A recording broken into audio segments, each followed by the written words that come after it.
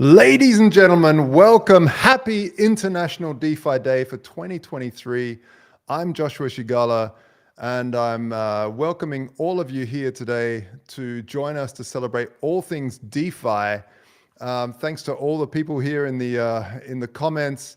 Today we're not here just to celebrate DeFi. We're really here to finally explain to Uncle Bob why it's not really a good idea to tokenize his tomato plants, but also to explain what can be done with DeFi, how we can get away from the CBDCs, how we can have an exit door to say, look, if you guys mess up the CBDCs, we have an amazing bunch of tools here that will allow us to decentralize and allow us to have self-sovereignty over our financial future. And this doesn't only mean like things like Bitcoin where you can send some money and get paid, but actually being able to borrow, lend, have liquidity in pools, futures, contracts, all of this great financial stuff, taking away from Wall Street and bringing it onto the blockchain. And why would you do that? Well, for mass transparency. We're taking something that's totally intransparent and corrupt or corruptible on Wall Street and being able to bring it on chain with the ultimate of regulation, which is mathematics. So we have an amazing live stream today. It's going to be hours of great stuff. So please hit that like button, smash up the likes, and show your love. We have so many people in the chat already waiting to go. Thanks to everyone here, to the moon, Crypto Kezi. Thank you very much. Please hit the like and tweet it out that this is happening, because we really want to have this as an annual event to celebrate all things DeFi. Here are just some of the guests we're going to have on today, which will be, of course, Off-Chain Labs from Arbitrum. We have Florence Finance. We have KyberSwap, Trader Joe, one of the largest DEXs. We have Gamma Strategies, who's helping you actually deal with concentrated liquidity, meaning if you're using a V3 pool, they are fantastic and a way to basically maximize your profit on these V3 pools. Geyser Protocol, Dero, the list goes on. Syscoin, Bond Protocol have this amazing new product, which we're also looking into using. Zoth, LN Bits. Now this is also really cool. We have Ben Ark from LN Bits, Lightning Network stuff. So Lightning Network, many people forget about Bitcoin and DeFi, but it's also a big player, and we have to work together. We have to get away from this infighting and really see the common enemy as fiat and fractional reserve banking. So we also have Zoth. We have Thomas Hunt hopefully joining us. He was the first person in the world to put an NFT onto Ethereum. And we have Polygon, the Rollup, the guys from the Rollup podcast, a fantastic podcast, all to do with second layer Ethereum. EtherSpot, Gumball Protocol. We have ZK Hold'em, a really cool poker protocol on ETH. We have Router Protocol, Pythia, When Moon Marketplace. Now we're working When Moon Marketplace with the standard, which is really cool because part of the standard is every single vault, when you take out a loan, you lock up your assets in a smart vault that you control, and then every smart vault becomes an NFT as well. So why is that interesting? Is because you can then sell your debt and collateral as an NFT, and whoever buys that buys your debt and collateral off of you. And so this is a really interesting new way. Rather than just putting monkeys on the blockchain, we can actually process debt and collateral and collateralized debt positions. NFT Earth, Zertec, the fantastic group that makes sure all of the and Zokyo Labs that make sure all the smart contracts are audited. We have Get Nimbus, who give you all the latest lists of all the great opportunities in DeFi. We have LeFi, an amazing protocol that's doing a lot of cross-chain swaps. We have DexFin, one of the best wallets that I've seen deal with the grandma friendliness of not having to store seed phrases, but using other mechanisms. And Uma, the guys behind Snapshot, coming to give you the latest alpha information on what they're building for DAO governance. So I'm really excited. Big shout out to the people in the chat. Please smash that like button, smash it or drill it. Get your drill out and drill that like button out of your computer. Well, into your computer. Yeah, so big shout out to Blackstone. Thank you very much. And I also want to welcome up here, we've got George joining us quickly. I'll bring you on, George. How are you, mate? All good, Josh. How are you? Good. Happy International DeFi Day 2023. Indeed. How are you feeling? All good. Yeah, I think it's an amazing event. I think we needed this. I think everyone in DeFi now I don't even know the word to describe how strong the hands are. So we're building things now. This is basically the next generation of DeFi. And I think we're now at the cusp of something special because everyone now is full crypto. Yeah. There isn't weak hands. There isn't just speculation. This is actual building, Yeah. and excited to see some of those projects today. Yeah, absolutely. There's so many people starting to join right now. It's very early on in the International DeFi Day, so please make sure that we spread this far and wide because a lot of people aren't here to make the next moon to line their pockets. But actually, there's a hidden agenda. There's the Trojan horse of DeFi. While you're lining your pockets, you're actually also defeating a very possibly tyrannical infrastructure that's being built in, namely the CBDCs, the central bank issued digital currencies. And it's really fantastic to see that. That there's no echo on your side there, George. By the way, it's all good. But yeah, it's you're also helping out in that we're building now, and this is why we want to celebrate all the builders in the space that are making cool stuff over here. And yeah, I'm just really excited, especially first off the bat, straight out the gate, we're going to be talking to the makers of Arbitrum. And that's in a few minutes, so make sure you're there for that. Invite your friends, invite your family, invite your wife, invite your dog if you can. Dogs are needed too. I'll get my wife to get the baby in front of the screen Yeah. just to watch this as well. Why not? Why not? And make them all smash those likes. If anyone has any questions also for our guests, please just put them in the comments box here. Big shout out to also everyone on LinkedIn, everyone on Facebook. There's a stream happening over there on Twitter. We have a space, and I'm not sure what's happening with Twitter. If that's like a video thing, do you know, George, or is it through Spaces? To be honest, I think it's through Spaces. I'll check that out. I'll check that out before. Yeah, it's hard to know because they're changing so much over there at X, and they used to have teleport or something. Go on to the next. Oh, we seem to have lost George. His internet's having problems. But yeah, it's very, very exciting. I'd like to hear from everyone else what their views are on everything that's happening in DeFi. I love this quote here on this side from one of my favorite quotes. It's actually in the white paper of the Standard as well. You never change things by fighting the existing reality.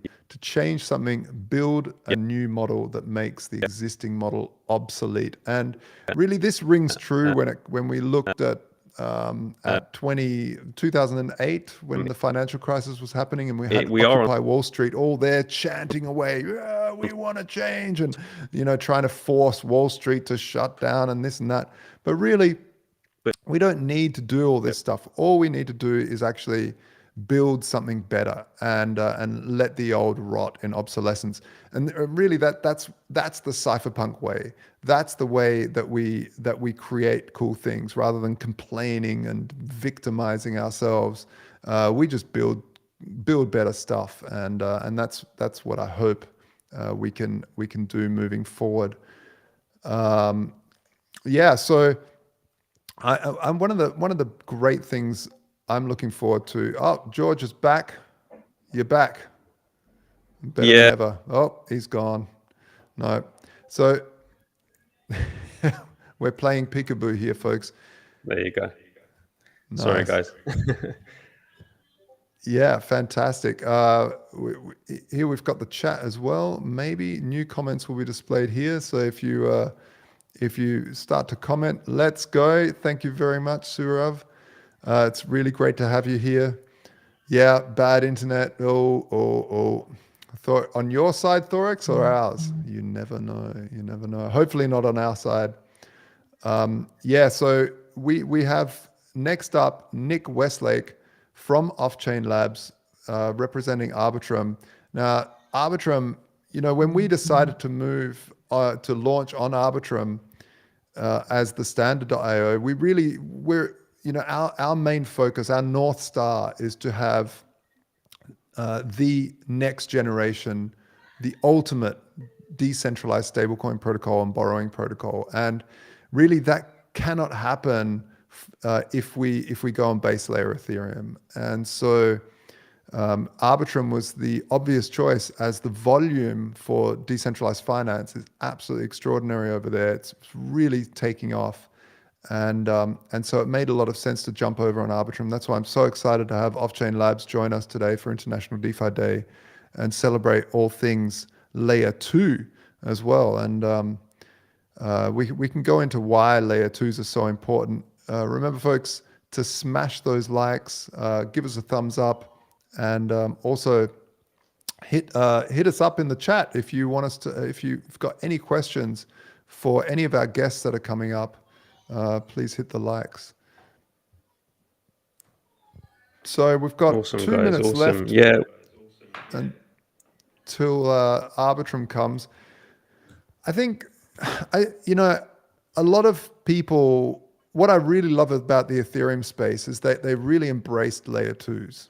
This was very different for the Bitcoin space, which was very much like, no, we need everything on base layer, on base chain. And I've talked about this in the past, where the reason why you cannot do that is because you start to basically massively bloat out. And I've told this analogy before, where originally I was a 3D animator. This was like 15 years ago, even longer.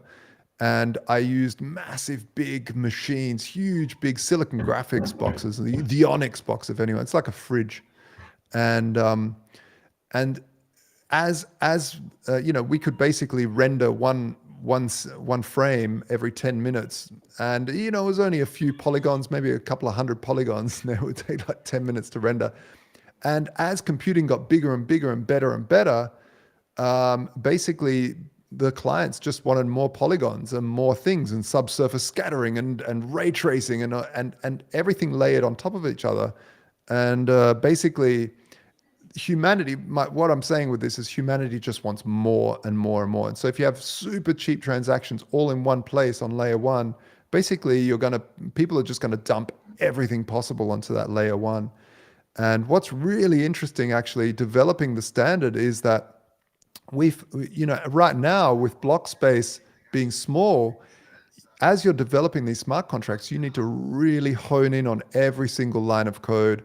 You need to have everything optimized, because the more lines of code, the more expensive it's going to be for you. So it's really important to write very, very neat code. And so if you had limitless block space, people would just write huge, big, ugly programs, throw them into the blockchain, and you'll have people getting hacked all the time. Their smart contracts getting hacked all the time because you can barely see through them.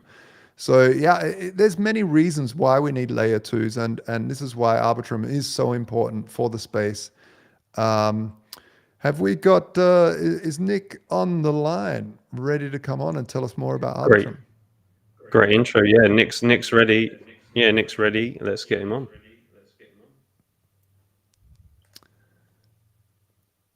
Hello, Nick.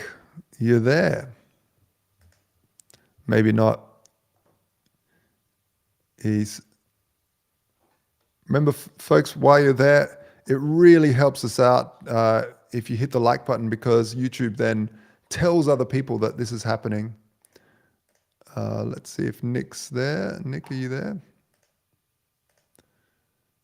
If you can hear me, you might need to join the live stream again through the same link.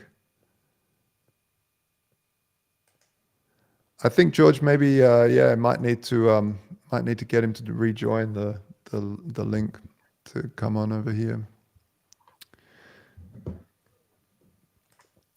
But yeah, let's see what the live chat's saying. You all out there enjoying the first part of International DeFi Day? Let us know what have you done today to celebrate DeFi Day. I'm sucking down the water. I hope you're having something a little bit harder. Maybe a beverage, maybe a beer, to celebrate all things decentralized and decentralized finance. LFG TST, thank you very much, Khalid. What do you think about ordinals? Yeah, Thorex, great question. I think ordinals are a big step forward for having Bitcoin actually moving forward in this space and not being stuck. What was very interesting about ordinals? Oh, hey, we've got Nick on the line. Hey, I apologize about that. I was having some audio issues on the other device. No worries, no problem. For some reason, let's see. For some reason, you're not showing up here on my little screen, but we can just talk. Please, no worries. I don't want to hold everything up here. Yeah. So, Nick, you represent over there at the folks at Arbitrum. I've been super impressed with Arbitrum. I've been super impressed with the community. The community is so friendly and helpful and ready to reach an arm out and help you along your way. Where do you see? How did you get it to that point? A lot of blockchains they find it very hard to get to where Arbitrum have got to. What have you guys done there that's been so special that's made it like this? It's a great question. And I think, realistically speaking, the founders of Off-Chain Labs here had a vision for Arbitrum, more than 5+ years ago. And it did originate with basically how can we, scale the Ethereum blockchain, right, network to that effect. It was, years of development, a lot of smart folks doing a lot of smart things, right? And then sprung up the Arbitrum mainnet in the summer of 2021. And basically, there's been just a lot of history, right? A lot of upgrades, things of that nature, right? With Ethereum, while great, we all know the transaction capacity, right? The process of transaction, it does make it difficult to scale, while maintaining that decentralization aspect that we all love about the Ethereum, right? And really, that's where our belong. And since then, especially just Ethereum, our movement has been even more far like Arbitrum Stylist, and the whole announcement that this happened not long ago. I'm happy to dive into any of those as well. Yeah, your audio is a little bit hard to hear, Nick, unfortunately. I'm just wondering if maybe you can shift around to another room or something, see if... A second here. It was just muffling out a little bit there. But, is it a bit better? We can't understand anything someone's saying in the chat. It's all good. We're getting there. We're onto it. Nick, are you there? Yes. Is it a bit better? A little bit better, yeah. I do apologize. I do not know why I'm having no the problem. worst audio issues today. No worries at all. In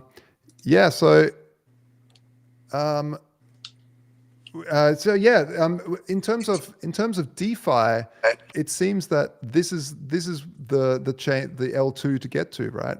Arbitrum. What are you guys doing to make it easier for people to onboard? As we head towards grandma friendliness, which is kind of the end game. I always say to people, we're at kind of uncle friendliness right now. What do you think needs to be done to get to true grandma friendliness? Good question, man. And I just want to make sure that my audio is okay. It is now. It's okay, a lot perfect. better. Thank you. I think we can examine that question really from two perspectives: the user perspective and the developer perspective, right? On the user end of things, I'm extremely excited for folks that are building not only on Arbitrum but throughout other chains as well with solutions such as account abstraction, right? Whether that be gasless transactions, bashing them, things of that nature. Really playing on the word, abstracting away parts of the blockchain that you and I and probably the rest of the crew here is very used to, but you cannot expect the next, we'll call it 100 million crypto users to do the same aspects of operations that we did. And we're seeing that a lot in DeFi for sure, with the like perhaps like Vertex on Arbitrum, where at the top of their exchange, and then you have the guys trading in that way, minimal transactions, things of that nature. On the gaming side of things, super big, where these gamers or users of the games, right? They want to have a transaction together, 366, if you will. Sorry, Nick. Your audio is again gone really, really blurry. You know what? I'm not going to say it's a platform, but it's. I have several calls today, and it was all good until right now. Was it? Yeah. Look, it's this is the first time us using Restream.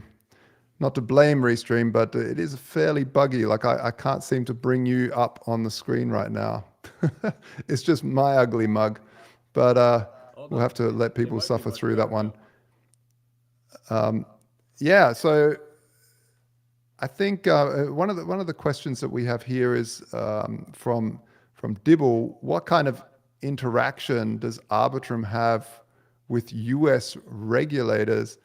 I mean, if I can just say here, I think regulators, the true regulation that we're dealing with is mathematics. And this is the regulation we should be focused on, that smart contracts are not hackable, that they show people, and smart contract auditors show people what the regulation is before jumping on. I think these legacy regulators that have no idea what they're talking about, making arbitrary rules around something that they don't understand is kind of just annoying. So, I mean, you can, I guess you'll have something a little bit more politically correct to say, but. Is it better? Is it a bit better now? It's a bit better. Yeah, it's better now. Yeah. Okay, I had to switch to the iPad or whatever because it wouldn't work on my MacBook, and I had to, in a setting, switch to the iPad microphone. So I hope it's a bit better. Okay, cool. But if I could retroactively go back to that first question, and then I'll try to answer the regulator. Let's do it. Yeah. In regards to the grandma ease of use, right? And I was talking account abstraction from the user side, and I think solutions like that will push that type of interaction forward. But from the developer side of things, with Arbitrum Stylus, we did something very very interesting in that sense, right? So what Arbitrum Stylus is at its core is an upgrade to the Arbitrum networks, whereas developers will now not only be able to develop their smart contracts in Solidity rather, but also in C, C++, and also Rust, and make all of those smart contracts in Rust, C, etc., basically be deployable to the EVM, right, and fully composable with Solidity contracts. You can mix and match, things of that nature.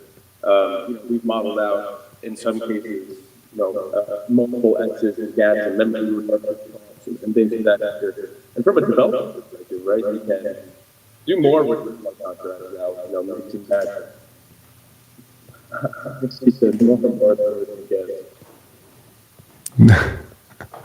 Oh, Nick, I keep seeing Zan only say that. What are we gonna do? I apologize, guys. I'm not sure. Hopefully, our other guests. Maybe we could bring George on again and see if his audio is okay. Am I All good? Can you hear me? Yeah, yep, you're coming through loud and clear, nice. And you're actually coming through on the It may on the just be screen about here. the no face, maybe. I don't know. Restream Yeah, can't handle it. who knows? Who Who knows? knows? That would Yeah. mean less bandwidth, not more. Yeah, yeah. No idea. Well, that's it. That's it. But nevertheless, maybe what we can do, because we're almost out of time here anyway, Nick, we do need to jump onto the next guest to keep the ball rolling. I think one of the most important things to talk about now as we move forward is really people learning how to use layer twos. I think that's what we need to get to. It's like, okay, guys, you keep complaining about Ethereum gas fees. Here's how you jump onto Arbitrum to make sure you can do transactions for cents rather than dollars. Yeah, and I hope everybody can hear me quite okay. Multiple ways to on-ramp onto Arbitrum, and if you're already on the Ethereum mainnet, you can use the official Arbitrum bridge or a multitude of third-party bridges that are available. If you take the decentralized exchange route, right, your favorite tier 1, tier 2 type centralized exchanges do support withdrawal and deposit of probably a multitude of assets, including Arbit itself, Ethereum, and some other stables, including USDC. Other solutions as well, such as like on-ramps like MoonPay or I think one is actually called Ramp as well. Have withdrawals deposits right from your bank account or PayPal rather to the Arbitrum network, right? So basically, if you do want to transact on Arbitrum, there are a variety of ways in which you can onboard onto the chain itself. And saying that to get off the chain, right? Used to be a bit harder to get back and maintain centralized exchange again. Everything I said before, they have both withdrawals and deposits enabled to one. Awesome. Well, thank you so much, Nick, for jumping in. Maybe you can jump back later if you're up for it. We'll be running for a while, so it'd be please make sure to tweet it out. It'd be great to let more people know about some of the great guests we have that are all running, most of them on Arbitrum. So it'd be really much appreciated. Thank you so much for popping by, Nick. Cheers, guys. Pleasure. Jump. All right. Next, we have Gio from Florence Finance. Yeah, Let's see I'm here. Can you guys hear me? Yeah, I I have hope I can improve on Nick's performance. Yeah, I have an echo now. Do you have headphones or something? I do. Awesome.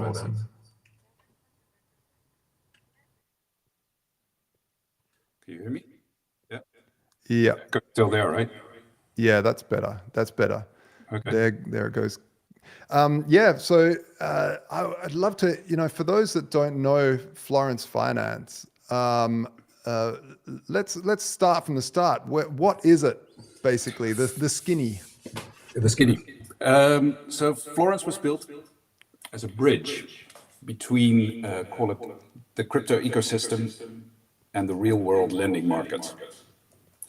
Focused especially on SMEs, which was my kind of backyard. I was a TradFi banker. We built this bridge on Ethereum, and obviously we're hampered a little bit by high gas fees. And so the move to Arbitrum is a very natural one. We are in the process of making that happen.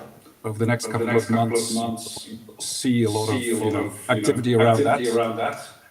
And this invite, thank you very much for that, is the kickstart for that. Fantastic. So when you talk about connecting real world lending, what does that look like? A lot of the first thing that pops into my head is, well, how do I know someone's going to pay you back or pay me back? Or, is it over collateralized? It's under collateralized? Are you dealing with, the credit ratings? How does that work? Yeah, so this is the problem that you always have if you're in this kind of CeFi gray zone where you're trying to connect the cryptoverse to the real world. And what we've seen in the last cycle is that you're very beholden to the people that you're doing business with. To the extent that they rug you, or take on too much leverage, or provide credit to people who are already worthy, then the money's going to be gone. So we need some honest players in the space to do honest credit work and show people that you can make an honest living yield in SME land. Have we lost the feed? Yeah. Can you still hear me? Yes.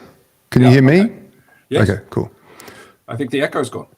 Yeah, yeah. I think it was because I didn't have headphones on. So this is great. So now we can talk at a more kind of normal speed. Yeah, fantastic. So basically, if you're going to connect the real world to crypto, there is this layer of trust that you can't really absolve because at some point you need to step into the real world and you need to enter into real loan agreements and you need to wire real money to real people on the premise that you'll get it back. And so, but that is not new. There are people that have been doing that for donkey's years, mostly banks, and they need to be disintermediated. In the wake of the financial crisis, the whole bunch of fintech players that have stepped into the void of the banks retracting out of the SME space. Those people now have 10, 15 years of mileage on the clock and track records, and they're all short of one thing, which is funding. And given the amount of liquidity that is there in the cryptoverse, especially in the bear market, connecting those people to that liquidity seemed like a very obvious thing for us to do. So we built it. It's live. I can show it to you. Maybe that's the next good phase. Let me see if I can get it to happen. Share this window. Is that working? Let's get you over to George. Are you able to make? If not, it doesn't matter. No, so it would be really good. I just can't seem to. Let's see here. All right, can you? Oh, there we go. All right. Yeah, have you got it? I think so. Yeah. Let's see. Let's see if that works. Can you share your screen? Yeah, I'm doing that as we speak. All right. There we go. Yeah. So this is the website. As you can see, this is the famous Florence bridge where the Medicis used to cross from their castle, their center of power, to the chapel where they. I think you're sharing the wrong tab. No, wrong tab. That's strange. Wait a second. We're just seeing Restream Studio. That's not good. Okay, let's forget about it. No, I mean, you should be able to hit share and then choose either the whole screen or the tab that you want to share. So meanwhile, folks, while we're waiting, please help us by hitting the thumbs up. I'm glad we've got the the echo fixed. Hopefully we can have Nick from Off-Chain Labs back later. My screen is completely locked at the moment. I don't know what's happening. Oh, well. So let's stick with the audio, I think, for now. Yeah. So basically, if you go to Florence Finance, the website, you'll get a landing page which shows the famous Florence Bridge, which is synonymous for connecting the old world with the new, and that's exactly what we're trying to do. And then if you connect the site to your wallet, you will get to our D app, which will allow you to look at the underlying loan vaults. We have 2 loan vaults at the moment. We have approximately 5.5 million of TVL split, not equally, but over those 2 loan vaults. And the 2 loan vaults represent the 2 lending partners that we're currently doing business with. Let me have one more go at sharing the screen. No, it's not working. I can share here. Let's see.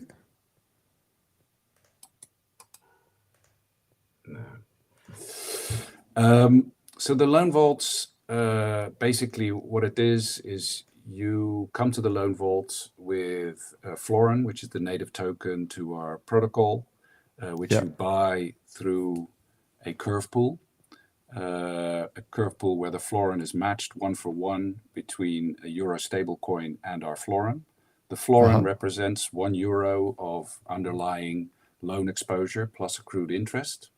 And right now the only thing you can do in our protocol is actually stick the florin into the vault and earn interest.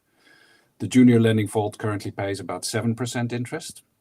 We pay out all of the interest we earn. So we raised enough money at the beginning of the project to build it. We don't need to skim anything off the top. So right now we have a 100% payout ratio. The other vault, of which the partner is Swish Fund, which is a Dutch fintech SME lender, and which we lend to on a junior basis, pays 10%. And again, we pay out 100% of what we make, less a very little admin fee. So we pay out 9.5%. Nice. So between those two, it's live on Ethereum. Obviously, that requires quite a high amount of gas if you're putting in, 1,000 or a couple of thousand euros, paying, $10, $20 of gas fees to put that position on still feels a little bit, weird. But once we move to Arbitrum, that's all going to change. It's going to be, maybe 50 cents, maybe $1 to put on the position, in which case we kind of open it up to all kinds of people, with much smaller purses, $100 to $1,000 would be absolutely fine. And like I said, we've got the product sitting there ready to be kind of, bought into. We obviously funded these pools ourselves to date. So this, hasn't been bootstrapped yet. This is just basically, here we go. Look at that. Yeah, I'm that's doing quite it for beautiful. you. Oh, you're doing it for me. Yeah. That's great. So you saw the bridge, right, at the very top. And you are now, where are you? I'm in borrow right now. Okay. So if you would launch the app, can you do that? Yeah. Right. Then you see the two pools. So you see the Capel pool and the junior pool. You see the TVL in the pools, 3.5 million and 1.5 million. You see the yields on the pool. And these pools are, up and running and they're fully available. They're not being used a hell of a lot by people on Ethereum because of the gas fee thing. So in the next month, we will move all of this over to Arbitrum. We're actually kind of halfway through. The smart contracts are over already. We will move the associated curve pool, which is the on and the off ramp to the project, to Arbitrum. And then there'll be an official kind of launch announcement to all of that happening and being ready. And then people can kind of, play with it, experiment with it, see what happens. What you're looking at now is the treasury. So what happens is when we get interest payments in, right, your participation in the pool accretes naturally. So you're basically, your amount of florins that you have with your position in the pool accretes with the interest percentage. But obviously what over time you'd want to do is you want to take your florins and go back into euro or dollar stable coins. So there's two ways of doing that. You either go back to the curve pool, which is the on and the off ramp, and you exchange your florins for euro S's, or you actually come to the treasury where we keep the euros that come into the protocol as interest, and you can exchange 1-for-1 directly your florins for euro S's in our treasury. Right now, there's about $100,000 of unclaimed interest in the treasury. So these are basically, the founders that have put in the money to fund the existing pools that have kind of left the money in there for now. But that interest does belong to somebody, and that has accrued over time. Nice. So Very, all of very this nice. stuff is up and running. And obviously RWAs and lending protocols are, all the theme at the moment. They come in various kind of different sorts and sizes. There's big ones like MakerDAO. There's a lot of noise around basically bringing on-chain, government bond type yields. I personally, don't really see the point of using crypto to fund the US or other governments. It feels like a bit of an antithesis, but I understand that that's the easy way of bringing yield on chain. I guess, I'd like to think that, we're trying to solve a bigger problem, which is, the funding need that SMEs have. And I like to think of our protocol much more akin to, what Goldfinch is doing for the emerging markets. And, there are some other people in Asia that are doing things that are very akin to what we're doing as well for the SME space. So it's about... so that's a small to medium enterprise for those at home. Fantastic. Well, thank you so much, Gilles. Where do you see this in a year's time? What's your vision look like? Right now we've built it. We've built through the bear. We now need to get kind of the product market fit confirmed. So we need third-party participation in these pools. With the lower gas fees on Arbitrum, we're very hopeful that we can kind of prove that out. Hopefully build the protocol. We need to get to a much higher TVL number for this to kind of wash its face and to actually work, obviously. There'll be a launch, an official launch of our Florence Finance Medici token, hopefully in the near term, possibly this side of Christmas. So all of that is kind of looking, good. And then, in 6 to 9 months' time, this thing should be all singing, all dancing, and hopefully at a TVL number where we can kind of set it free because it's kind of self-sustainable. And then the idea is to build it out to be fully decentralized. I mean, right now it's still very much kind of owned, controlled, and managed by me and a very small team. But the idea is to make this a completely, community-led for and by the community, decentralized credit creation platform. And, through our partners and other people that I've spoken to, I think there's a lot of desire to actually make something like this happen. And so if we can line up the people that believe in this kind of stuff, then I think we have a real shot at, driving the next wave of adoption and also kind of providing a real alternative to, what TradFi banking does. Start with SMEs, but, it doesn't have to stop there at all. I think it's really great. And, I've said multiple times, this crypto industry, specifically DeFi, is all about speculation, right, over the last sort of 5 years, and just speculators. Sure. But as that evolves, we start to reach freelancers, people invoicing in crypto, in stablecoins, in decentralized stablecoins, SMEs working with crypto. So we start to not move away, but start to include more and more real world use cases rather than just speculation on some sort of moon. Yeah, so we go light on that topic a little bit, but if you kind of squint your eyes, you can kind of see that your participation in the loan vault is €1 because it's 100% backed by performing credit. So it's like owning a bond. It has a real yield, and so it's sort of akin to a euro stablecoin, only now with a yield. So that's where I think the stablecoin models of Circle and Tether, they're not going to be sustainable, right? Because why should they be the ones that are earning all the underlying yield on the underlying, security portfolio? That's going to have to be shared. And I think, that's sort of, we're putting a small dent in that. But over time, that line is going to move, in my mind. And owning stable coins will allow you to get access to the underlying yield. And it's going to break the mold of all these deposits that are basically stuck in banks because you've got nowhere else to go with your money, and not everybody has direct access to money market type alternatives. If putting your money in a stable coin is actually better because you do get yield instead of putting it in a bank, that is going to be a massive boon for adoption of crypto. Absolutely. I Absolutely. really believe in that. I mean, you can see how just the profit incentive pushed mining out of control. Like mining's just got millions and millions of dollars pouring into Number miners. gone up is a beautiful thing, right? So it's fantastic. Gilles, if people want to find out more about Florence Finance, where do they go? What do they hit up? How do they find you? So go to the website florence.finance. That's all it is. It's very easy to remember. It's all there: blogs, Telegram, Twitter. We've obviously got all the channels.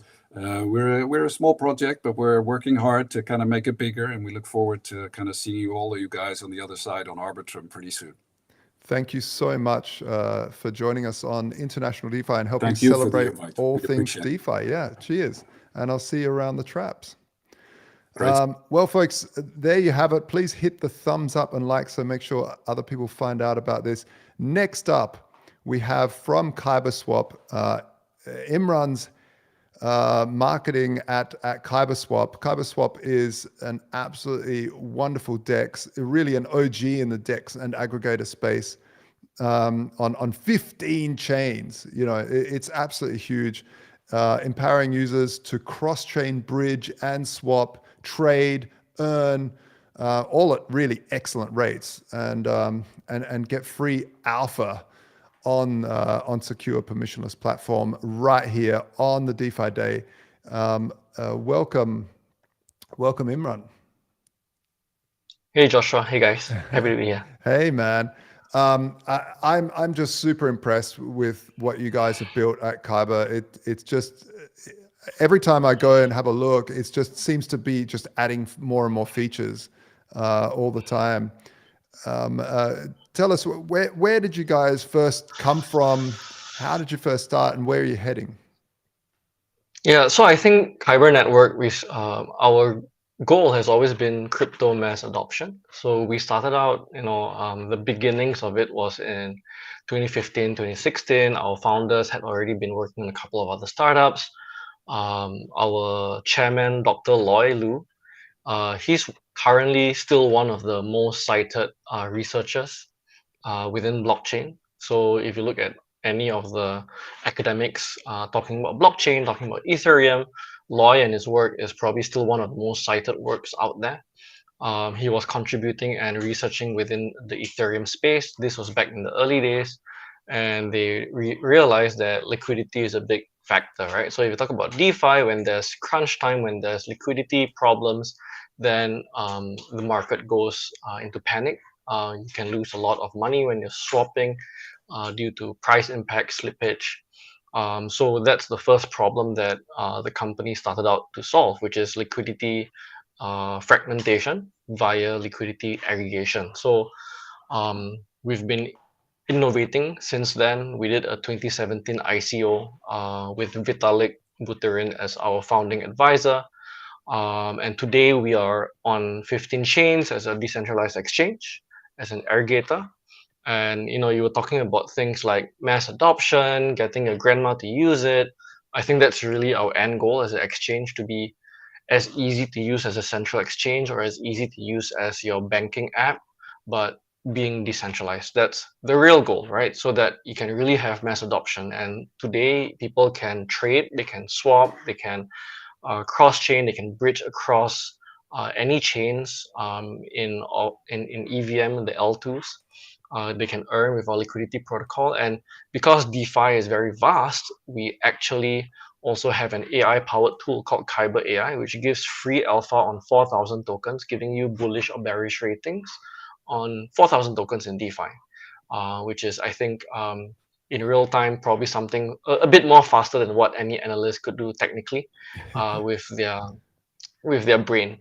So that's the whole goal, right? To make DeFi easy, and that's our aim. Terminator's not to coming make DeFi as easy as possible. Yeah. So Terminator's not coming to kill you; it's coming to give you financial advice instead. Well, it's not financial advice. It's tools to make decisions better. Yeah. I like it. Yeah, no, it really cool. Yeah. And I love that. This is the sort of innovation that I really like about the space. That because this space is being built by giga Chad brains, basically, they not only look at some of the financial tools, but they then look at some of the up and coming technologies like AI and quickly integrate it and pull the best of the best into the space. And so I really appreciate that, because it does get complex. And, having that North Star of grandma friendliness is really where we need to go. And exchanges, I mean, you said as easy as a centralized exchange, but I think most centralized exchanges, specifically order book exchanges, are so confusing for people. When they first jump on, they really struggle with, hang on, the order book, and where do I put my order? Am I going to get taken?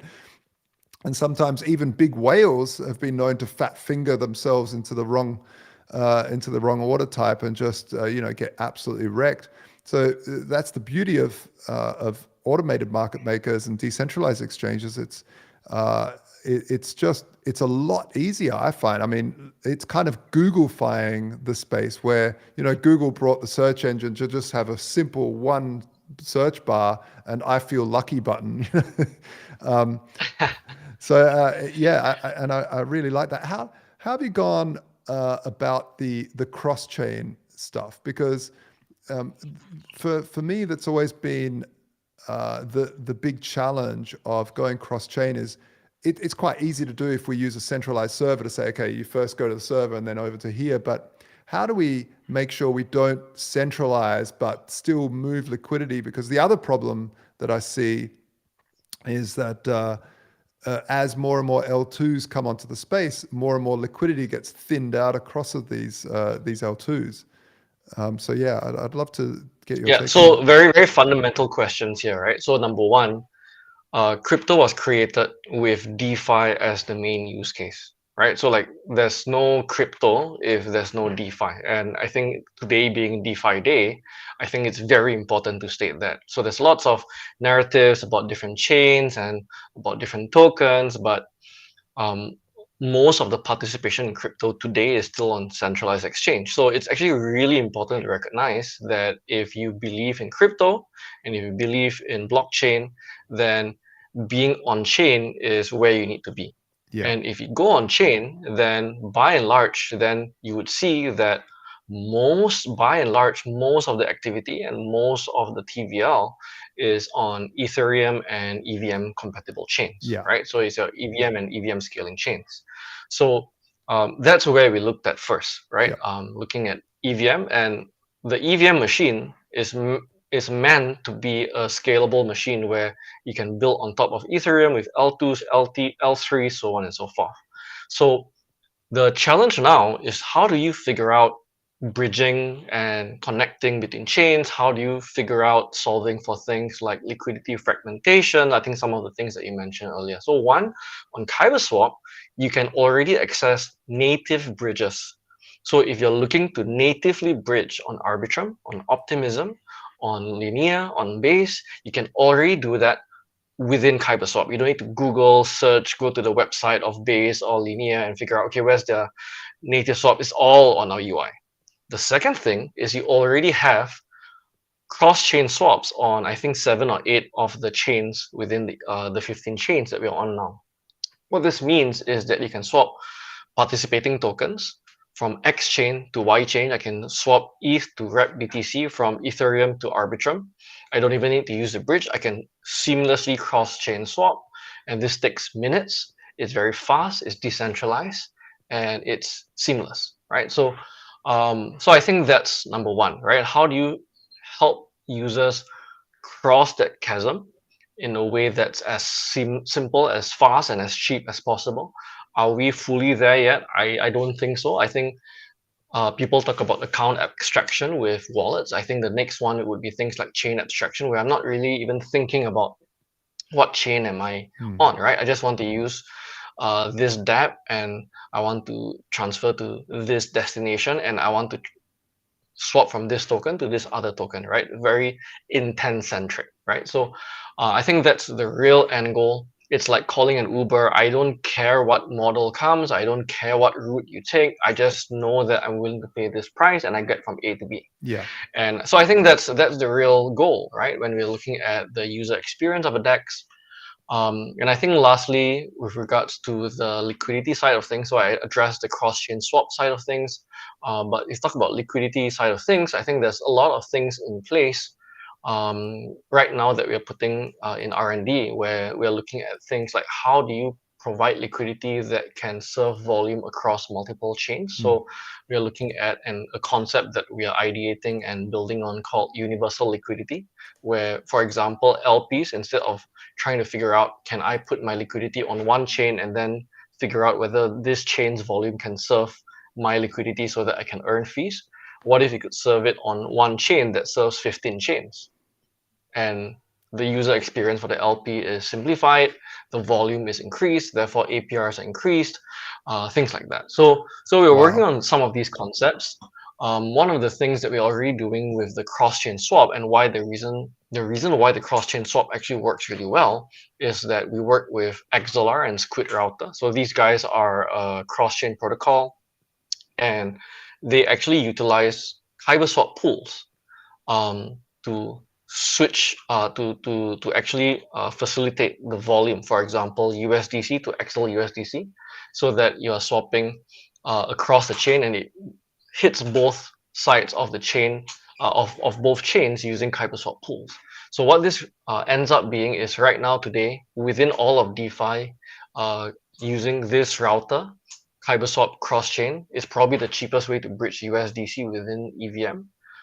We're announcing something big next week, and it's probably going to be the cheapest way to bridge across ETH across EVM and rep stake ETH across EVM as well.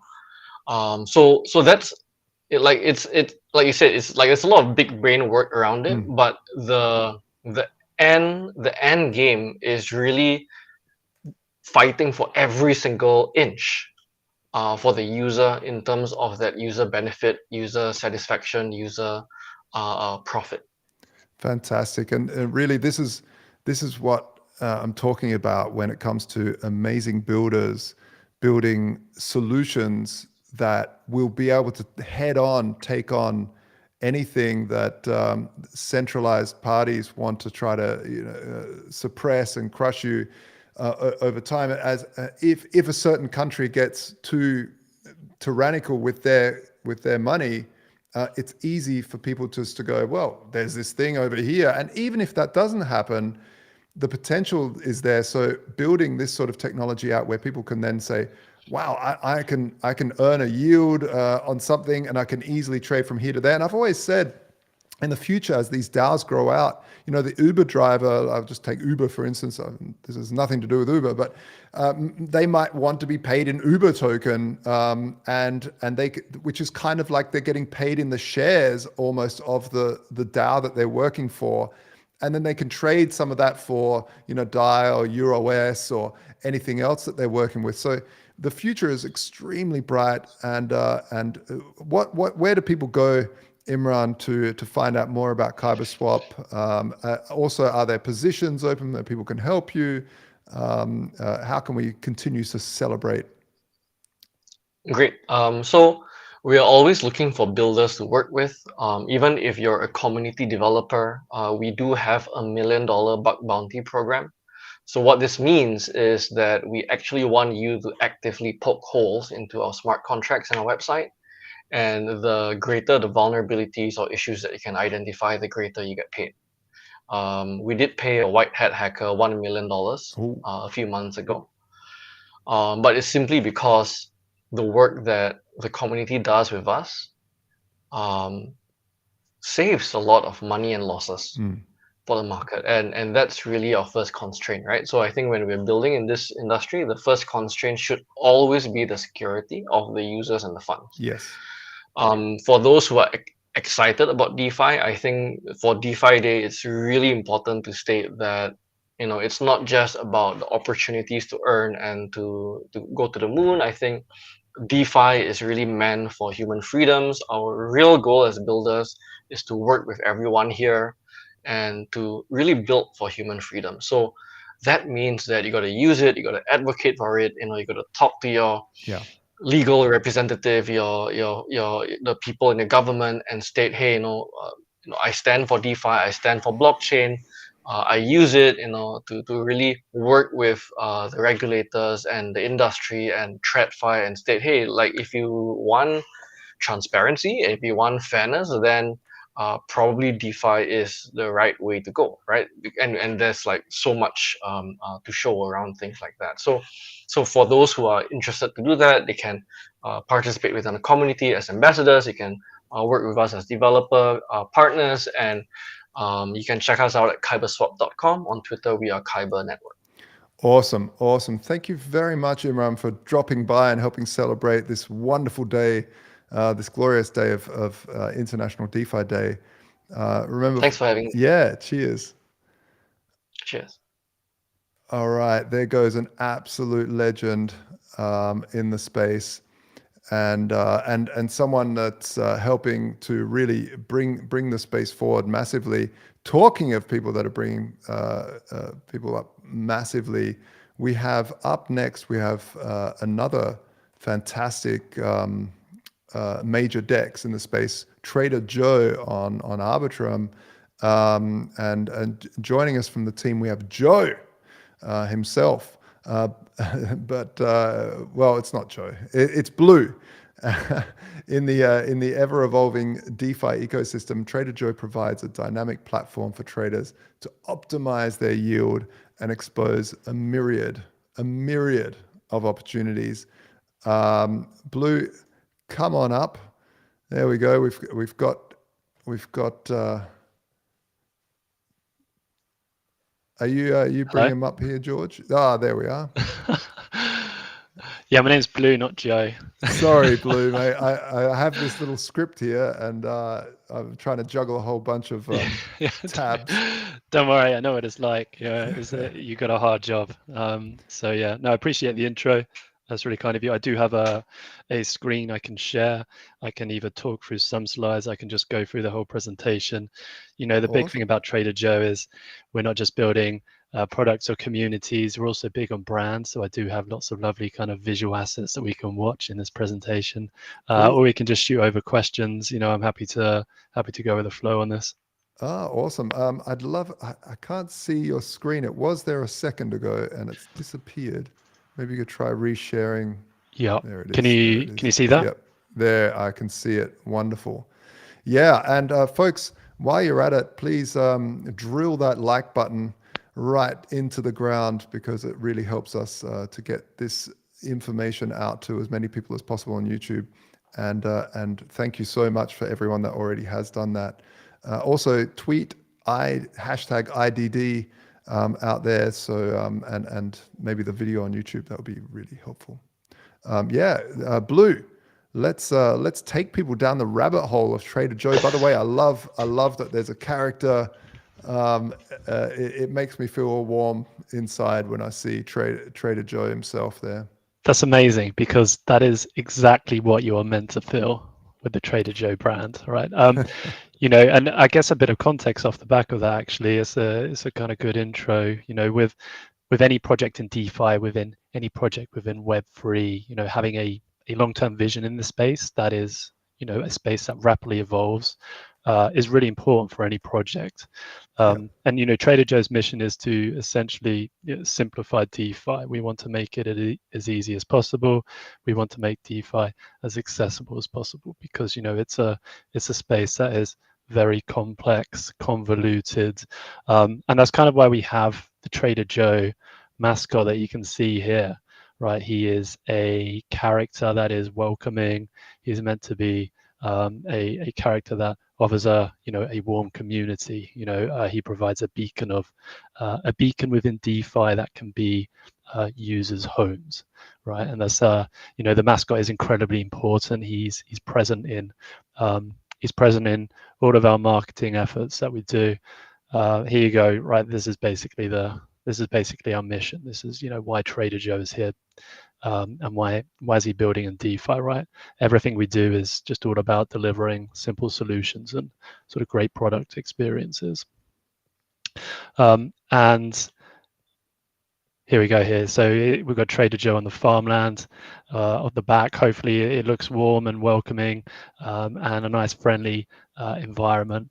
And basically, you know, our mission, like internally, we internally kind of are all deeply aligned with this. The Trader Joe team, we've been here. We launched in 2021 on the Avalanche blockchain. We've since gone multi-chain, but we are all aligned to the vision of why we're building in DeFi.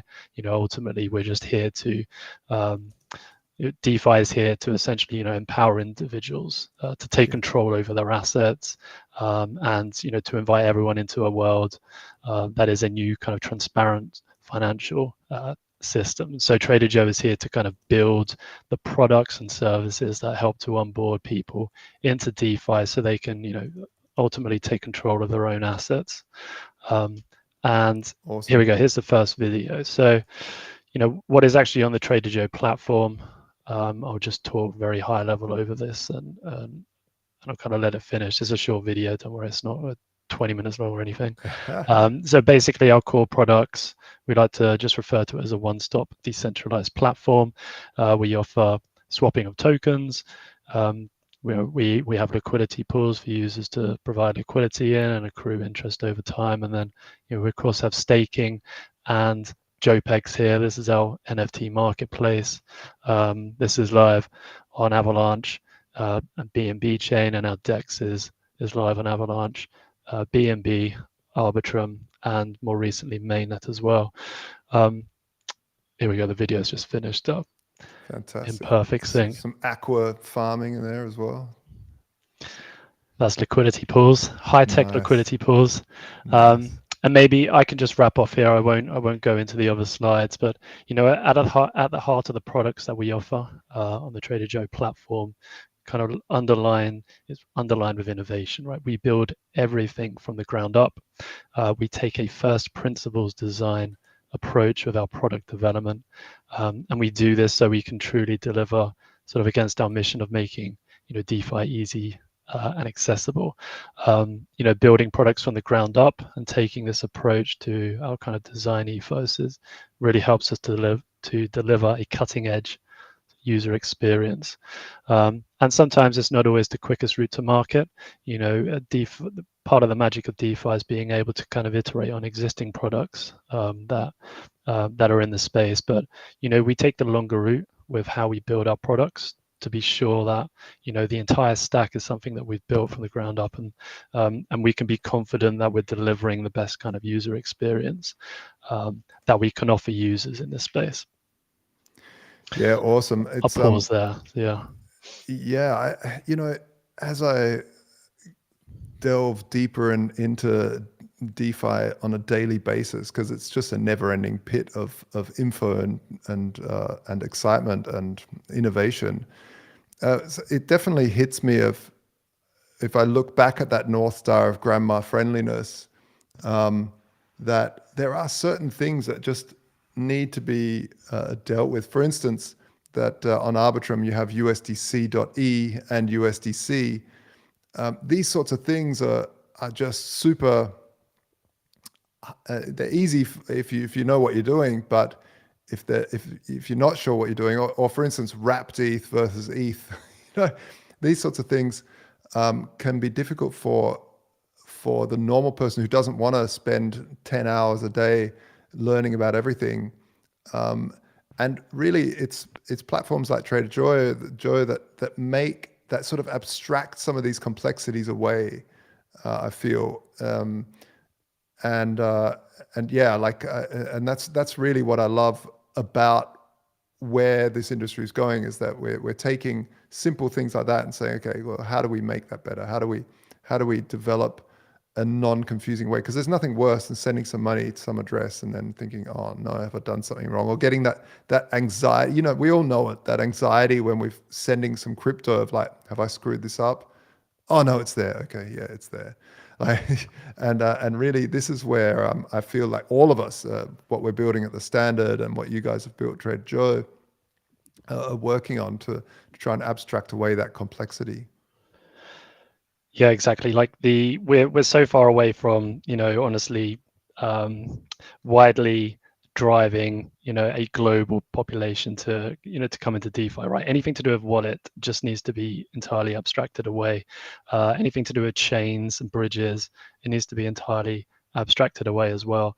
What we do on our DApp is, you know, we've highly focused on making sure that the user experience feels crisp, feels clean, but also the products that we offer are just as simple as they can be. You know, we're just trying to, how can we make everything on our platform one click? Basically, that's kind of like a, you know, an internal focus. We need to reduce the amount of clicks possible in everything that is there. There are some elements you touched on, different wrapping of tokens. That is part and parcel of the DeFi state or industry at the moment. There's going to be these small kind of added complexities, and we all take it for granted in DeFi. But if you talk to someone who maybe has Bitcoin on a Coinbase wallet, they look at those small things, and that's a huge barrier because it's just confusing, it's complex. Like, why are there 50 different versions of USDC? It should just be one, right? And you shouldn't see anything different elsewhere. And these are all hurdles which will eventually be jumped over. And yeah, so, you know, there's lots to do, but we're doing what we can on Trader Joe's side with our DApp. And it's nice to see there's been conversations around it already around account abstraction and chain abstraction. These are big things which are really going to improve the user experience for the masses. So we're all aligned with this vision, and sure, all of us in DeFi can see the future that we're expecting to at some point come to fruition. Yeah, I feel like a large part of the solution on this is on the wallet front. What are you guys building kind of APIs, SDKs for wallets to sort of integrate what you guys have built? Is there anything of that sort as well? Or are you guys focusing on building your own wallet? I mean, we're actually focused on building kind of like the next iteration of our AMM itself at the moment. And we're also looking at ways that we can tap into the improvements at infrastructure level around liquidity. So that it would be something like the big issue at DeFi at the moment is certainly over the medium term is just fragmentation of ecosystems. And you've already touched on this already. Like there are so many L2s, etc., ZK rollups that are all starting to kind of gear up for their mainnet launch. And there's plenty which aren't even announced in the public view at the moment. And this fragmentation is a huge issue for liquidity, for users, for attention spans. It's going to impact so much. So really, unified experiences, unified liquidity, unified trading experiences that feels actually seamless, like you are just trading on one chain, but it's actually hitting across multiple chains. I think this is the big focus over the medium term certainly for DEXs. And this is something which we're researching and looking at the moment on top of, building a new version of our core product features. Wallets are just something which we've always internally just not liked. Just an area that we certainly don't want to start developing down.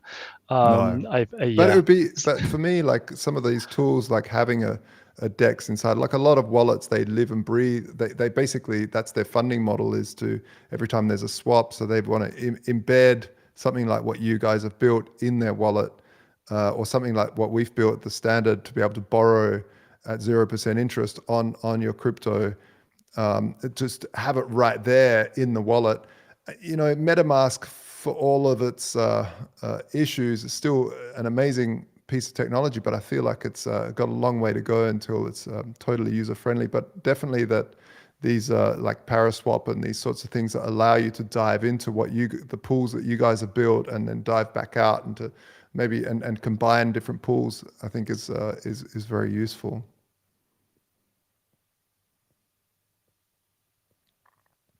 But so Blue, how do people get in touch with you finally? And if they want to join, or if they want to help out, or if they want to use your product, where do they go? What's the best place to keep in touch with what you're doing? Yeah, we're really big on community. We recognize that Web3 revolves around just individuals, right? It's how Web3 is built. It's all to do with people. So, at Trader Joe, we put as much effort into supporting our community as possible, to fostering a greater community spirit, and yeah. So the best way to get in touch with the Trader Joe team, to join the Trader Joe community, is by connecting onto our Discord server that's linked on our website. We run weekly community calls. We directly support all of our contributors, and we're all about having good vibes and rewarding interaction within our community. So the best place to join that and to get in touch with us at Trader Joe is in the Trader Joe Discord. Fantastic. Well, thanks a lot, Blue, for everything you guys do over there at Trader Joe. It's fantastic to see, and thanks for coming and celebrating International DeFi Day. It's glorious to see what all the builders are making. Yeah, thanks so much for inviting us, and really enjoyed listening into this so far. You've got a long day ahead of you, though, I believe. So. I do. There's a lot of players. Yeah. Next up, thank you. Next up, talking of a lot of great people, we have Gamma Protocol, who help you to basically control the amount of liquidity you have in V3 pools, the concentrated liquidity. Anyone that's played with concentrated liquidity knows how hard it is to deal with. You have to really stay on top of it. So liquidity management is really a big part of heading towards that North Star of grandma friendliness. So I'd love to welcome Gamma Protocol up to the pool of speakers. How are you? Hey, Joshua. Good. How are you? Good, man. Good. Thanks a lot for joining, Brian. It's really great to have you here. And why don't you let the audience know, what Gamma's all about?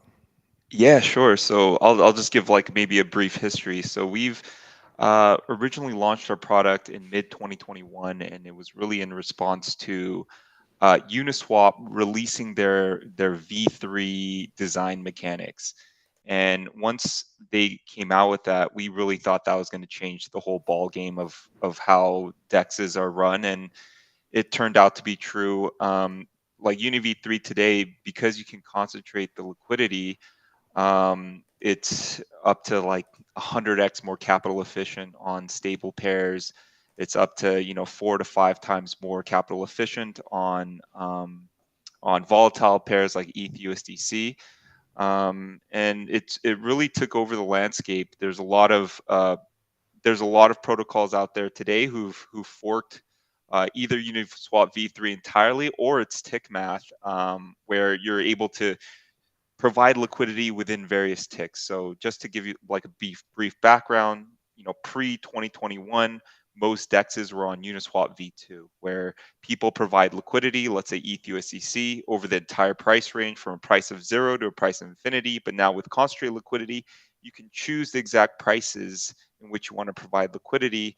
And by doing so, you lower the price impact around the current price, and that lowers price impact on when DEX aggregators are routing trades. They'll route trades to where price impact is the lowest, and for that reason, it's kind of operated like this vacuum where it's attracting all these volumes, and for that reason, a lot of people are forking it today. So our main product, which is built on top of Uniswap V3, is really building a management infrastructure for the liquidity. One of the drawbacks of concentrated liquidity is a lot of people don't know exactly what ranges to provide in or which ranges are optimal.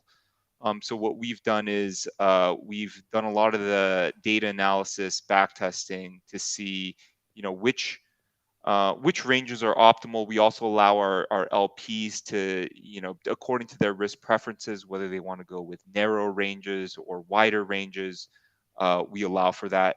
In addition to a few other different strategies that we have, and happy to maybe walk through our web app or answer some more questions. Regarding Please. our web app. I'd love to look through the web app.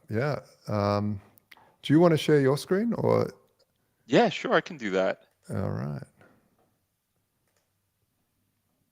So right here, right now is our main web app page, app.gamma.xyz. And right now we're integrated with quite a few different protocols, as you can see here. Like QuickSwap was one of our biggest integrations. There's Thena, there's Uniswap, there's Retro, SynthSwap, Camelot, Ramsey, ZyberSwap, Sushi. There's so a lot of all these protocols here, they all are inheriting the Uniswap V3 tick math, which allows us to, integrate with these different dexes pretty easily. So when users come here, they could choose, which web app that they want to, or which dex they'd like to integrate with. One of our more popular pairs right now, which has really low impermanent loss, really good yields, higher staking yields than, let's say, your average, LST assets like wrap staked ETH or RETH, is this RETH pool.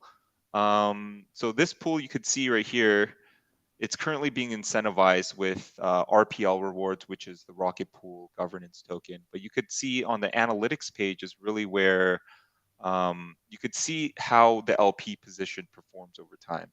So we have different time periods in which you could see the performance of the LP position, and I'll just go into what these metrics mean. But let's just look at the long-term one at around 6 months. This pair has been live for around 6 months thus far.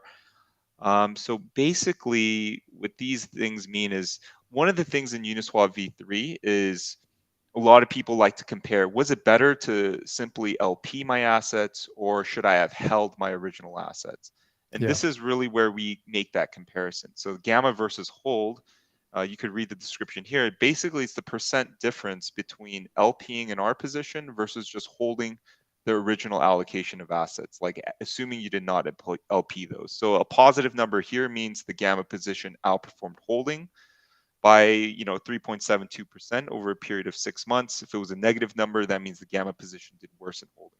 The goal here is to create positions that are consistently going to beat holding over time, but that's not necessarily always going to be the case.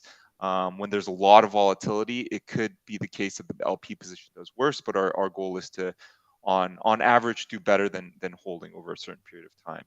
And the reason why our ETH is very popular, and I'll just say, people ask me all the time, what are how can you be profitable on Uniswap v3? And what I usually tell them is, like, empirically, there's really three main metrics you should look at. Is whether the assets, number one, how correlated are the two assets? Like our ETH, they're pretty correlated. Because our ETH is just ETH with some staking yield attached to it. But if ETH goes up, our ETH is also going to go up in tandem. If our ETH goes down, ETH is also going to go down in tandem. They're very well correlated assets, and the more correlated the assets are, the better you'll do an LP. Better you'll do in an LP position. The second thing is if it has high fees to TVL. If it's earning a good amount of fees for the amount of TVL in the pool. And lastly, it's if there's any potential rewards involved.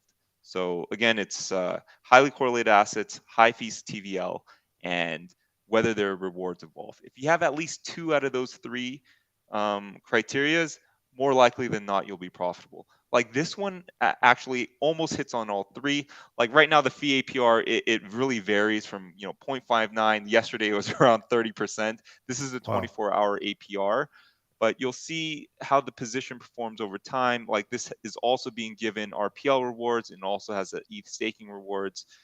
So the gamma position, this includes everything. It includes the fees, includes the liquidity mining rewards for a period of 180 days. And this is the USD return of the position. So over the past 6 months, it did 7.8% returns. If you had originally held the deposits of RETH and ETH, you'd have had approximately 4% returns. And I think this is the main thing that people want to beat. Because if you're LPing an RETH ETH, your main opportunity cost is just holding the LST asset, which is RETH. So RETH performed, did 5% returns over time.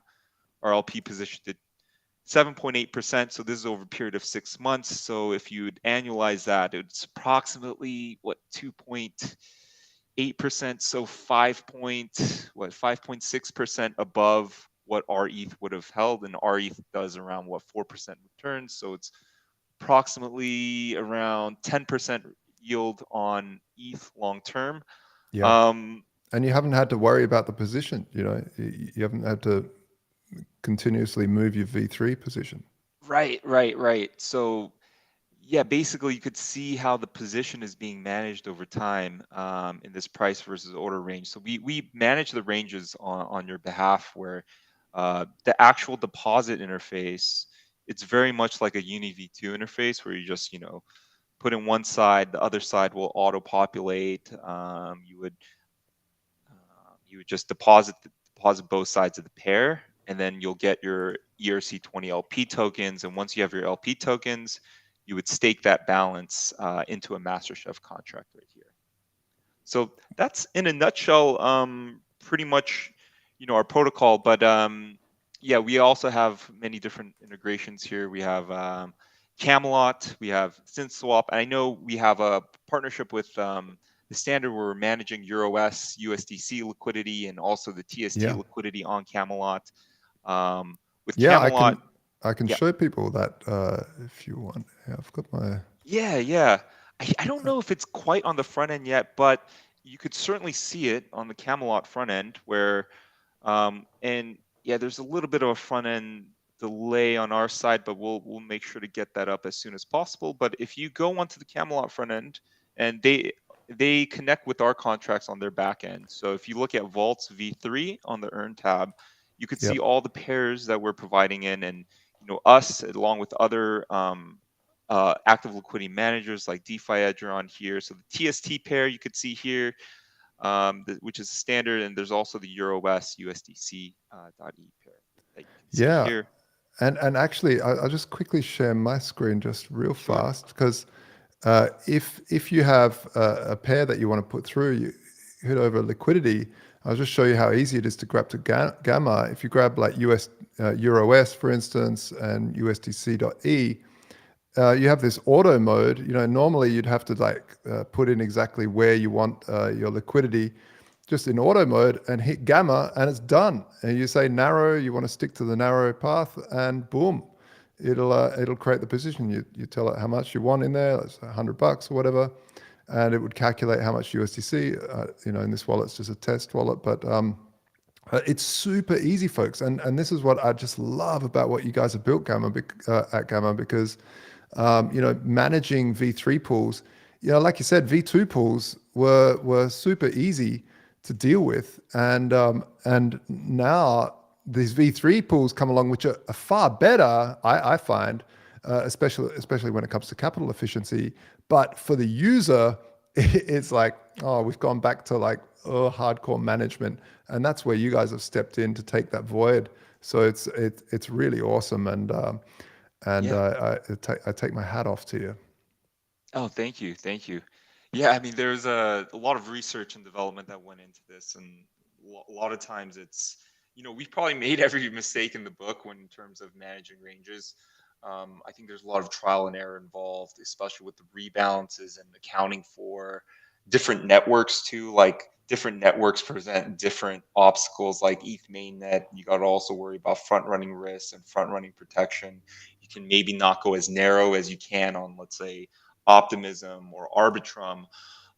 So yeah, and we're continuing. In this space is also getting very, very competitive. There's more competitors coming in that are kind of looking to do similar things that we're looking to do. But I think our core mandate at the end of the day is to earn yields for our LPs and outperform holding, but also for uh, um, our other customers are the dexes and our partners that are looking to incentivize liquidity, or who we're managing liquidity on behalf of. And for them, we're trying to lower price impact and accrue volumes for them on DEX aggregators. So we really have a two-part mandate, is to make it a good deal for the LPs and also reduce price impact and attract volumes to our liquidity partners. And a lot of what we're doing today is, so we're trying to reduce that impermanent loss figure, because I think that's like the biggest FUD piece around Uniswap V3s.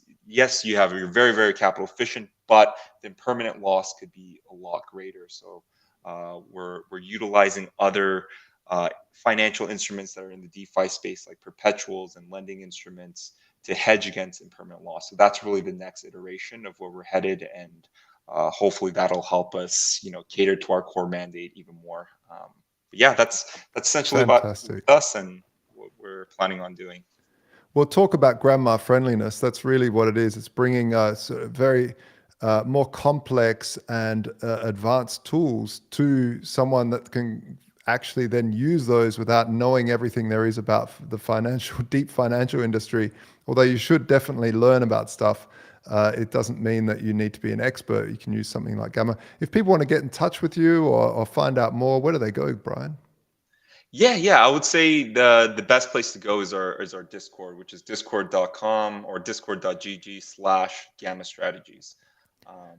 Yeah, that's probably the best place to reach us. Fantastic. Well, thanks a lot for coming in and celebrating International DeFi Day with us, Brian. And hopefully we'll have you back very quickly to explore some of the new tools that you guys are coming out with. It's really, really fascinating, and I love it. Thank you very much. 100%. Thank you so much. All right. Well, there he goes, another champion, another legend in this space, building. They're just on fire, this space. Every day I open up my little app of news, and I just get blown away about what's being built in the space. Talking about builders, Next up, we have Devon from Geyser. Devon is one of the creators of Geyser Protocol and an engineer at Passage Labs. They recently launched the Geyser V3, and they're bringing new incentive mechanisms, improvements to the core architecture, and expansion to tokenomics to the game. Here to explain more on that is Devon. Welcome, Devon. Greetings. Hey, thanks so much for having us on. Yeah, man. Happy Pleasure to be International here. DeFi Day. It's Thank you. This is awesome. This is cool. You're putting it all together. It's one of these things where we really just want to celebrate the builders in this space that have put their hearts and souls into actually developing something that's useful, so that when the CBDCs arrive at the door, we can like say, oh, well, there's that door and there's that door, and you can choose, because competition keeps the bastards honest, is what they say. True.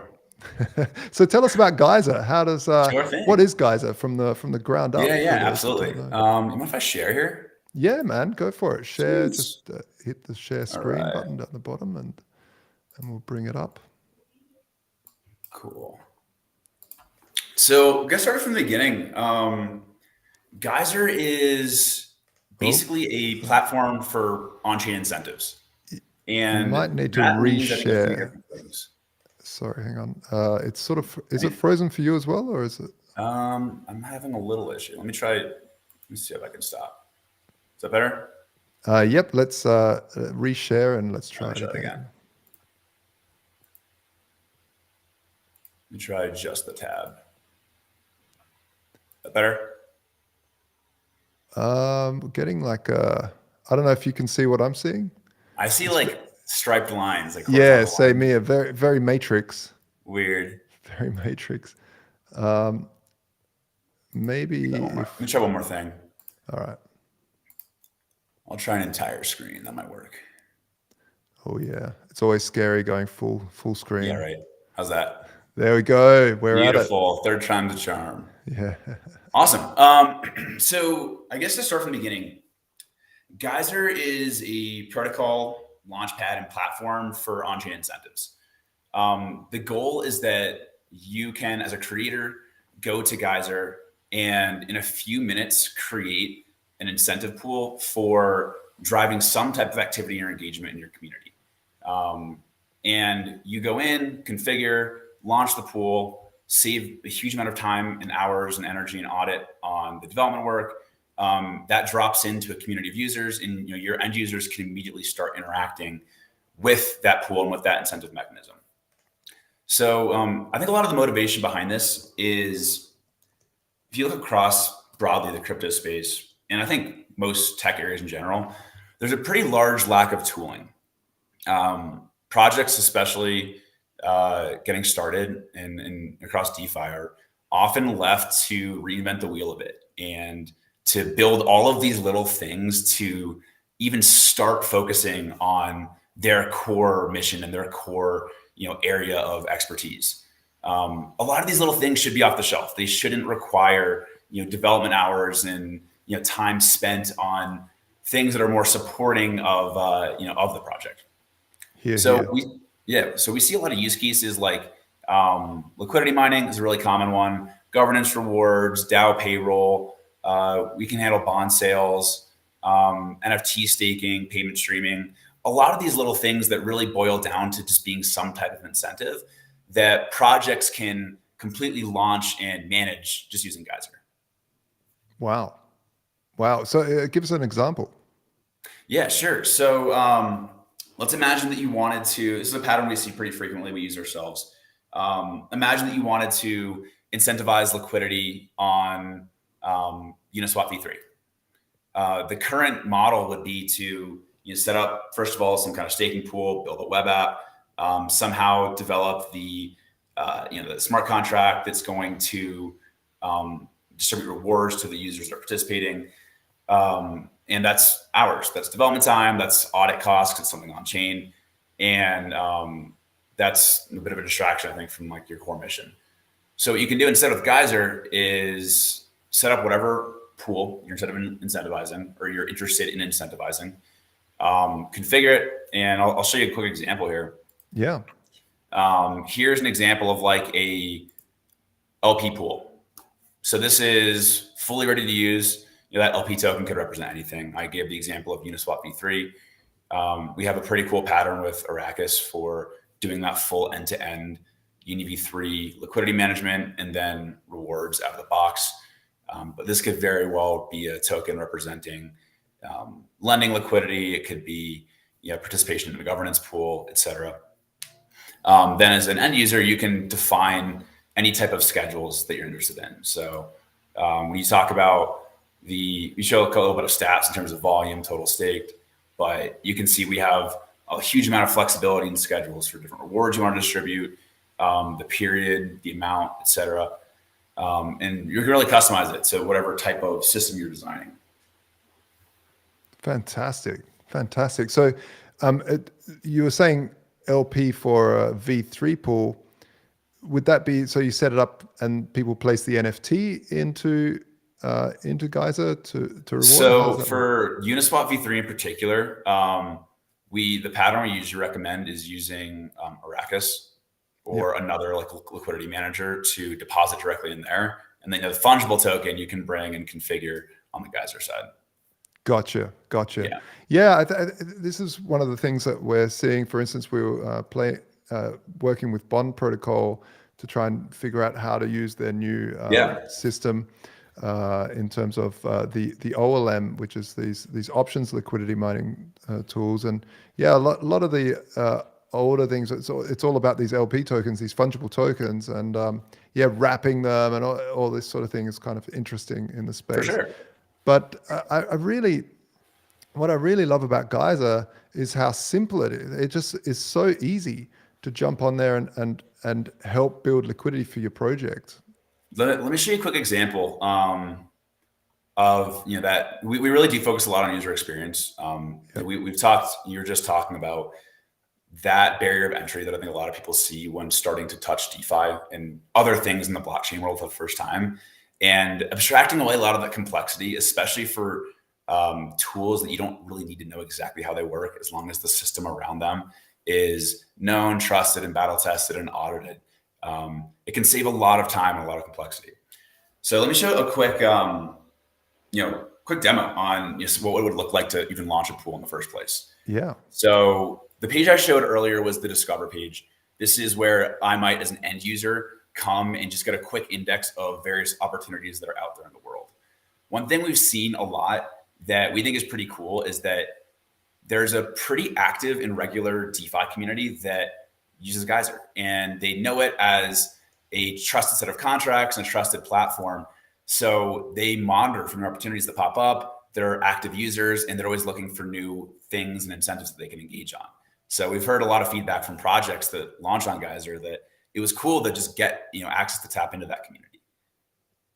So that was the Discover page, looking for opportunities. As a creator, if I want to set up a pool, it's actually as simple as going to this Distribute tab, creating a pool. And I'll mention a few of the special things or the new things we introduced with V3 shortly. But we have a lot of different incentive mechanisms, some of which involve a bit of competitive and gamified staking. Projects that have deep crypto power users tend to love that. We have NFT staking. We actually have a mode where it's there's no token staking involved at all. There's kind of a programmatic integration or a multi-sig that would control your rates. And we see that a lot in DAO payroll use cases, NFT staking, ERC20 staking. So I'll click on a waterfall, which is a pool that lets you stake an ERC20 and distribute any number of ERC20s as a reward. Wow. So what I can do is, just punch in the address of a staking token that I'm interested in incentivizing. I'll pause for a second because I want to comment briefly on the idea of an incentive. So I think that we kind of took a step back and realized that an incentive mechanism at the end of the day is, it's two things. There's some staking side or some incentive or action that's healthy that you want to promote. And then there's a reward side, which is what are we doing to encourage and promote that thing that's healthy for our ecosystem?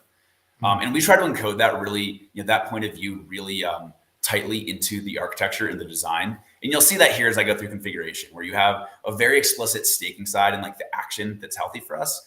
And then you break it down on the other side and say, well, what are we going to do to incentivize that thing? I won't get too in the weeds, but we're designed our protocol as a modular architecture, meaning we have these building blocks that quite literally plug together as a staking module and rewards module. Amazing. And let us take, we have 9 total modules that we've implemented and audited and deployed. And with those, you can compose technically 20 different unique incentive mechanisms, because 4 times 5 is your things you could combine. And each of those, of course, can be configured as well. But the staking token, jumping back here, let's say I want to incentivize some LP action, and that's the healthy thing for our community. Yep. Reward tokens, in this case, are very flexible, so we'll actually set those later.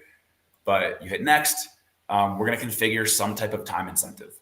Oftentimes, it's important for the protocol to not just promote the thing, but promote the thing in a more healthy and long-term way. So you can set a vesting period to say 50% is a start time. It fully vests over 90 days. Let's say we want to make it 100 days to both promote the action, but also a longer term commitment to the community. You hit next, and it's actually as simple as just hitting deploy and launching. So this is behind the scenes. That's now going to make a single transaction to our factory system on chain, and assemble that pool with those building blocks I mentioned. Change ownership back to you as the sender, and immediately index it through our subgraph and drop it into the Discover page in web app where users can start interacting. Wow. It's so easy. It's just so good. We keep, this is like, people talk about grandma friendly. We've been talking about grandma friendly on this thing, but this is really crack smoking grandma friendly, it's just super easy to do. And it's one of these really important parts of incentivization, that it's really, liquidity is what makes a project sink or swim at the end of the day. And not everyone, specifically for what we're doing with stablecoins, we need to have deep liquidity in the stablecoin side of things. So we're definitely going to have a look at what you guys are doing there. And which is the major change, the major change you're working with? So the change we're deployed on now are Ethereum, Optimism, Polygon, and then for testing, we're live on Gurley. One thing I'd encourage anyone to do is, it takes a few minutes, and we have a lot of documentation on the process. Hop on and check out on Gurley. It's really quick to launch a pool. Happy to send around test tokens to make it even easier. And curious to hear any feedback, anything that felt intuitive or anything we can improve on. Always love discussing incentive design and tooling with any projects that are interested. Yep. Great. So how can people get in touch with you, man? Absolutely. So reach out. I'd say start with geyser.io. That's our main entry point for our website. We will, we have links to our Discord. It's probably where we're most active, especially from like a developer and project side. So hop into the Discord. Feel free to mention me at Devin. Always active and happy to chat. Awesome. Well, thanks so much. What else are you going to do today to celebrate International DeFi Day, Devin? I think we're going to, first of all, keep building, but excited to keep watching and check out the rest of the stream. I know that's, as you mentioned earlier, it's hard to keep an index sometimes on all the different cool work that's going on. So this is an awesome opportunity to see a bunch of cool stuff lined up back to back to back. Absolutely. You're spot on, man. You're spot on. Well, thank you so much, Devin, for jumping in on the stream. And I absolutely look forward to seeing what you guys come up with next. It's just great. Cheers. Absolutely. Yeah, our pleasure. Thanks for having us. And have a great rest of the day. Yeah, you too, man. You too. All right. Bye now. All right. There goes Devin. Man, it's going to be a very long stream full of alpha information like that. Really, as you're trying to find good projects, it's streams like this which will show you not only the huge big projects like we saw Arbitrum, Nick from Arbitrum come and join us. We've got Polygon coming up. We've got Syscoin Bond Protocol. We've got a whole bunch of things. But next up, we have Dero Protocol. We're joined by Kalina Lux from Dero Protocol. Dero is dubbed the privacy-focused Ethereum. So this is, I think, really near and dear to my heart. that Dero needs. Dero really is setting the stage for privacy-focused blockchain techs and unlocking that dimension of security and anonymity within EVM. And in an era where privacy really does matter and it's getting more and more important, that Dero's here to safeguard your transactions and data. And so it'll to find out more, let's bring up Kalina. Kalina, thanks for joining us and celebrating International DeFi Day with us. Thank you for having me. My pleasure. And I also want to let you know my mic isn't working. So for some reason, your system won't recognize my mic. So if there's a problem with the audio, let me know. It sounds wonderful. You're coming through loud and clear.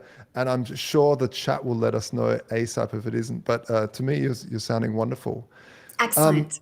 Now, for me, one of the biggest problems with Ethereum and EVMs is the fact that if I go down to the local corner store and pay for a Coke with some ETH or whatever coin I have, suddenly the person behind the counter knows every NFT I have in that wallet and every crypto and every other thing I do and when and where I go and what.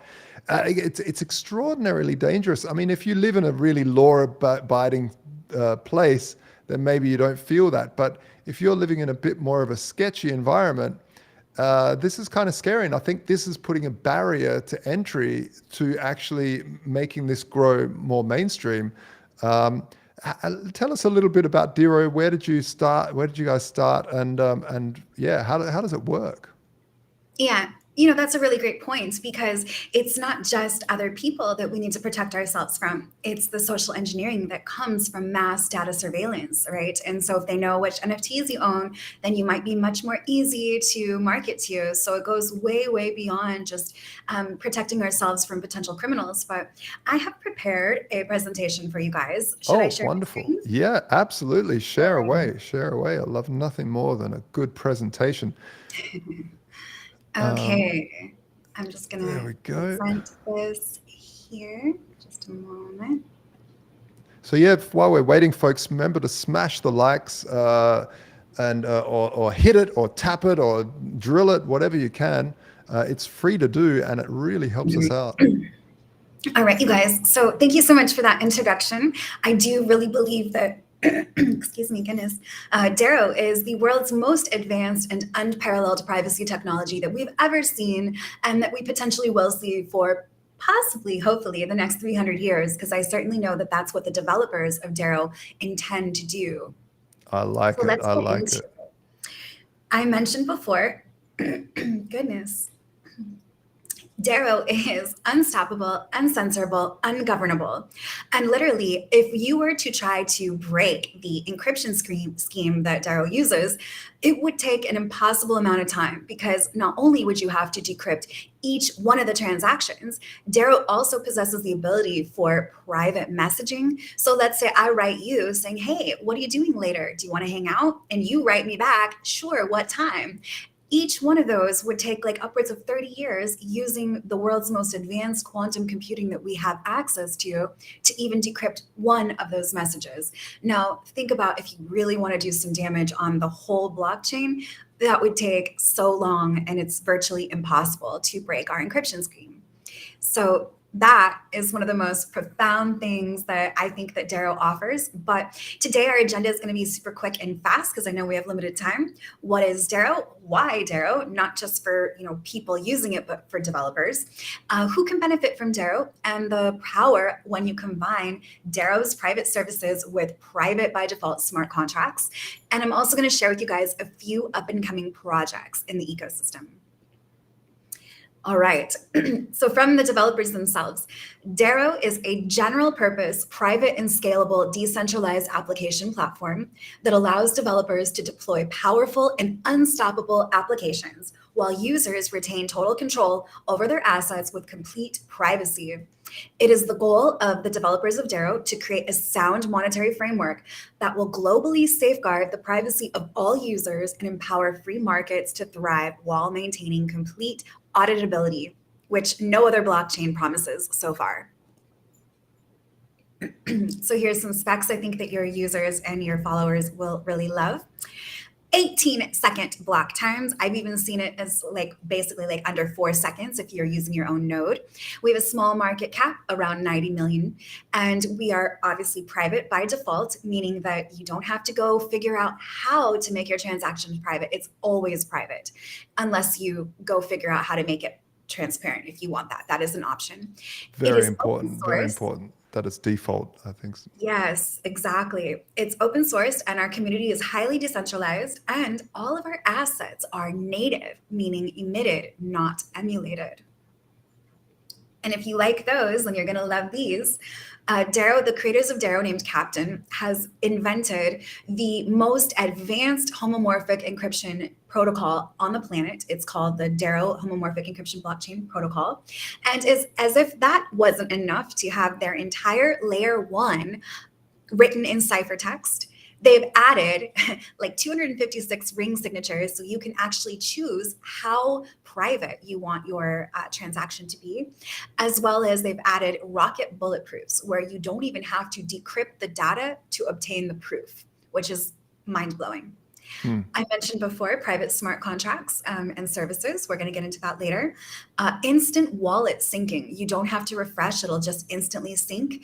And we have human readable addresses. So if you wanted to send me Darrow, you could simply type in Kalina as the wallet address, and that works on any of the exchanges as well.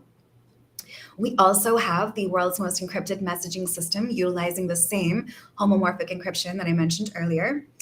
We have a decentralized proof of work mining, and we have no trusted setups. It's fully auditable using the search engine Gnomon, which I cannot wait to tell you guys about because it's just revolutionary. Any questions so far for me? I'm going to pop back over to the stream, or should I continue? Yeah, go for it. Continue away. Yeah. Sounds good. Okay, so I think a lot of you guys probably know TechLeaks24. He is a tech journalist, very active on Twitter. And this is his quote. If a revolution broke out tomorrow, Darrow would be the only tech safe to use. I can send messages natively. I can trade. I can store value. All encrypted, never decrypted in any part of the process. What other privacy coin can be such a fortress of last resort in a shift hits the fan scenario? So I think that really spells it out and sums out why Darrow. For those of you guys, I don't actually know who is going to be tuning into this live stream, but if you're a lot like us, I think you're probably very aware of what might be, hopefully not, but probably coming down the pipeline in terms of surveillance with, a social credit score system and the CBDCs. So why Darrow? Oh yeah, it's really, really important. I mean, I talk to many people about privacy quite often, and it's always like, oh yeah, but if you're a criminal, if you've got nothing to hide, it's like, okay. So do you run a business? Do you want your customers to know exactly where you source the things you're selling them to and how much markup you're making? Do you want your employees to exactly know how much? Because sometimes there's strife there. Maybe you do want them, but you can have that choice rather than right now. It's a complete nightmare. Absolutely. And not just to mention that, but the censorship that's been going on just for any reason. But I'm going to touch on that here in a bit also. So if you are interested in possibly building projects and you're looking for an ecosystem to put your dream project on, why Darrow? Well, we mentioned that Darrow is private by default, which is hugely advantageous for people that are not techie, that are using your product. And it's permissionless, meaning you don't have to ask anybody to do anything on the Darrow blockchain. You just do it.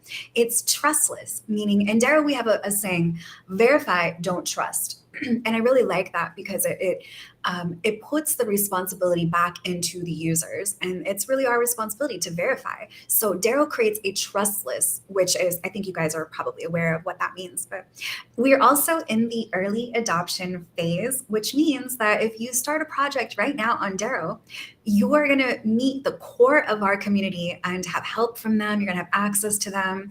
And it's just such a, it's so grassroots right now that if you're building on Darrow and you have a project and you're passionate about it, you're going to have access to the community that you need and the support that you need. Unlike a lot of other projects where if you come in and build a project, you have to bring your own community versus we already have one for you.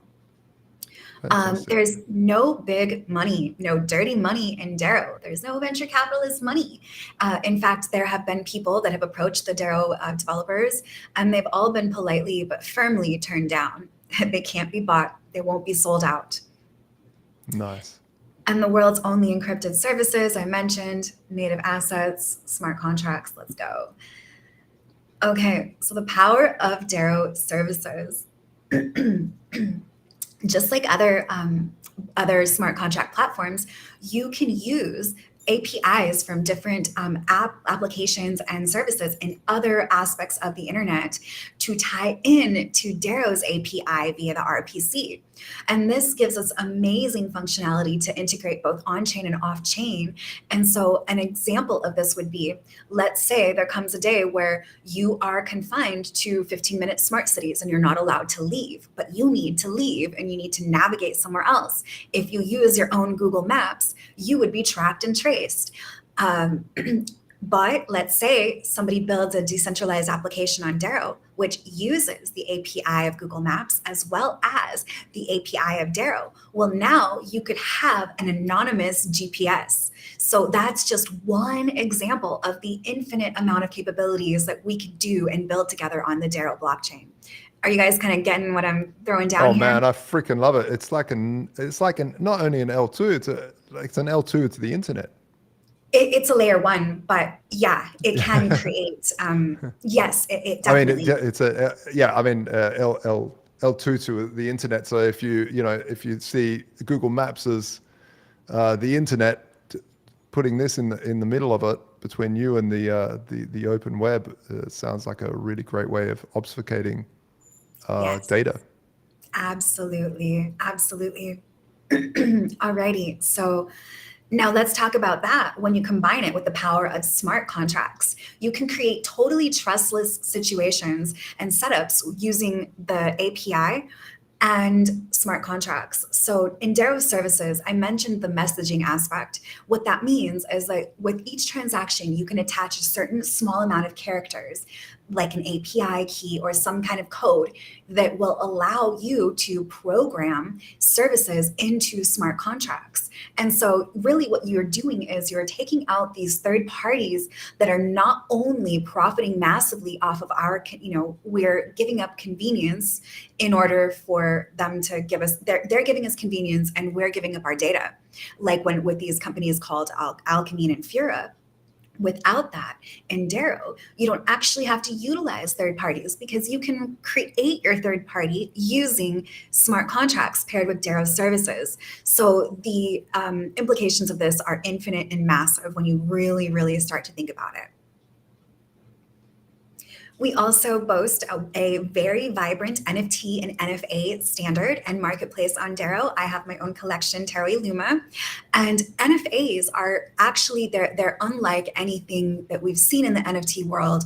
The NFA standard was written by the Silverware team, and they're also part of the Darrow Foundation. High level stuff in terms of privacy and programmability, and they're really setting the stage for things like actual properties to be NFAs, non-fungible assets, live on Darrow one day when we're not able to transact potentially with these governments that are trying to surveil and control us. All right, so what are some up and coming projects? We've got Engram, which is the graphical user interface wallet. It is a desktop standalone application from the Darrow Foundation themselves.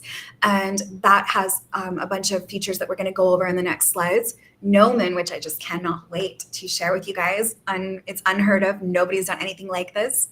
We have the world's first private by default and encrypted casino with fungible assets called Dreams.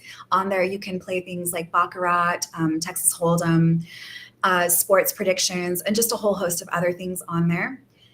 In response to the GoFundMe situation in Canada, where the truckers got blocked for fundraising due to their status, we'll call it status, Darrow community members created Private Islands, which is a private GoFundMe crowdsourcing platform. In response to the recent Airbnb censorships, where a woman who was very vocal about not poisoning her blood stood up and said, hey, we're not doing this. Well, they banned her, but they didn't just go there. They banned her whole family from using Airbnb. And so what did the Darrow community do in response to this? They have built Darebnb, which as of right now is part of the Dreams decentralized application, but is going to be its own standalone application as well as website. And I've seen it and it's beautiful and it's going to really give Airbnb a run for its money. We have the Darrow Dex, which I'll give you a preview of. G45 is a very prolific developer in our community who is building out a mobile wallet with its own built-in NFT marketplace in it. And D Market, which is a new project, but we have 2 minutes left, so let me just speed it on up. Nomen, this is fantastic.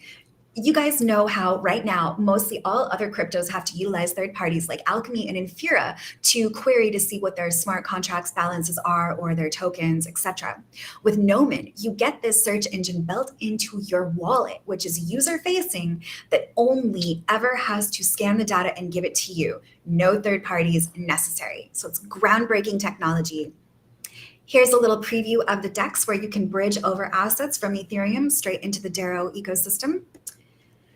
And here were some winners from our recent DARK competition, a visual scripting tool, which if you're interested in building smart contracts using a graphical interface, you can use that. If you want to know more stats about Darrow and its blockchain, if you're interested in mining, you can check out darrowstats.io. And lastly, I will leave you with this quote. In an age driven by centralized data empires, we sacrificed our digital privacy and trusted large faceless organizations who exploited, sold, censored, and manipulated our digital and financial presence just so that we could participate in that world. In a new age driven by decentralized, interconnected, private, and trustless systems, we can and will build a better, more fair world for all. That is from the Darrow project developers, and our motto is privacy together. If you guys have any questions or you want more information, you can follow the Darrow Discord. Darrow.io is the website. My YouTube channel, where I interview a ton of high-level developers and community members in the Darrow project, is The Portal with Kalina Lux. And you can join my Discord from there. Find me on Twitter, Kalina Lux. And yes, you guys, thank you for having me. Any other questions? Fantastic. Yeah, I mean, we had one comment, well, we had a few comments, but one of them is, can this privacy be exploited but in a negative way, hiding places for bad guys and dangerous scams and things like that? Just to quickly add my 2 cents on that, obviously, the world is full of bad people as well as good people. There's far more good people than bad people, even though the media doesn't like you to know that. And the thing is that this all goes down to good old-fashioned police work. Police need to do their job, find the bad guys, and do it that way, rather than going and surveilling everybody and controlling everybody like some sort of control freak, because that's a very, very slippery slope. Kalina, what do you have to say about that? I agree. Honestly, you're going to find that in everything, even things that you deem are perfectly safe, right? Bad guys will find ways to do bad things. Look at our governments, for example. They will always find a way. So it's less about that, right? Because they're going to find that, but it's more about creating solutions that protect us. And within the Darrow framework, you can find solutions that simultaneously protect you from bad guys, as well as protect your freedom and your sovereignty and your privacy. So I would focus on that and create the things that you're hoping to do. All right. Well, thank you very much, Kalina, for sharing everything, Darrow, and keep up the great work with the whole team over there. Yeah, enjoy International DeFi Day. We are we're doing everything we can to push the message for all great projects like yourselves and some of the other people we've had on the stream. Well, all the other people we've had on the stream so far have been fantastic. So thank you very much, Kalina, and let's catch up again on another stream, and keep talking. Yeah, cheers. All right, there goes. Yeah, thank you, Kalina. Thank you very much. Wow, mind blown. It's amazing. Next up, we have a very interesting project, Syscoin. You've probably heard of it. We're joined by Jag from Syscoin.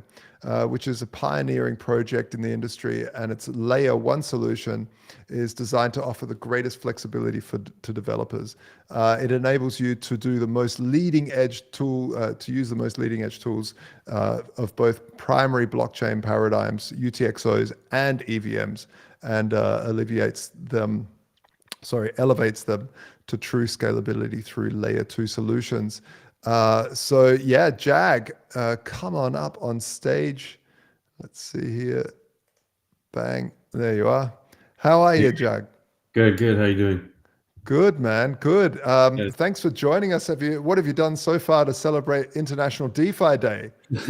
I've just been, as always, heads down. Yeah, just been thinking and strategizing and building. Yeah, never stop. Never stop. That's nice to hear. Yeah, it's International DeFi year for you, it sounds like. Yeah. Yeah, tell us a bit about Syscoin and what you guys are building over there There's quite a bit. We're fairly technical, so we'll go into the details, but my job is to try to break it down so people understand. But I'll be going through some of the technical aspects and documents to show you guys kind of what it is. But at a high level, Syscoin is a fork of Bitcoin. It's about 10 years old now. We focus on simplicity and tying into the security model of Bitcoin. The initial thought was, can we do more than just BTC, just store of value and hold? And we initially created a set of smart contracts for the basics of business, the marketplaces and the escrows and identities and those sort of things. And we ended up realizing that more is not better, and we need to streamline what is on the blockchain for a scalability perspective, and just it's not the right place to put a lot of the data. And so we started to look at the EVM and flexible computation through Turing complete smart contracts, and that's where we released the NEVM around 2019 and went live with kind of like a dual chain architecture. The interesting thing about Syscoin is the design is very interesting in that it's proving to be forward-looking based on what everyone else is doing, like what Ethereum is going towards and what all the other blockchains are going towards with a modular tech stack.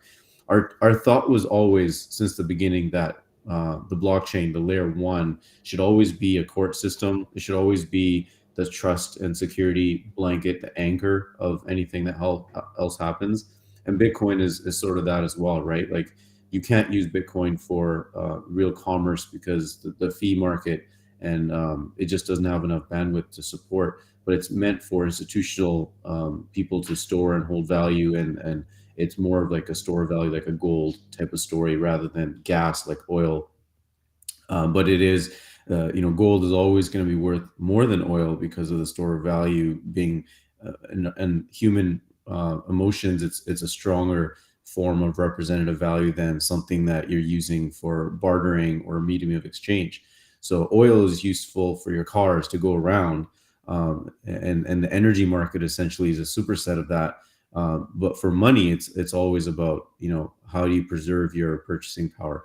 So for us, like, Bitcoin has this great story on purchasing power and store value, but how do you tap into that? And people, early days, Satoshi put out on the Bitcoin talk that merge mining was a concept that allows other chains to build on top of that security model, to borrow that and build other things that might be useful as sort of Namecoin originally merge mined into Bitcoin. Yep. Back and so Namecoin and Syscoin and these coins came around and started doing these things, but we try to abstract as much as possible, thinking that, okay, if we do merge mining, what can we provide the world that's useful on top of just what Bitcoin is? And we thought the cross between what Ethereum was doing and what Bitcoin is doing, a merge is naturally responsible there to create something unique in ways that's not taking away from Bitcoin and is not taking away from Ethereum. The Bitcoin story is always going to be the gold. And so when we merge mine, we actually merge mine along with Bitcoin, and we force our chain to merge mine. So you have to merge mine Bitcoin to get Syscoin if you're a miner. That ties the stories together. We are also not parasitic from a tokenomic model. Our token doesn't deflate to zero. There's a utility aspect to it, like how Ethereum always burns and inflates naturally. That's more of a gas model of utility versus store of value only. So the story of Bitcoin is always going to store value, and this always going to be the story. And for us, it's utility. So our tokenomic model is built more towards as people use this, the token may inflate or deflate based on deflationary periods of the economy around that gas. Thank you so much. I mean, 10-year-old project. It's really a dinosaur in the space, and it's wonderful to see that you're still innovating so much in the space. It's really cool, and I love the idea of mixing the ability to have a UTXO mechanism along with an EVM mechanism, because both have such utility, but they're so different. And the EVM, like we just talked with Dero, is just not private enough. While UTXO is private in terms of the human eye, it's not that private in terms of the robots looking through. Are you guys working on a little bit on the privacy side as well, or is that something that? Well, yesterday I think there was a paper put out, and Vitalik was part of that, around privacy preserving histories of accounts. So the EVM is flexible and it's Turing complete, meaning you can do anything. Meaning if you want privacy, there will be privacy, but with compliance in mind. We have some stuff working with compliant tokens as well. And privacy, to me, basically there's different forms of privacy. There will be privacy by design, privacy by requirement, privacy by option. And a lot of the market today most of it's been designed or giving an option for privacy, like what Tornado Cash was an option, but the regulators decide to go after the developers because they gave that option, and anyone choosing that option is going to be thrown in jail if they're caught. And then by design was like Zcash, which is designed from ground up, but then you have to still opt in to another network, and it's not Turing complete. And the base layer is intermixing concepts, is trying to be a store of value, is trying to be privacy, and then trying to do other stuff on top. Versus maybe another way, especially with UTXO, and what some UTXO chains are trying to do is create ZK based client side privacy, which really is private. There is no server holding the data on you. It's you computing your own proof. The way we get there is obviously you have to scale up the ZK tech. So stuff like what RISC-0 and Starkware and these guys are working on is to split up the ZK proofs into multiple programs, and then you can send that off to different servers without giving up privacy. So imagine if your program is to prove like a whole bunch of stuff and it's really complicated and it takes a long time on your computer, you just split it up into 1,000 pieces and then send all 1,000 at once. And as long as the slowest piece takes, that will be the speed at which your proving happens. So if one piece takes 0.1 seconds, it will take on average about 1/10 of a second for your proof. So it actually becomes possible. You get economies of scale. Wow. With UTXO, you can do that because there's no shared state. With the EVM, when you have stuff like Uniswap and liquidity pools where you're sharing state with everyone else, it gets hard to do that. And so some of the researchers like Aztec and these guys are trying to figure out how to do shared state in ways where you can still split up, have client-side computing and split that up to have that economies of scale. That's that's coming up. I think someone is figuring that out. But EVM or shared state client-side proving a little bit harder. You have to give a little bit of more privacy, but it's still a lot better than status quo. Was it you guys that were working with like trying to work with mobiles as nodes? Was it? Yeah. I mean, the goal of any blockchain is to be able to run as cheap as possible, right? Yeah. And one way you could do that is to create a ZK everything, what Ethereum is trying to do, and they're so bullish on that concept of just running everything on a mobile node. but then when you have ZK, you give up something, and that's you still have to store the data somewhere. Someone has to store that data. So there's that trade-off. So if a mobile wallet is running, someone else is still assuming that they're creating the proof on all that data, and they're just serving you the proof. You get your account information on your mobile device, like a few kilobytes, and then someone else has proven that data is correct. So somewhere, that data still has to be stored for provenance purposes, just to be able to reproduce, to say, look, I recreated this system. And the trade-off there is they're saying only a few servers in the world will be storing this. But what happens if those servers go down? So the ZK Everything base has its trade-offs. And for us, when we think about the problem, we think it needs to be reproducible. It needs to be as light as possible. This may not ever run on a mobile edge agent because it's a layer 1. It's not supposed to. You have to incentivize people to run this thing. That's where we created master nodes, which are paid to just run full nodes. They don't do much more than that. You just have to have enough to increase the security coefficient so that if a bomb goes off or worldwide events happen, your system is resilient to that. That's the parameterization you're coding after, not let's get this in the hands of every single nerd and degen, and all of a sudden we're completely more decentralized. The degree of decentralization doesn't increase too much from going from paid full nodes of thousands of people around the world to there's only a few nodes that have the data, but all the edge agents are decentralized. It's still not as decentralized, I would argue, than if the paid full nodes just ran with all that data. Gotcha. But the ZK base could still be running on these layer 2s and layer 3s. So that's, if I'm a user, I'm not going to be sitting on layer 1. I don't need to roll back to layer 1 to see what that state was. I have thousands of people that are subsidized by the network that are doing that for me. I will do that on the secondary and tertiary layers, where I will sync up to my state of my application that I want to run. So if it's a game or if it's a DEX or something, it's on some layer 2 or layer 3, there I can make that trade-off and sync that up on my mobile phone. I don't need to sync up the whole layer 1, layer 2, layer 3. I just need my stack or my chain, my localized environment that I can sync up in ZK. Well, Jag, thank you so much for coming along, and we're definitely going to have to do a whole show deep diving this. It's definitely been one of these projects that has constantly sort of been there the whole time, and I really think it's one of these undervalued ideas, and definitely the amount of development and the brains behind you guys is wonderful to see, and brings DeFi forward for the world. So thank you very much for joining us. How do people get in touch? Where do they go? How do they see more?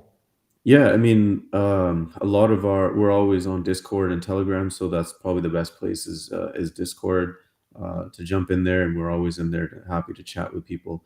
Yeah, we've been mostly like flies on the wall up until we saw ZK coming around. But now we're very assertive on, we think the modular path is the way forward, and simplicity is going to be the way for our blockchains to really survive the AI, like as you said, the bots.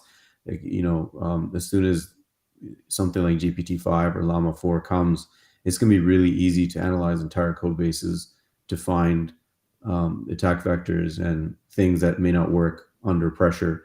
And that's where we hope our technology starts to shine, because we've focused on simplicity quite a bit by saying what is needed, what's not needed, take out everything else from that base layer.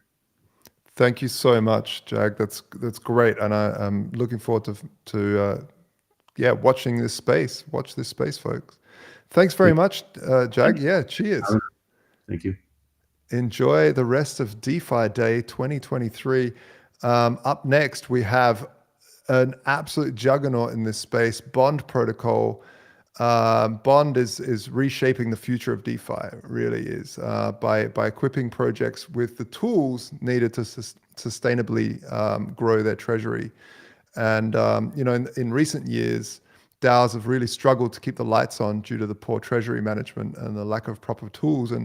And these guys are really rewriting this narrative by offering practical solutions to the challenges that treasuries and token emissions management have. So thanks for joining us, Derek, from Bond Protocol. Welcome. Hey, how's it going? Good, man. Good. It's we've looked really deeply at the standard into what you guys are building with OML, the options. OLM. Man, me and acronyms, I tell you. These options liquidity mining, really fascinating. It's one of these things that can be hard to grab your head around. Why don't you tell the audience a little bit about what that is, what you guys have built, where you guys have come from, and where you're heading. Yeah, I'd say like before we dive into that, like I'll just touch on like a few main inefficiencies that we're trying to solve, and then our product suite kind of ties into that. So to start, the first one being that projects aim to diversify their treasuries, acquire new assets, extend runway. They all have limited options and are forced to operate on open markets. So considering that most treasuries consist of native token holdings, this is troublesome due to slippage, price impact, and obviously misalignment with the community. The next point being that projects set aside a large portion of their token supply to incentivize participation, whether this is for liquidity mining, internal protocol mechanisms, and so on. This alone isn't much of an issue, but the existing mechanisms for distribution lead to sell pressure, incentive misalignment, and treasury stagnation. So obviously these are two common themes that I'm sure everyone here has seen, but very few teams are working to solve. So to solve this, we have two products live at the moment. So one being permissionless bonds, which provides a mechanism for projects to issue vested tokens and acquire assets quickly. Within the market, it's pretty simple. Bonders exchange one asset for another vested asset at a specified discount. Deployment is fully permissionless through our DApp. It's fully tailored, fully configurable through configurations like vesting type, duration, capacity, auction type, or and so on. Use cases include acquiring POL, diversifying treasuries, extending runway, funding growth initiatives, and securing strategic assets. Notable projects that have deployed bond markets are GMX, Pendle, Y2K, Redacted, Threshold, and obviously a lot more. So now moving on to your point, what you brought up earlier, options liquidity mining. It's our latest product. It launched last week. So in short, it's designed to provide protocols with a new mechanism for incentivizing participants by enabling them to mint ERC20 call options called O tokens. So these O tokens can be fully configured through configurations such as quote asset, payout asset, strike price, epoch length, and eligibility window. O tokens can replace any common emission source such as pool to liquidity mining incentives, bribes, internal protocol mechanisms, and so on. I'll just stop there. Kind of like went pretty quick, but yeah. Do you have any questions? Does anyone in the audience have questions? The deep dive. Well, so yeah, like a lot of people don't really understand like the issue here because they haven't built a project, but a lot of people have invested a project that then has just sort of run out of treasury or liquidity. And so from what I've seen is that and I think this is where you guys have come from Olympus, is solving that issue in terms of inventing the bond mechanism. You rather than borrowing liquidity or letting people just sort of rent it to you by going and putting a LP in, and then basically projects giving their membership token or their governance token out for that LP, and then them just eventually running out of governance tokens, these projects, because you're trying to incentivize them. But there's also quite a large amount of inflation due to this sort of thing. And then then when they start to run out, they lower the APR, and then these farmers basically go, oh, where's the next best thing? Dump everything on the market, pull out the liquidity, and you're left, basically a project is left high and dry. And that's what I really love about what you guys have built, specifically with the bonds, allowing people to offer to sell their LP tokens to you for a bond that is a higher yield than normal, or however it's structured. But now with the options contract, which is slightly different than the bonds, allowing people to basically put their LP in and receive O tokens, and then those O tokens become a discount at a set price for whatever you want to offer for it. Usually, most projects will probably go with their membership token or something else maybe, but I really love these tool sets. I think they're so wonderful, and that you guys put all this work and time and money into it to give it away for free is amazing, and a really big step forward for DeFi, for projects that are willing to get in, and for yield farmers that are wanting to find great deals. Yeah, I think like in recent years, obviously when the bull market was here, it was sort of like treasury management was sort of something that nobody really thought of. As number go up only, and then now, as we're in a pretty deep stage in the bear market, it's becoming more and more evident that it was something that we all should have focused on. At Bond, we're really just focused on providing a full product suite that can help these protocols better manage their treasury, provide them an easier mechanism to acquire new assets. And yeah, like I really do think that projects that do take this time to track these measures, make sure their treasury composition is good, make sure their stablecoin holdings are good. I think that would be the projects to survive this next market cycle. Yeah, and one good thing about the bear markets is it allows people to build and just heads down and build. But secondly, it really weeds out the bad projects and the hardcore projects that build through this, or the weaker projects. It weeds them out. So it's good to see who's left at the end of the longest bear market we've seen so far. We hit that mark, I think, last week. But yeah, how do people, if they're running a project, how do they get in touch with you? How do they learn more? Yeah, this is something we focus on like in the last few months, trying to make this process really easy. It's as simple as, you're presenting our landing page right now. We have a contact us tab at the top. You can simply click on that. A request form will pop up. You fill that out, and we'll get in touch. The second method is, just simply joining our Discord and reaching out to us. Yeah, awesome. Thank you so much. And I've got to say, big props to you guys. When we were looking into what you guys were building, straight away, you guys picked up the phone or the internet meeting and walked us through the smart contracts, walked us through exactly how to use it, what to do with it, where we could use it. Amazing support, and really is what is bringing DeFi forward in such a stunning way. I really thank you very much for all the great work you guys are doing to bring DeFi forward. And anything else you're doing on International DeFi Day today? We're pretty much heads down. We're heads down. We're working on a new bond market feature, working on our next flagship product for the next market cycle. We're pretty much heads down. But I do want to say, appreciate you guys for having us.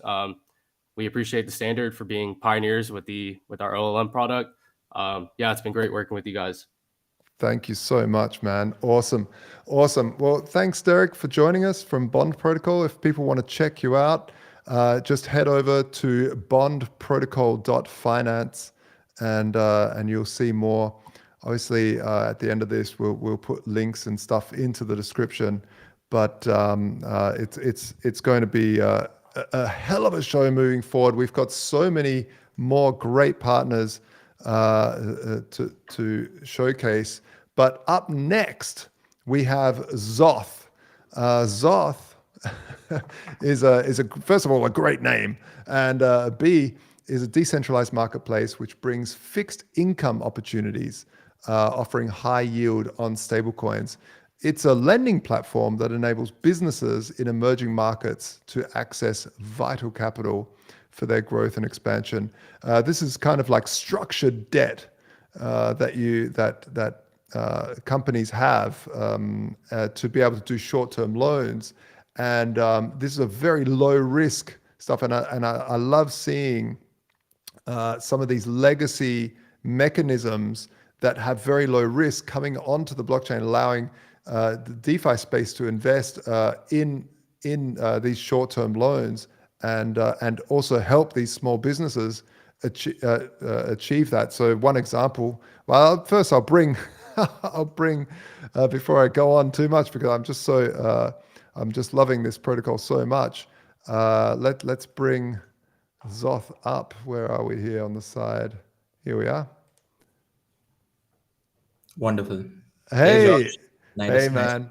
Good to have you up. And yeah, just wanted to finish what I was saying there, is that seeing structured debt, which is quite a stable industry, you guys working so hard to bring that in onto the chain is really cool. But let's hear it from your own words. How does it work? How do people use it? What's the best use case for Zoth? Absolutely. First off, I think thanks for having us, Josh. Happy DeFi Day to you. Thank you. You too. Yeah. You too. Amazing. So yeah, essentially what at Zoth we are a DeFi lending protocol trying to bring sustainable real world assets on chain. I think you got it spot on with the intro. We are looking at structured credit as our first. We is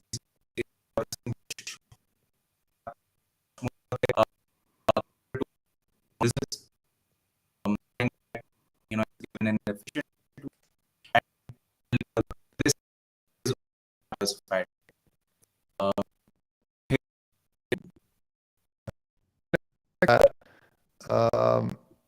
Let's just see. Yeah, is it better now? It is getting better again, yeah. But maybe if you turn your video off, maybe that would. Gotcha.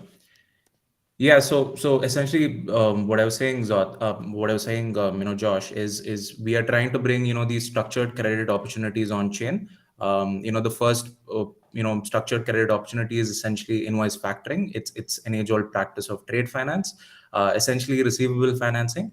So in a nutshell, you can think of trade finance as financing a small to medium enterprise, where let's say you have a supplier who's based out of these emerging market regions like your India, parts of Africa, Southeast Asia.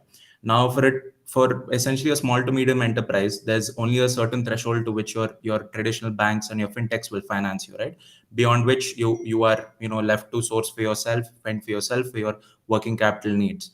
That's when factoring companies like ourselves and our partners come in, and we essentially provide working capital on day one.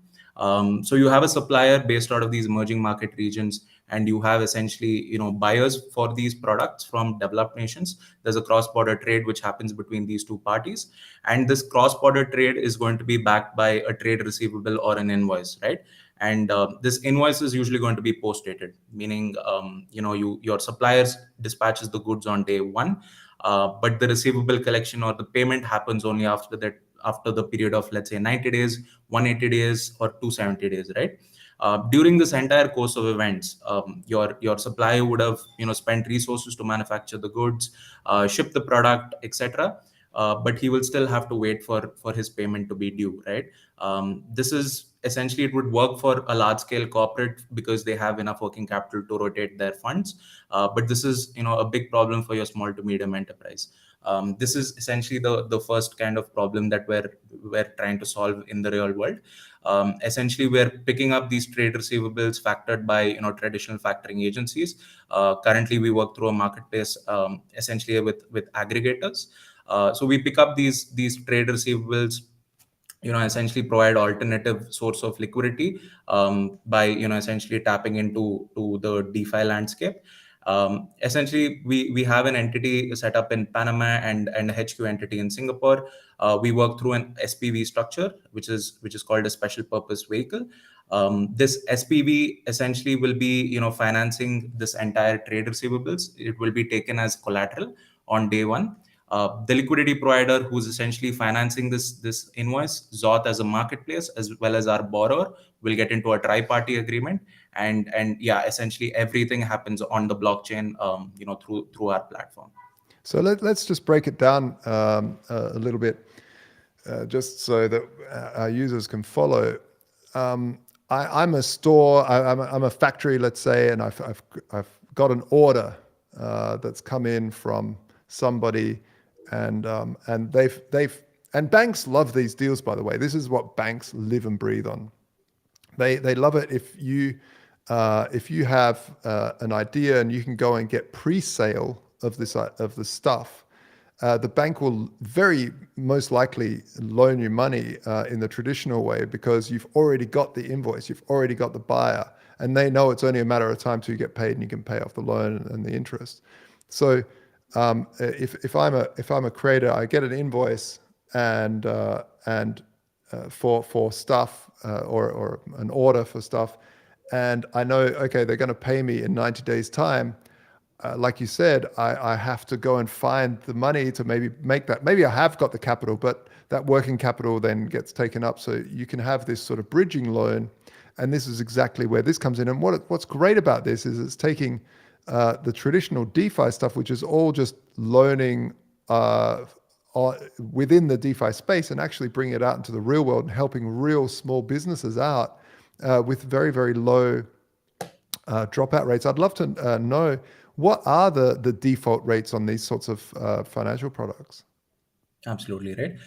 So if you're looking at trade receivable financing in particular, you're looking at essentially sub 1% NPAs globally, right? It's a $1 trillion industry, a multi-trillion dollar industry. It's trade finance specifically.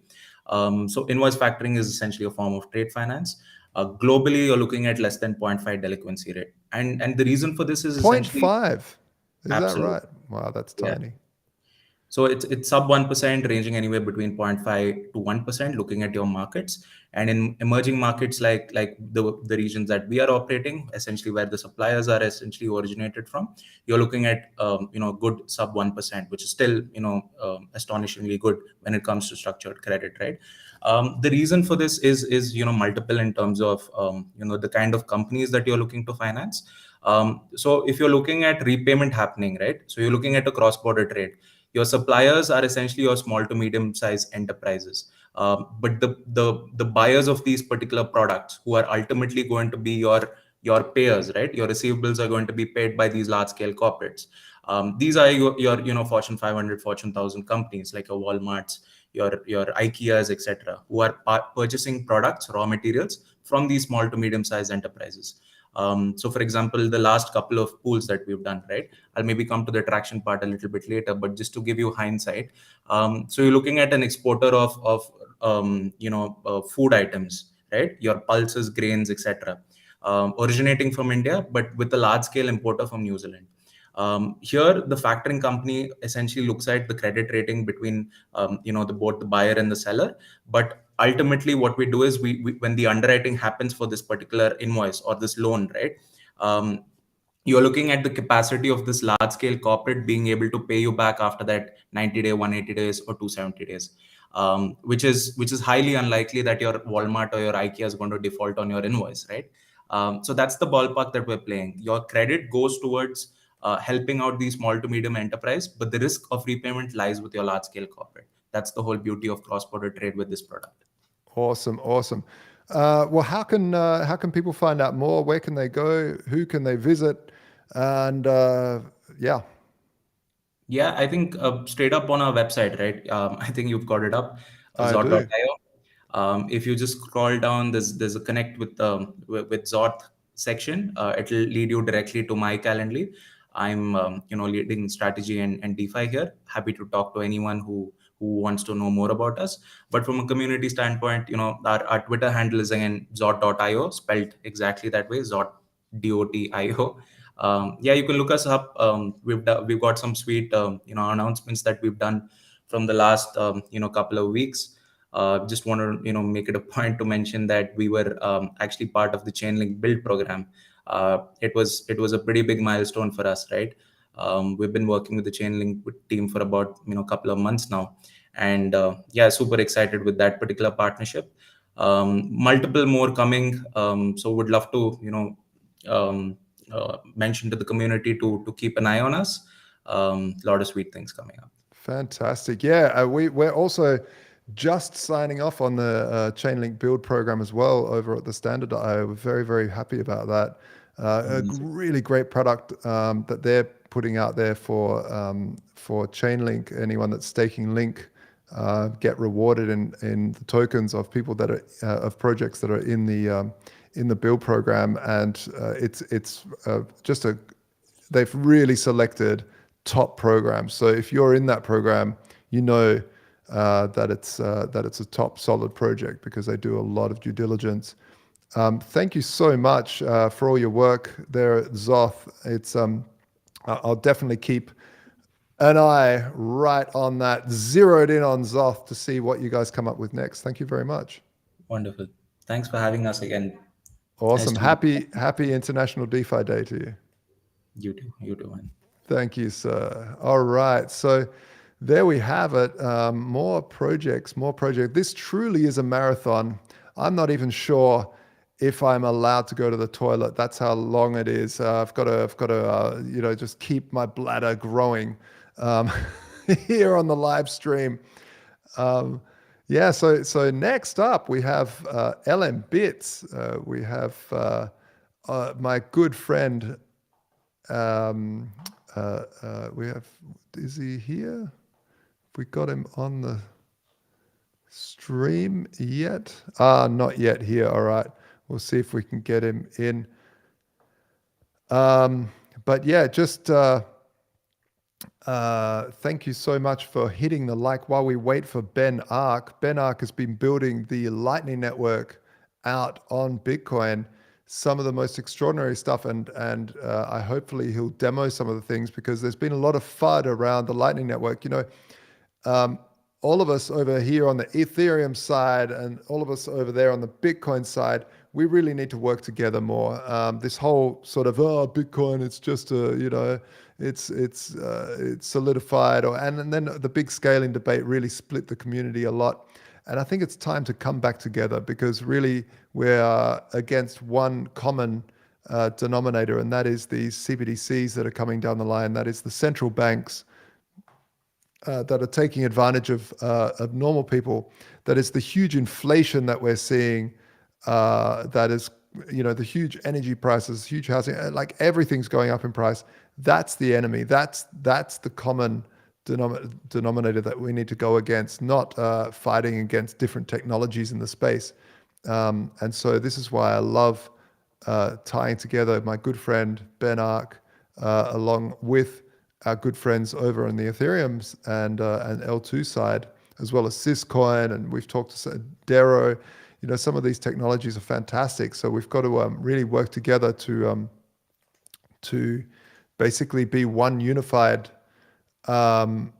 distributed network. One unified distributed network. So we're waiting for Ben Ark as he sets up his demo. But George, do you want to come up and have a few words? Do you have any words to say about where we're at? Or does anyone in the oh, here we are. Ben Ark. Are you there, Ben? Still can't hear.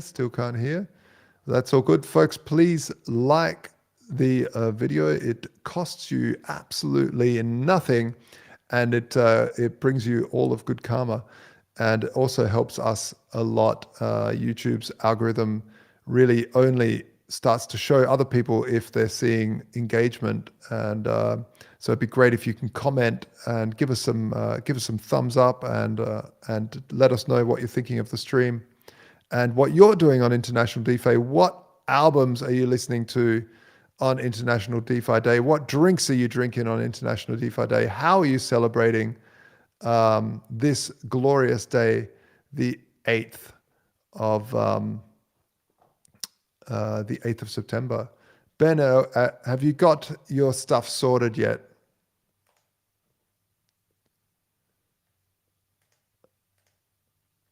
Not quite yet. Not quite there yet. Let's see.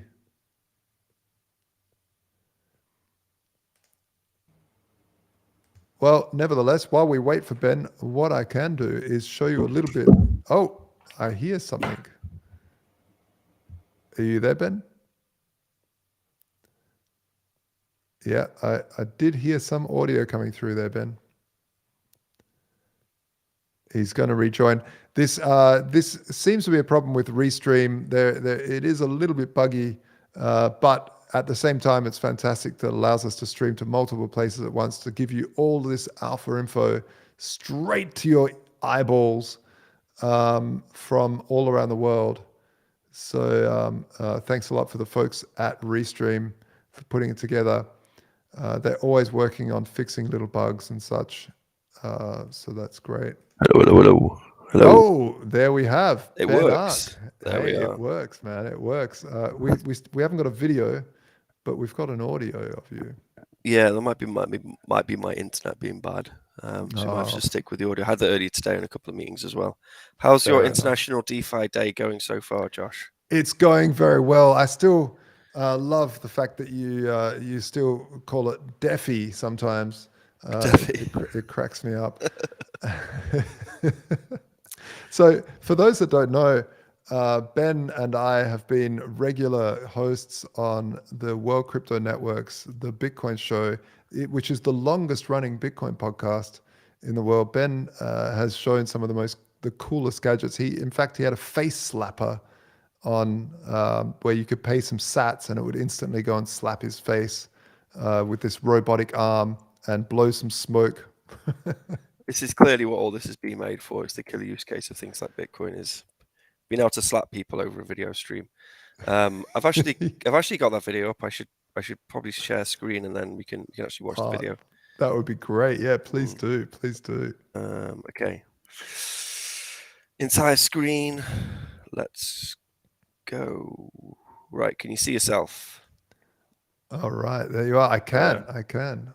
Okay, here we are. So this was the X, Twitter, X, whatever you call it. It's so broken these days, isn't it? It is. Right. So this was the video. For those of you who hadn't seen this, this is kind of cool. I mean, we're all into world's firsts and audiences being able to engage with people speaking on something like a YouTube video or a live stream by just paying an invoice, by paying a Bitcoin payment without having to give any details, or there'd be just a third party in the middle. It's cool. Like, we want to be the first to do that. So in this, on our weekly show, we had a smoke machine and a slap machine. And then if people paid money, they could slap or smoke me if they didn't like what I was saying. And actually, when the money accumulated in the wallet, they could also scan this QR code in the middle and then get slapbacks and pull value out of the screen. So it's really interesting particularly with Bitcoin and Lightning. We have this ability to do these micro payments. And then, so if we watch this now. Well, yeah.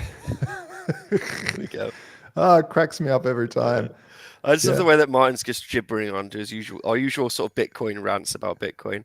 And then Thomas is laughing because clearly he can see the video. But yeah, it's having a bit of fun playing around with the technology. But actually, you make like a candy machine, which you can make a lightning payment with and get some candy out of the candy machine, or you make like some sort of video slapping machine experience, which you can do through a YouTube stream or video. And they're very goofy examples of making use of this technology, but actually they have like a profound and unlimited amount of use cases of sending micropayments into the internet and out of the internet, which is the thing which I'm personally very interested in exploring. Absolutely. Especially that Lightning can do sub Satoshis as well, which is really cool. Yeah, you can do millisats, so a thousandth of a Satoshi. Yeah. So shall I continue to share screen and just go straight into the little presentation on LM bits? I'd love it. Thank you. All right, let's go. So wanting to make those sorts of things and experiment and do some computer science and just play around with this software and the ability to be able to send micropayments over Lightning Network. It ended up. Oh wait, that's not going to work, is it? Because it's going to like try and. Where is this? It accumulated together into a piece. There's a bunch of requirements I needed. So if I had a Bitcoin Lightning node and I was making software for it, I was making hardware for it, and I kept coming up against this issue where if I was making some software or hardware, then I would need to make lots of different versions for all the different Bitcoin Lightning nodes out there. So we needed like a middleware. And then I also just wanted an account system. Like nodes at that time, you couldn't do just a regular account system and split up funds. So that's selling bits at its core. It's just a Lightning wallet. It's a Bitcoin Lightning wallet account system where you can have users and you can have wallets, and each that they can use that wallet, like a phone wallet to pay for things and receive sats or whatever. But we also, because I came from kind of the maker community in Bitcoin, we also had lots of projects that I would make little software projects like a jukebox or like a little gambling game, I don't know, whatever. And there would always be these standalone little projects. And I wanted to, in this account system, I wanted the ability to add extensions because I think that's very powerful. So at its core, LM Bits is the Lightning Bitcoin Wallets account system and has a very, very friendly API. So you can use the LM Bits through its UI, through just, it's web browser interface of it looks like a website. You have a wallet and you can pay for stuff, whatever, and you can access all the extensions there as well, or you can use it with this API. Now that's the thing which I'm going to kind of be focusing on in this talk, is using LM Bits in your stack. This is, a lot of people are finding this more and more useful to use LM Bits in your stack because, like I said, it means if you're using a Lightning node underneath your project, like in a LND or a Claire or Core Lightning, then for some reason, you might want to switch nodes and use a different node implementation. If you do that and you're programming directly for that node, you're going to have to change all your code or your API calls.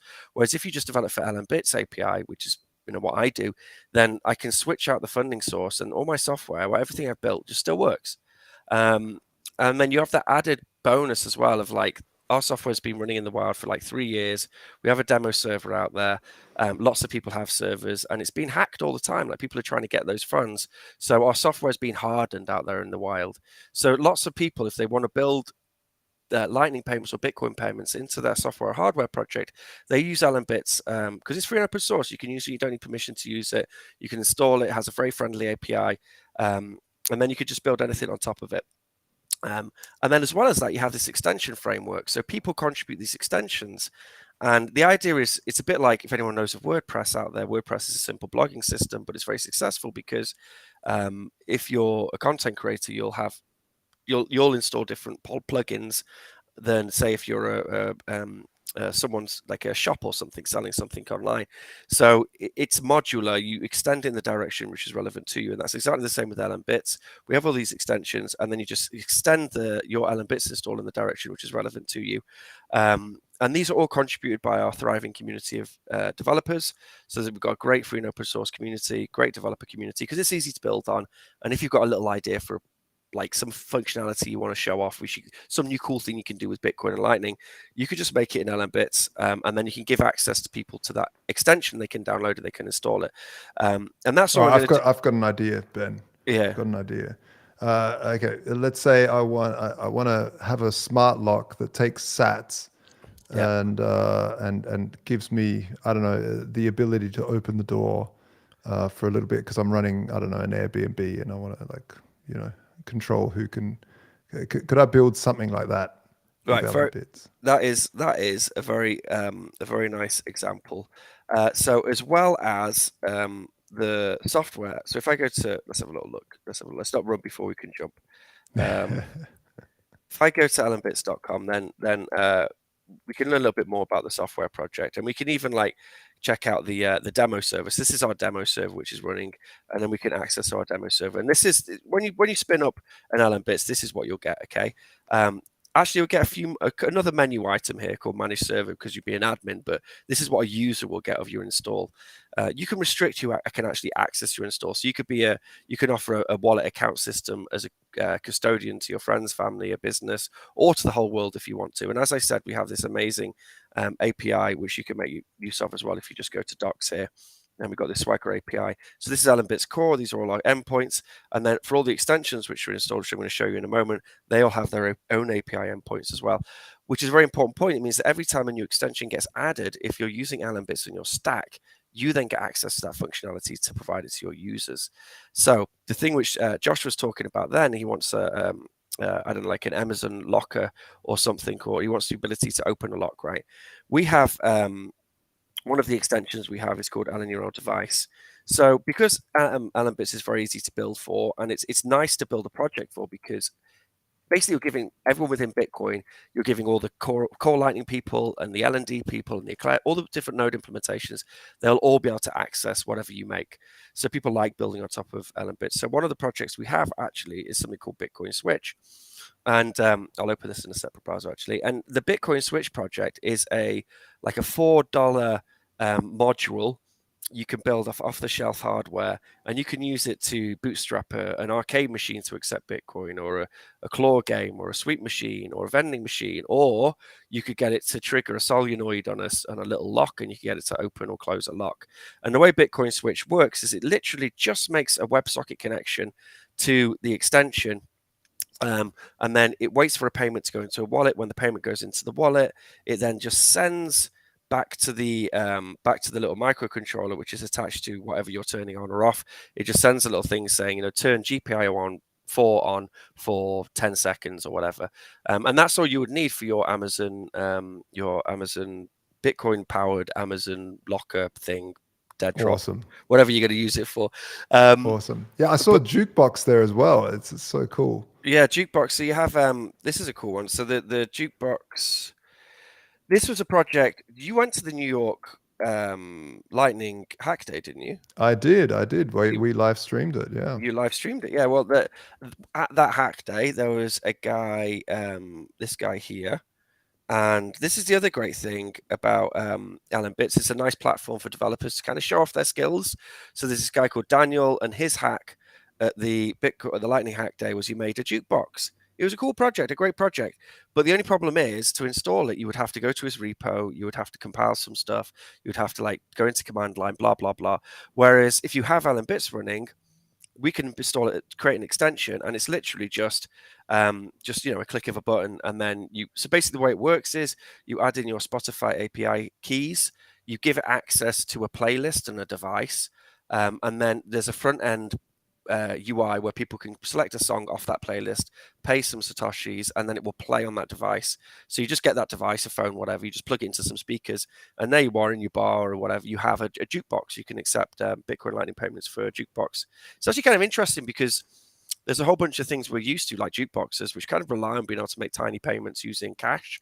And then when you get rid of that ability by only having cards, then suddenly all these jukeboxes become redundant. So, but anyway, so that was a good example because it was like a project, which is a great project, but it really should be like a module which you can install on something like this to give the most amount of people access to it. One which is very popular is this TPOS one, and there was and this just is a very simple way of making just a POS for like a cafe or a bar or whatever. And you could we denominate in local currency just to make it easier for your members of staff who are working in your bar. And then here we are, we have a nice little point of sale which they can use. And this is completely responsive, so it looks nice in a phone. And you can theme it to your bar, whatever, if you want to. What's cool about this is if I click on this little thing here, we get a QR code. If you just print that QR code out, put it in your bar and say to it, if anyone comes in, they want to pay in Bitcoin, scan that QR code on your phone. It just brings up this point of sale, and it's completely air gap from the wallet. So they can go in there, they can create an invoice, someone could pay the invoice. It's completely air gap from the wallet. I actually have onboarded a bunch of cafes to accept Bitcoin just with this. They have this. The cafe owner has access to the wallet, and then they just have this QR code, and it's just really easy, and anyone can use it, and they can pass the POS on between different members of staff at the bar, or whatever. Anyway, once you receive a payment in there, maybe I should make a payment actually. So I'll make a payment here for like 12 cents. Give me a second to open up my wallet on my phone. Doing it live, folks. You see, and then I realized I've spent all my sats. Oh no, I've still got some sats in there. Good. So yeah, there we go. And paid. Okay, so there we are, paid. So I just paid that then. And you can actually just check payments as well, like the old payments should have gone through there. And then that payment should have gone through to this wallet here, which is here. Here's the first payment I created, which I didn't pay, obviously. You can get full details of the payment here, and then we have these tags as well. So as a Lightning Wallet's account system, we try and make it as friendly as possible for, accountancy software, so you can export to CSV, and then all this stuff's kind of included in there. In the newer version of LMBits, which the demo server isn't running, you can actually select in the wallet, you can select a preferred fiat value, and then you will get, so instead of it saying fee here, it will just say the fiat value underneath, and then you'll be able to export to CSV, which is very useful for a lot of tax authorities. They want you to pay your taxes based on the amount the Bitcoin was worth at that particular point in time. So this is that's handy. One of the things that I love about this is that it really makes it easier for developers not to have to think too much about of these complexities. It's all, if you put this in your stack, it's all there. You've just got to enable the extensions. They've all got API endpoints. So if you're using this like through the UI, like the cafe, right? You have the point of sale, the money goes into the wallet, but then the cafe guy just wants to accumulate Bitcoin on chain, right? He doesn't want it in a Lightning wallet on his a Lightning node or anything, or he's using a Lightning custodial service. What we have here is this great extension called Bolts. You can just say auto Lightning to on-chain swap out. So you can click on this, you can say, watch this wallet. When it gets to 500,000 sats or 1 million sats, loop out to an on-chain wallet or to my an address I give it, which I generate in exchange, whatever. Like you can send that money to on-chain, which I think for a lot of it's such a simple thing, but for a lot of people who are running businesses in Europe and in US, wherever, they just want it as a way of accumulating Bitcoin. They haven't got that circular economy yet, and this is it's a great solution. Now, as I said, all this stuff is available through the docs. So if you're developing, if you're developing a Bitcoin Lightning service or platform or project, if you use LMBits in your stack, it means that you can loop out. You can suddenly offer a loop out service to your customers. You can say, okay, you want some accept Bitcoin in Lightning, and here's we can send it to your on-chain address, and we can charge you a small fee for that. And in the back end, you can just use this extension. You can all these extensions, they have just this API you can just access, and you can just build all sorts of incredible things with it, especially by adding different extensions together. So yeah, we tend, I understand that I'm probably running over my time here, but we tend to, because it's easy to develop on, you tend to find that a lot of cutting edge innovative stuff which comes into Bitcoin Lightning is in we get it in LMBits pretty quickly because someone develops an extension for it, and then also it's just like well tested. It's hardened. It's been out there in the wild. It's very easy to rapidly prototype a product. There's a bunch of people who've built things on top of LMBits. Vida, that's a video streaming platform, and Lai was talking to me and he's saying he probably wouldn't even try to have tackled building Vida had it not there been LMBits initially for him just to build on top of. Just to kind of get that proof of concept. I think he's still using it as well. And there's a whole bunch of projects there which use it for that. They're like, all the heavy lifting has been taken out by LMBits. The one last extension I'm going to show, I mean, I can rant and rant, so do please stop me, but is the user manager extension. This is the one which builders find most useful. And if you enable it and open it, you can create user, you can create a wallet to that user. But this means you can manage a whole Bitcoin, like all your users to have Lightning wallets and manage them from there. But yeah, is, if you want to play around with it, you can use our demo server, but we do try and, it is a demo server, so we intentionally break it every now and then to remind people of that fact. But if you go to allenbits.com, there's links to the repo on how to, and there you'll get a guide on how to install it on your computer on VPS. But you can actually also, we have a SaaS running, so a bit like WordPress.com. If you want to go spin up a WordPress, you can go to WordPress.com. Here you can actually spin up LNbits, and it would cost you like 21 sats an hour, and you can just play around with LNbits as an admin. Because when you're an admin, you get access to that manage server menu, and in there's some pretty cool stuff on how you can manage your server. And restrict access to extensions. All the extensions, you install them. So you start off with, when you first spin up LNbits, it starts off just the wallet, and then you're installing all those extensions on top of it, which is super cool thing. But yeah, if you want to check it out easily, then you can just go to the SaaS and then play around with the SaaS, and then you can go and install it yourself. It's completely free and open source. One of the beautiful things, as you showed yourself sending 12 cents there before, that people forget, the beautiful thing about the Lightning Network is that you're sending pre-confirmed transactions. They're already confirmed on the blockchain. Yeah. Like, we always, in Bitcoin and as well as in Ethereum and everything, we're always waiting for confirmation times. Ethereum's pretty good because like very quick confirmation times, but wherever there's quick confirmation times, it's kind of a false positive, because actually you should wait longer, because you need more confirmations if they're quick. Yeah. And so it's one of these things that's fantastic to see, that you can just send a transaction. It's already got 10,000 confirmations because you've had the channel open for like a year. Yeah, that's a good point. And so there's just no way to reverse that transaction. Yeah, I mean, it is a hot wallet, and getting people like in a self-sovereign way onto the Lightning Network it's still something which is being made easier and easier as time wears on.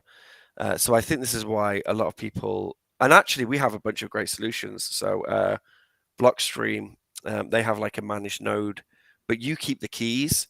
So it's a hot wallet, but they can't actually take any of your funds, and you actually keep the keys to this node. It's called Greenlight, and soon we will have that in our software as a service. So we can have, not only will we run the LNbits software, but we could even run like the node, like give people access to the node through LNbits, and it's a node they can manage, but they don't have to they have to go through be running their own VPS or whatever for it. Like, they don't have to do it in a really complicated way. So actually, I just paid for the SaaS then. So I think, let's have a little look now. If I click on open admin URL, this is the, if I just want to quickly show you the managed server, because I'm now an admin, of the sorts of things you can do. So these are all the funding sources which we support, but we're adding more all the time. Currently it's using something called Fake Wallet, which is just pretends to be a Lightning node, but it's actually a Lightning node. Here you have users where you can add more admin users, or you can allow users. If you have allow users, only they will have access to your LNbits install. So that's a way you can limit it from having the rest of the world having access to install. Server here, you can charge service fee for transactions. You can add extensions here. You can limit admin extensions. Security, this is great. You can have like you got a rate limiter and that sort of stuff kind of built in. We've got a kill switch in case there's a bug found you can opt into, and then theming is where we try and make it, like some free and open source projects, they always want to have like the project's name lingering somewhere, and you can't delete it, and you have to go into the CSS and delete it, and it's such a pain in the ass. We don't want to do that. We're like, take it, make it your own, pretend you built it all yourself, is fine. Whatever. Amazing. And for those that don't know, Ben is also pretty much a co-inventor of Nostr, the Twitter alternative, the X alternative, that's blowing away minds, and it's fantastic work that you're doing, both with Nostr and with LNbits. Really, really fantastic. Thanks so much for coming and celebrating International DeFi Day. Yeah. We got to have a full show about this, because there's just so much to deep dive into. So much you can do, man. Yeah, it's really awesome. Oh, there we are. Because as I said, we're cutting edge, like with Nostr. I mean, I can't call myself co-inventor, but I kind of made a thing which was helped inspire Nostr to exist, which was an LNbits extension actually. But we have yeah, all these amazing. If you're interested in Nostar stuff, like, and you want to spin up a Nostar relay, for example, I'll quickly show you here. Look, see how quickly we could spin up a Nostar relay. I know you're short on time, but I just can't. I can't help myself. So I'm gonna spin up this Nostar relay now. So I'm just gonna create a new relay, give it an ID, and then we'll call it Ben's relay. Oh, spelled wrong. Create relay, and there we are. We have a Nostar relay. This will work. You can then use this. You can start using it as a relay, and it's just going to relay Nostar notes through it. And then you can actually, you know, this is DeFi day. So if you want, you can actually charge people to access your relay, and you can actually have an allow ban list. And you can, so in this new amazing, because I think there's so much money to be made in Nostar, honestly, in relay services and all that stuff. Again, we try and make that easy for people to build on top of. So yeah, check it out. Excellent. And yeah, thank you, Josh, for having me on. I'm going to stop sharing now, so I'll just keep rabbiting forever. Ben, thank you so much for coming.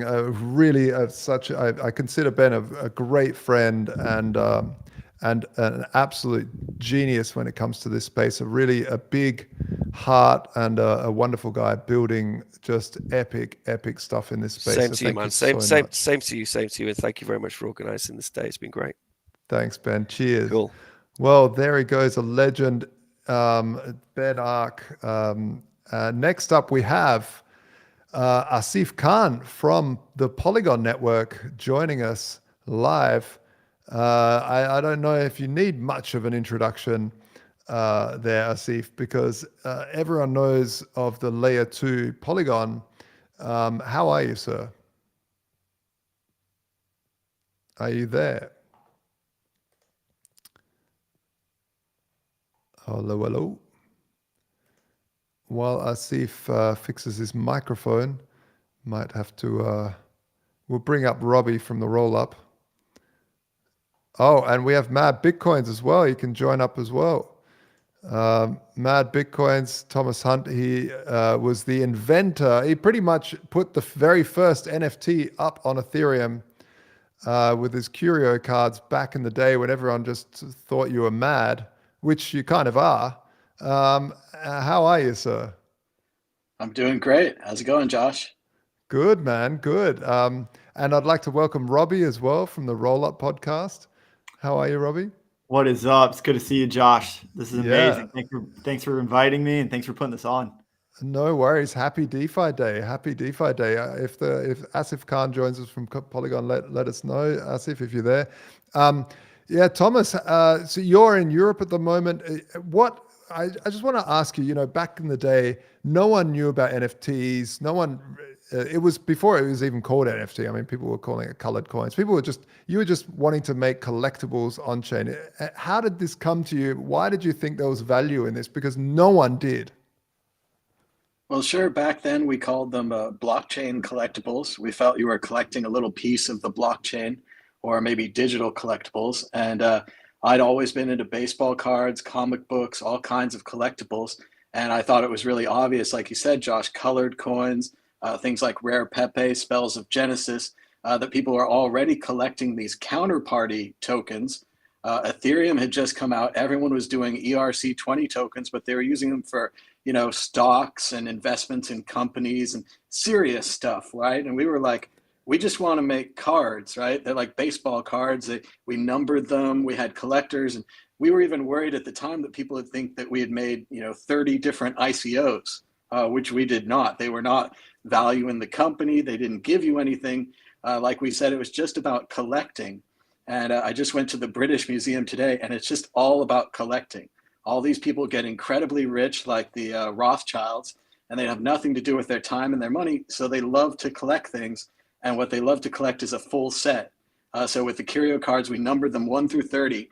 And then when they were rediscovered at the tail end of the NFT thing, a full set actually sold at Christie's for $1.2 million because it was a full set. That's amazing. That's amazing. From going from a weirdo, art on a blockchain, I don't get it. No one got it. Everyone just was annoyed at even the concept. To you guys launching this, and even your co-founders were like, "Nah." You were the one that really believed in this and thought, this is going to be big one day. And no one looked at it. It just sort of disappeared. And it was, Yeah, after the punks and all this stuff happened, and then it was these people that would dig through archaeologists, NFT archaeologists would look through the blockchain and find, and they found your set, which was the very first to go, oh wow, what is this? And that's when the value started coming out, right? It was really neat. We sold them for $1 a piece in the beginning, and we couldn't get rid of them. We would tell people about them. They'd get upset. I remember Theo from the Rare Pepes was like, you shouldn't make anything that isn't a Rare Pepe. And I like the Rare Pepe project. I just thought we could do some art that wasn't, green face. And at the time, Pepe was a little questionable. It's come around a little since then. And the same thing, one of the early podcasts where curio cards have been rediscovered, my friend Jesse Powell from Kraken was on there. And he's like, yeah, I heard of Thomas's little project, but I didn't think it'd be worth $1 billion. And then pretty soon, the numbers roll up and people just keep paying, voluntarily what they want for these collectibles. And it just went crazy like the rest of the NFT space. Yeah. Robbie, have you got any comments or questions? Yeah. NFTs, going back to crypto kitties, like what that was the era, and I love the evolution.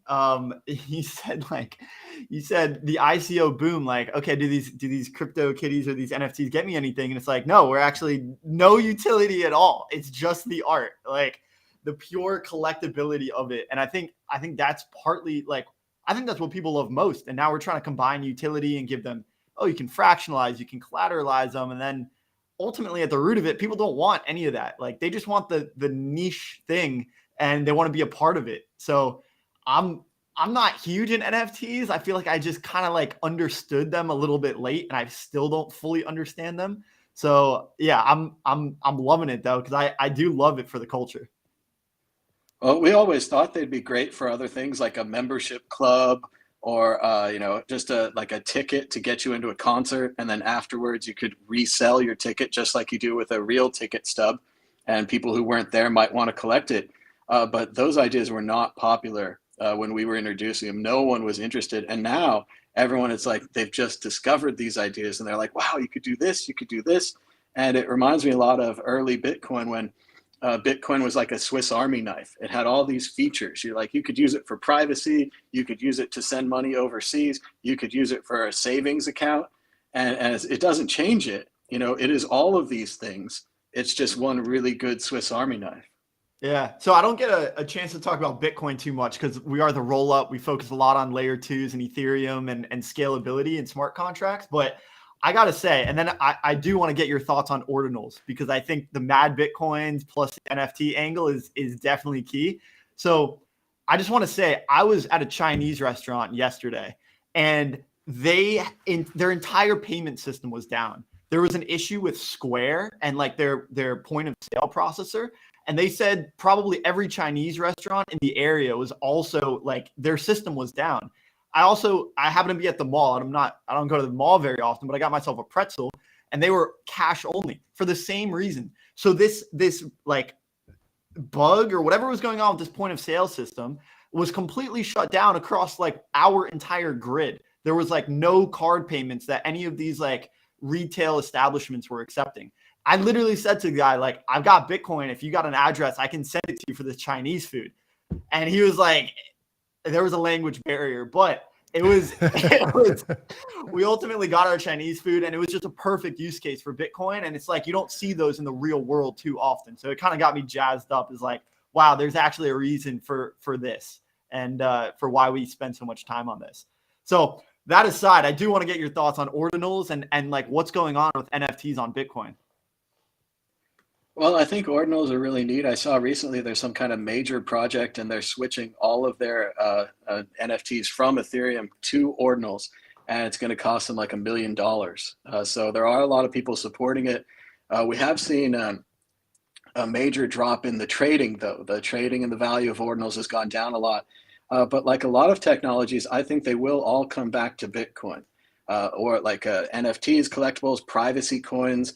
Sure, Zcash or Monero might have the lead right now in the short term, but in the long term, I saw these all coming back to Bitcoin. It's just a matter of when you want to do it, when you get into it. When we got into it, we certainly looked into putting curio cards onto Bitcoin, but it just wasn't technically feasible at the time. And a lot of things have changed with UASF and with SegWit and all of the other improvements to Bitcoin that have allowed these things to happen. So I think they have a great future. I think they're similar to other blockchain collectibles. People just like collecting things.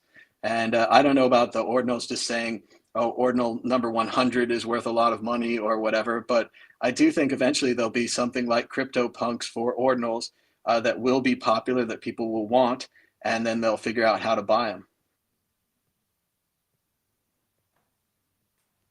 Oh, there's your microphone's off. Got me again. You'd think I'm used to it by now. But I love the concept of it all flows back to Bitcoin. Like, I see that on Ethereum right now. We have all these layer 2s, we have all these app chains and these roll-ups, and the name suggests it. They all roll up to Ethereum to inherit those security principles.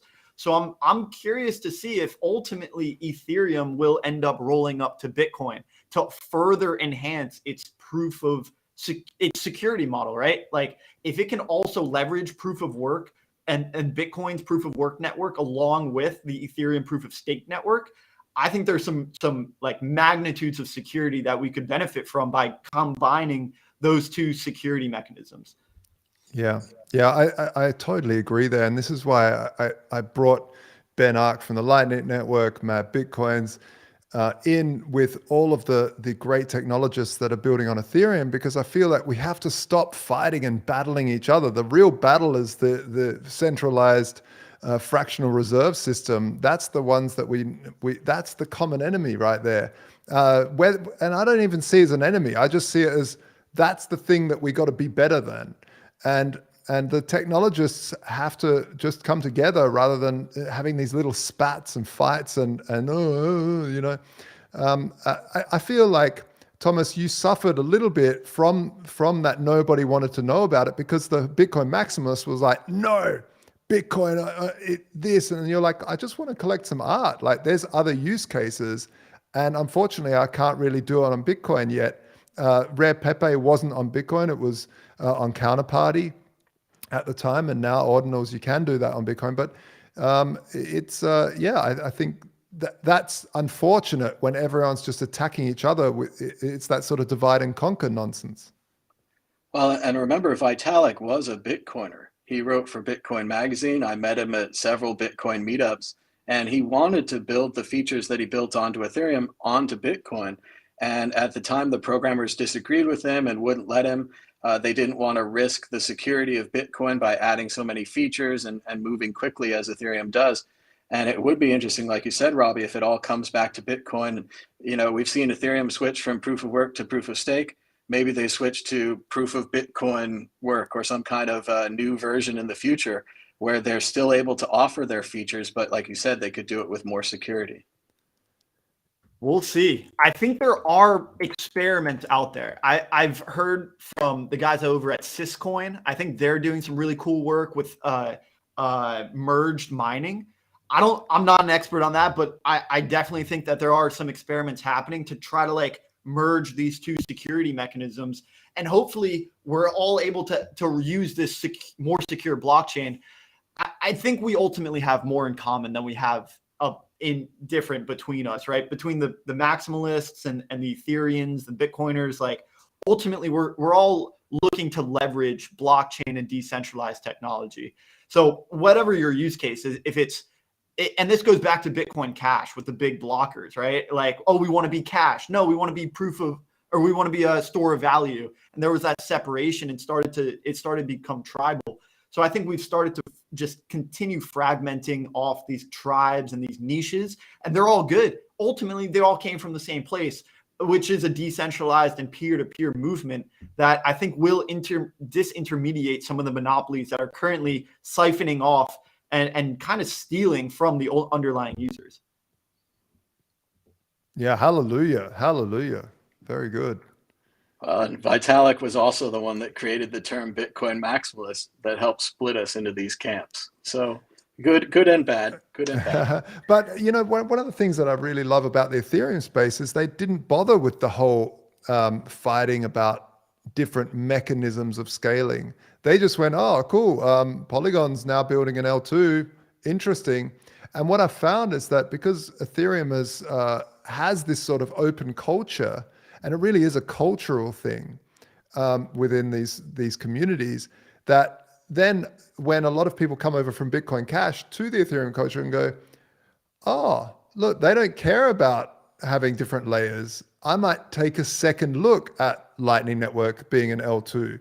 I might reevaluate my dogma that I might have built in through this tribal mechanism. And so it's kind of like reteaching people, you know what, to scale, there's many different ways of scaling, and I don't pretend to know which is best. And this was the beautiful thing about what Satoshi built. When you split, you get coins on both sides. So let's see what happens. What is the better way of scaling? We're not sure. But I have my hunch, but I don't know that that's truth until it plays out, and we need time to do that. But yeah, I definitely think that that Ethereum brings that culture of acceptance of new technologies to the space, and I really enjoy that about it. Yeah. Yeah, we get into these spats too, though. I've seen decentralized exchanges or perpetual protocols start to like compete with one another because they think they're competing for the same users or the same liquidity. And Josh, like you did, we have to remind these people that we're actually friends. We're on the same team here. The centralized monopolies are the enemy here. Those are the ones we should compete with and beat. Yeah, they're the ones that it's let's aim towards making our stuff as grandma friendly as possible. That's the aim, not spatting it against you. And we see it of like between what were the two privacy things, Thomas? Was it like Wasabi Zcash, wallet, Monero, Dashcoin, Wasabi wallet, and Samurai wallet? Yeah, those two just going at it constantly. And you're like, guys, just chill. Like, there's enough people.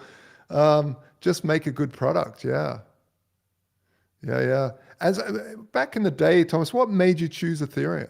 Because there was like Counterparty. Why did you go with Ethereum for Curio Well, cards? we always found that Counterparty was hard to use. I think to trade rare Pepes, your computer had to be online and the other person's computer also had to be online at the same time. So that was really confusing for people. And we looked at the other options. For a while. We considered making a copy of Ethereum. So it would have been like Curio Ethereum, and we would have owned all the Ethereum, but we would have had to mine it.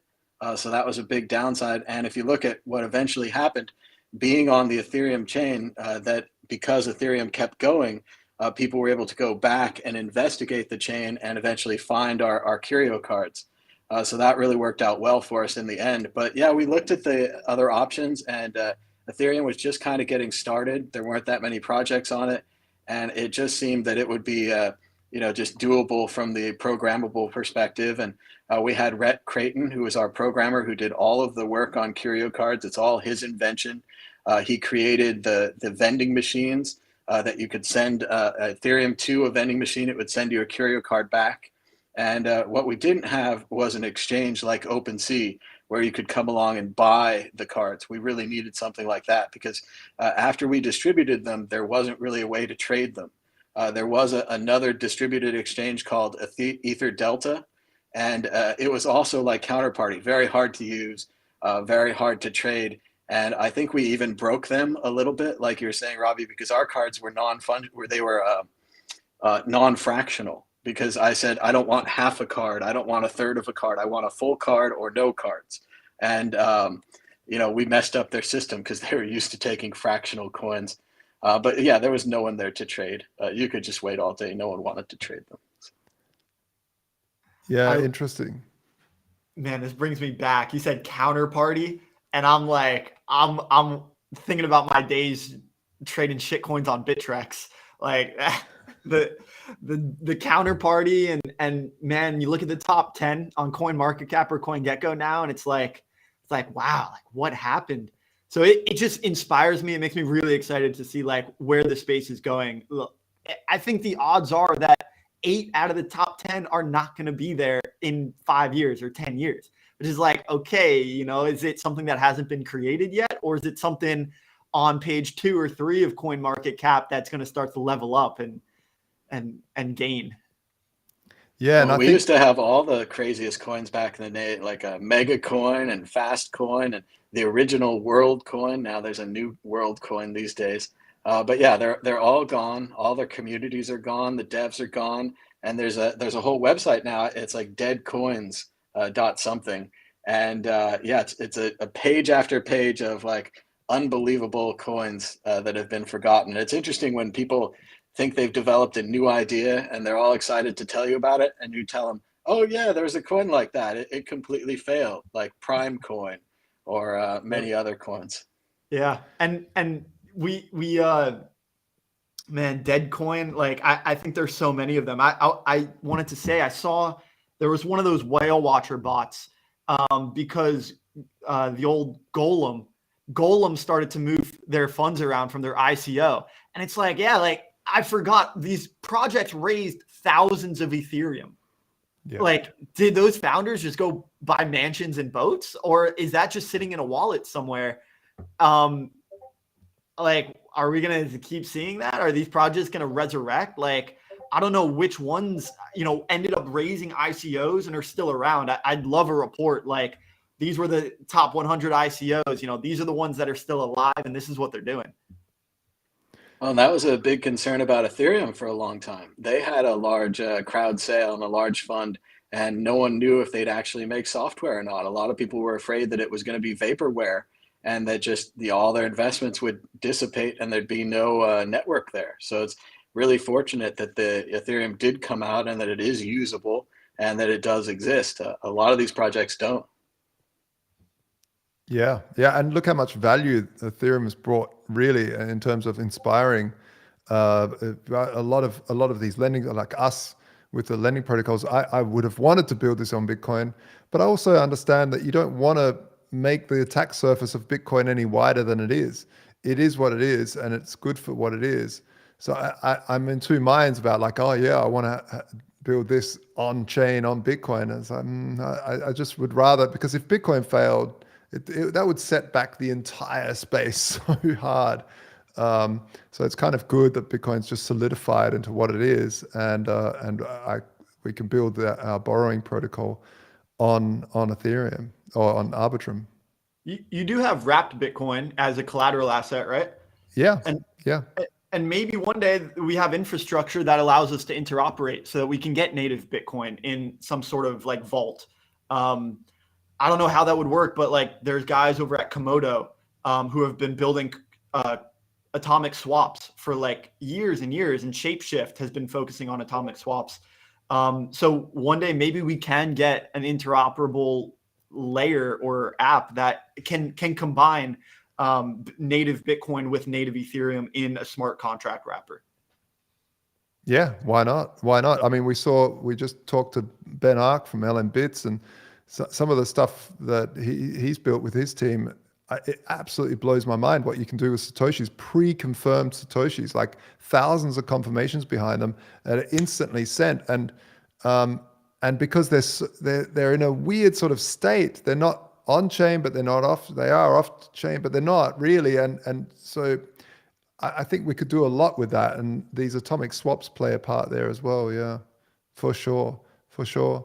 So what's up next for Curio cards, Mad Bitcoins? Is there anything coming up, or it's just it is a project that just keeps on trading forever? Well, there is a market for Curio cards on OpenSea. People are trading them. It's kind of interesting, the whole focus now on non-fungible tokens. In a way, Curio cards are actually fungible. There's no difference between a card number one and another card number one. As it turns out, despite we had it in our notes, it didn't actually come out in the code. There's no serial number. So you can't say that Apple number one is number one or number 50 or number 75. And this has kind of turned out in our favor because any Apple is good as any other Apple. So people are trading them and they're buying and selling them on OpenSea. They're discussing them on Discord. And then there's a whole group that calls themselves the Curio DAO. And I'm not involved. I'm cursorily involved from like the outside. I watch it and stuff. And they seem to be writing a series of articles kind of developing the history of Curio cards and trying to tell people about it. I think a lot of people don't know that Curio cards predate CryptoPunks and they predate CryptoKitties. and they're just one of the top 5 original NFTs. So it will be interesting to see if there is a resurgence in NFTs, if crypto goes up, and if NFTs are rediscovered again. If people think about which ones to buy, I would buy the 5 oldest ones. Rare Pepe, Spells of Genesis, Curio Cards, Crypto Kitties, Crypto Punks. Those kind of ones really have a lot of provenance, being practically antiques. It was interesting to see things like the Bored Ape Yacht Club take off, even though they were kind of brand new. They were like 6 months old and they took off. These other projects are like 4 or 5 years old. So I think they'll always have value. They'll always be traded. It's really strange when I look at the OpenSea list and it says, somebody bought one for 500 or they bought one for 1,000. They always seem to be moving. So it's really exciting. They've fulfilled their goal to be a collectible, and people are trying to get a full set. It's really difficult. A couple of cards like number 26, there's only 111 that were ever printed. So there can only be that many sets. And then some of those were locked in a bad wrapper. So it's really like 105 sets that are possible in the entire world. So as rare as Bitcoin is, curio cards are even more rare. And as I've seen today at the museum, if people want to collect them, if they want to get a full set, now is a good time. The prices are low. And again, you don't get anything for getting a full set. It doesn't unlock any magic, but you can feel good about it. You can say, hey, I've got a full set. I'm a full set holder. So it'll be interesting to see how they go in the future. Yeah, humans are weird like that. We really love to collect things. We really are. There's probably some gene. There's probably a collectible gene somewhere in us. It's quite phenomenal. I even saw an episode of Frasier recently where he had 2,000 shows that he'd done, but one of them was missing, and it just drove him crazy. And they even talked about like the psychological ideas of collecting, and his brother Niles tried to reason with him and say, you weren't going to listen to these shows. Like, you don't listen to them. You don't show them to anyone. Why do you need a full set? And Frasier was just troubled that there was one missing. And I think it's just something very human that once you get like I've got like a 50-cent piece here from London, and maybe eventually you just need to have the 50, you need to have the 1, you have to collect all the coins, and that's how it starts. And then pretty soon you're collecting coins based on year, and you've got a little booklet and a binder, and you're going to coin club meetups. And I think for a lot of people, NFTs, especially during the pandemic, was a great way to collect things from home. And what I've always said about NFTs, like curio cards, is that, it can't be damaged. It can't get a torn corner. It actually is the thing. Like, this could be a fake 50-cent piece for all you know. I might have minted this in my backyard.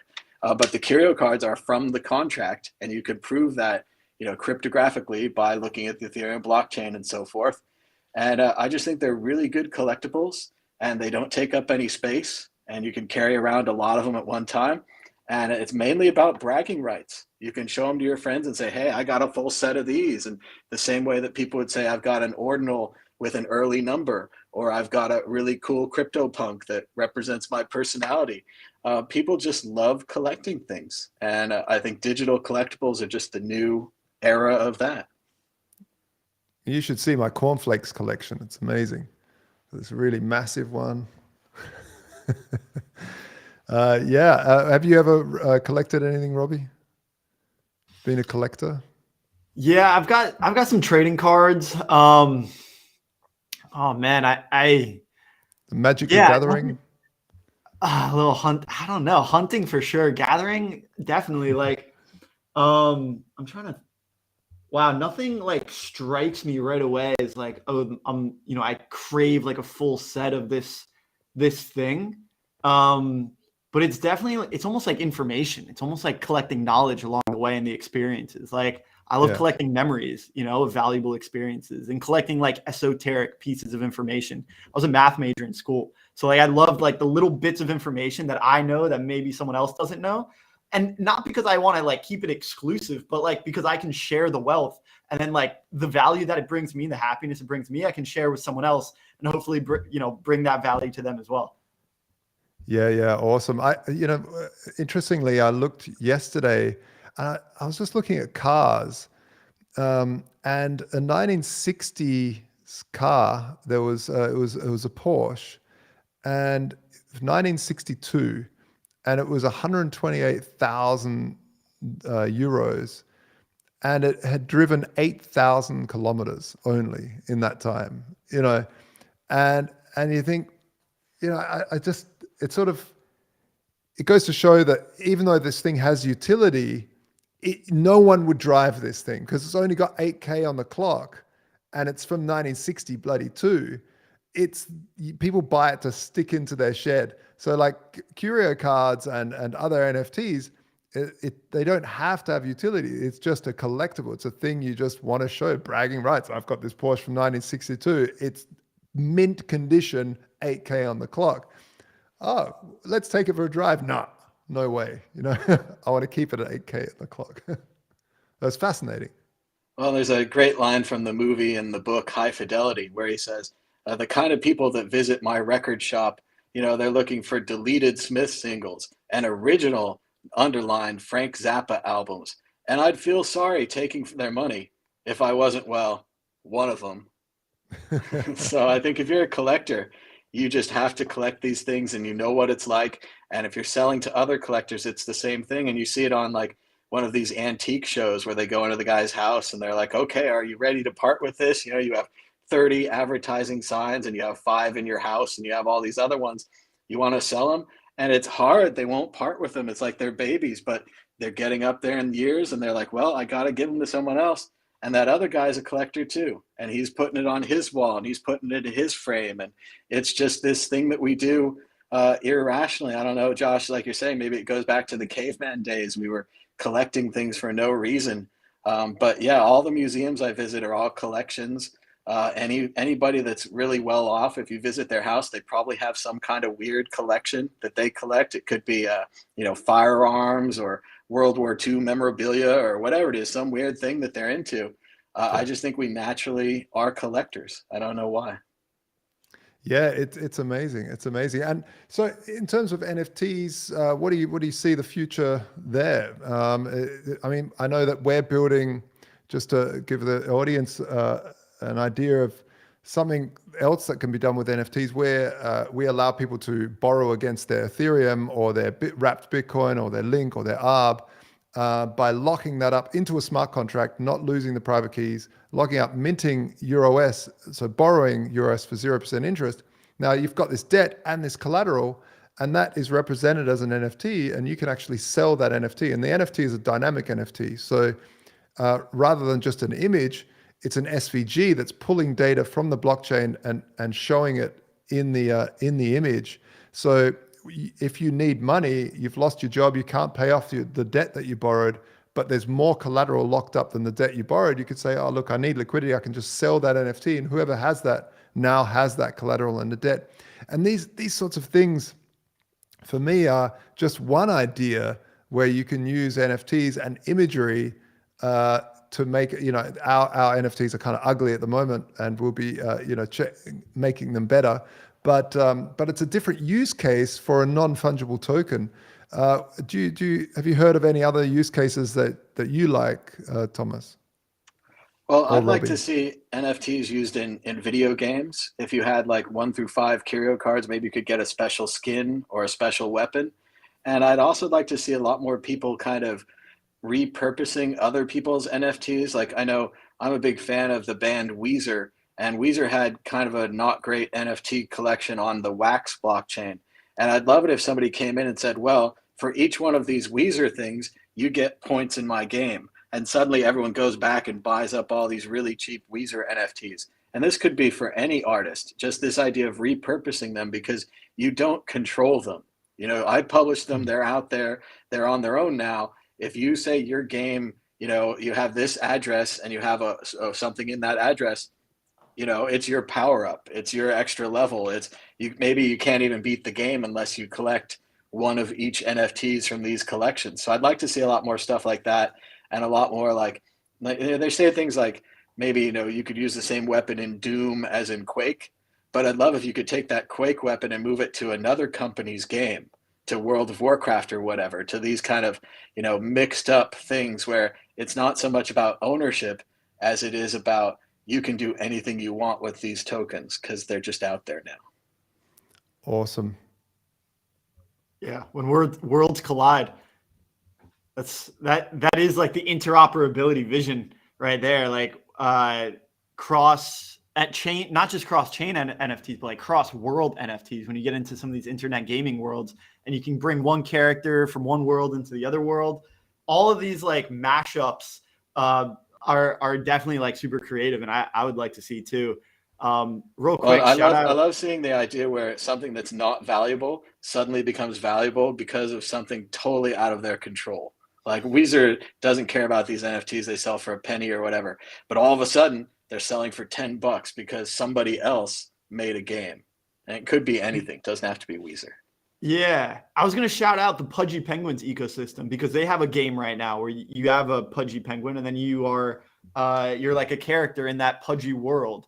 And I think they also have like in real life types of benefits where you can start to share revenue streams from like the little plush toys that they're putting in stores. I think that's really cool because then you're interoperating between like the physical world and the internet world. And even if you can take like if we got to the point where you can take like a Fortnite character and then use that character in the Pudgy world, I would love to see just interplay because I think that would be super fun. Definitely. Awesome. Well, Mad Bitcoins, thanks a lot for joining us on the stream. Happy International DeFi Day. I hope that you spend the rest of the day, I don't know, have a beer or something for International DeFi Day. And thanks for joining us on the stream. If people want to get in touch with you, obviously they can go to the World Crypto Network, but is there any other way? Oh, just Mad Bitcoins on Twitter. Most of the other platforms, I'm Mad Bitcoins as well. And check out World Crypto Net. The Bitcoin group will be back next week. We had some bad internet this week, but next week we should be back and at our normal time on Fridays. So check out the Bitcoin group. Excellent. That's the longest running Bitcoin podcast YouTube show in the world. I'm a regular host there along with Ben Ark, and there's always some really great information to be had, and it's a fun show. So thanks a lot, Thomas, Mad Bitcoins, and Robbie. You can feel free to stick around, or if you need to head, let me know. Yeah, I got a couple minutes. Okay. Well, what's on your mind? Well, next up we've got Michael from EtherSpot. Thanks a lot, Thomas. All right, we've got Michael from EtherSpot here. Now, EtherSpot is for me really fascinating. Michael is the co-founder and CEO of EtherSpot, and he's been actively building in the space since 2016 after coming across blockchain technology in 2012. And he's part of a team that's launched the non-custodial crypto wallet back in 2017, and is now on a mission to improve Web3 usability through account abstraction. And this is a huge topic that everyone's it's on everybody's lips. Account abstraction. Michael, thanks a lot. Happy International DeFi Day 2023, celebrating all things DeFi. Thanks a lot for everything you're building. Why don't you let the audience know what the heck is an abstraction wallet anyway? Thank you, guys, and happy DeFi Day. And when you said 212, and I was thinking to myself, my word, I'm that old. No, I'm thinking to myself, no, I would lie to them. I was only 10 then. Anyway, what I thought about this was I can tell you about account abstraction and it does this, it does that, or I can share my screen, show you some use cases. Let's do it. Let the picture tell the story. Yeah, I like it. Go. And just always live demos go wrong, so expect it not to work. Yeah, all good. If you hit the share screen button, I'll bring it up. Okay, you can see my screen? Yeah, the infinite zoom. Okay, can you see me now? Can you see the screen now? I can. Okay, what I would do is, this is a HoneySwap implementation site, and I will show you through this how to do cross-chain liquidity addition, in that I can add liquidity into HoneySwap from any other chain. But you'd say, hang on a minute, how complex would that be? And HoneySwap runs on Gnosis chain, and I know I have some assets on Polygon. And as I said to you, as soon as I do it, it might misbehave. Okay, so I'm picking my assets from, sorry, I'm connected. Do you want to unshare your screen and do any MetaMask stuff? I can turn off if you need to. It should be okay. I mean, it shouldn't be too sensitive. All right. There we go. So, come on. Hey, what folks, did I say? Cutting edge. We're on the bleeding edge of technology. Things are bound to happen. Because I was just playing with this thing just before the call. So let me give it one more time, and I will show you the other example I had. It's good to meet another tab lover. I have 1 million of them over 3 browsers, by the way. Yeah. Okay, I will come back to this one because it wanted to let me down and embarrass me, but I won't be beaten like that. Let me take you through. This is Friday today, so you might want to put some bets on some of the sporting activities going. And there are some football games going on. Do you guys like any sports at all? Tennis, US Open. Oh, yes, Open. Yeah. Okay, let's go there on the tennis. They say sports. Okay, they've got 3 tennis matches. Who do you want to place a bet on? Gotta go with Alcaraz, the new guy. Where is he? Because the ones listed for today are.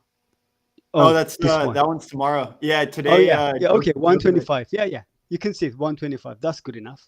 So we want to put some, say, $1 on Alcaraz.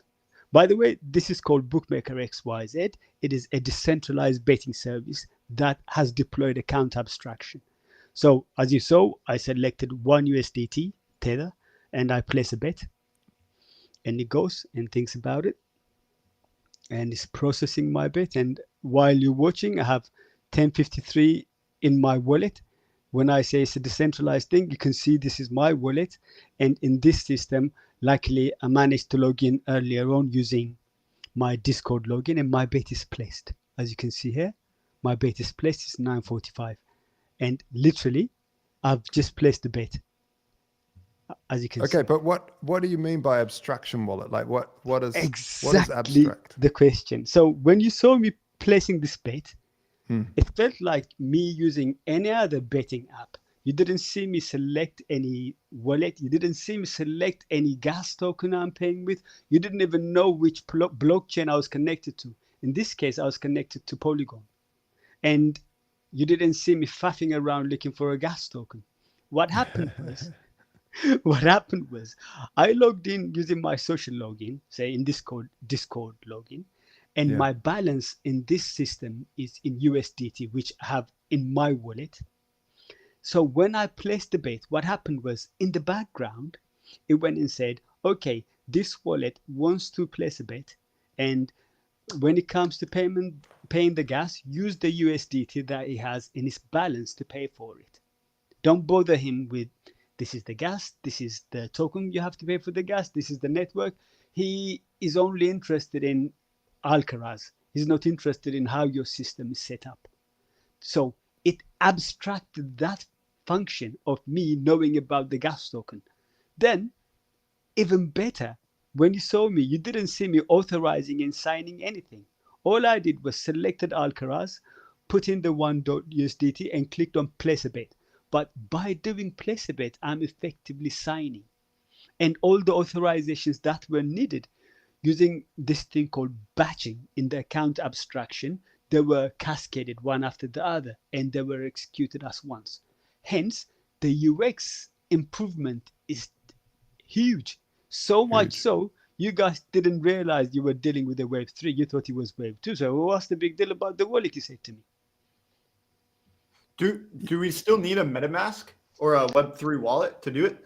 Yes, what happened was, you see, to break it down for you, when I logged in using Discord. The Discord is associated with a wallet in the system. When I first set it up, when I first go in and a wallet is created for me, associated with my social login. It could be Facebook, it could be X Twitter, anything, or email account. Now that will have a wallet associated with it, which I can access that wallet and I can do whatever I want to do with that wallet. However, when I deposit my funds into this system, it goes to that wallet. So if this betting service goes down today, my assets are in my wallet. It's their problem. Administrator has nothing on me. If it goes down today after I placed my $1 bet, which you saw with Alcaraz, still my bet is sent to the smart contract. Again, if I win, the smart contract is designed to send it to my wallet, the winnings. Not, again, the administrator has nothing to do with it. So this is purely decentralized play, but bringing it to the level that everyone else can use. Hence, this is the benefit of account abstraction. I think it's amazing. I think it's amazing how we can now give users wallets without them ever having to see private keys. They don't ever have to see the private key. They don't have to write down the seed phrase. They don't have to make any of that. They can sign in. The social login is massive. It is massive. So my Josh, if I may, my Man, question go for it. Yeah, absolutely. So if the user is not seeing the seed phrase and the private keys, who stores the private keys? Because if we trust centralized source, there's issues, right? If we put all the private keys in a database, what if the database gets leaked or hacked? Then someone gets all the private keys. So who holds the keys? 100%. So when you use the social login in this specific implementation, we used another entity called Web3 login that facilitates this logging in, and they have an MPC wallet, and they do give you the ability to recover your seed phrase and have access to the wallet yourself if you choose to do so. However, a setup with your social login has a vulnerability to a certain degree, because I am as good as my Discord server being compromised, or I'm as good as my Facebook account being compromised. So it's horses for courses. For me, using for betting of this type of nature, I can use this login. However, with account abstraction, you could have ever-evolving layers of third-party protection. Say, for instance, I can have two-factor authentication included in the setup. I can have another device that can rescue my wallet address. Say if I lose my phone, I can rescue it from my desktop, or I can even nominate other entities to be the guarantor. So there are levels of account recovery setup in this. Amazing. I really love it. I think it's one of the most big steps towards simplicity, and like we were saying, the North Star of grandma friendliness really is, this is the big step towards that. So what's next for EtherSpot? Yeah, what's next is I never give in easily, so I've got the other one open for you guys. So with this one, again, what happens is if I have Polygon and I'm trying to place and I have some Matic in here, then I say, okay, I want to spend one Matic, but I want to add a liquidity pair of XDAI and USDC. And you are a DeFi kind of guy in this case. But you still don't want to go around, because don't forget, you've got Matic on Polygon, and the liquidity pool you want to add to is on Gnosis. You don't want to be dealing with all the process of bridging, getting the other tokens and all that lark. But with this sort of scenario, I've just selected them. I click on review, and it reviews it and it says, okay, this is the breakdown, execute it. Literally, this would make me sign a couple of times. It would bridge the assets for me, and it would add to the liquidity pool on another chain. So this takes phenomenal. 4 minutes. In the original case, what I was going to show you was, because this takes 4 minutes, in the 4 minutes, I was going to show you the betting. But I will answer your question. So what is next, you say to me? What is next is there are over 100 EVM chains, and they have their own thesis on why they want to have this specific implementation that they have.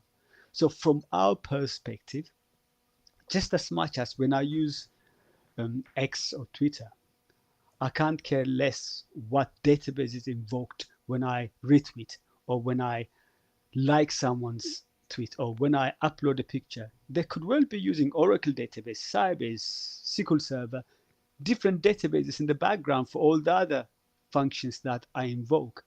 But as a user, I can't care less. Yeah. And in the same token, in the blockchain space, just like when I showed you Bookmaker, as a user, as a betting service player, I'm not interested in what blockchain you use, but I want it to be secure. I want to be protected. I want to have my self-sovereignty, my control of my assets. So we are in the process of dealing with all service providers, DeFi service and non-DeFi service even, to embrace the account abstraction revolution, so that all this talk we've been giving it, oh yeah, mass adoption this, mass adoption that, we can really do it. We can really do it, because if Web 1 was about viewing data, Web 2 was about crowdsourcing and contributing. Web 3 is about ownership, but it has to be provided in a seamless way, just like when the Facebooks and Twitters and the YouTubes came around. They were just an extension of the existing web activities. No one classified them as Web 2, and you didn't go saying, oh yeah, I'll be using Web 2 today, it's YouTube. The same thing. I'm not going to be saying, oh, I'll be using Web 3 today and I'll be using some betting service. No, I'm just using self-sovereignty where I can control my data, but it's a web service. Did I really answer your question or went off on a Yeah, Michael, thank you. And so you're primarily there for builders to integrate what you guys are building at EtherSpot? 100%. Builders, service providers, even chains themselves, they can adapt and the account abstraction mechanism so that they can make it easier for themselves to attract users and retain them, and for their users to have an easy way of navigating things without having to jump through hoops to be able to do it. Fantastic. Well, how can people get in touch with you and find out more? Etherspot.io is our web address, and Etherspot is our Twitter, and mm319 is my Twitter account. If you want to directly get in touch with me, we're more than happy to explain this to you in more detail than me just going and showing you some glitzy things on the screen. Fantastic. Michael, I think there's tons of potential here for this technology. I think we're all looking to onboard the masses, and the social login combined with the removal of the gas token. I think there's so many elements here that reduce the amount of steps that a user has to take to experience an application. I'd love to connect you with some of the projects in our network. I think there's tons of potential for integration. So, Josh, I asked George to set us up a group, and Michael, hopefully we can talk more about some of the projects that I think this could benefit and hopefully onboard. Hey, I would love to connect with you guys, seriously, because we need to get this type of usability going. Fantastic. Let's do it. Let's talk more. This is what International DeFi Day is all about. What else are you doing today to celebrate International DeFi Day, Michael? To celebrate International DeFi Day today, I'm just probably going to do some work because I'm going to Token 2049 next week. So I'm just doing some prep work. So if anyone is going out there, by the way, link up with me as well.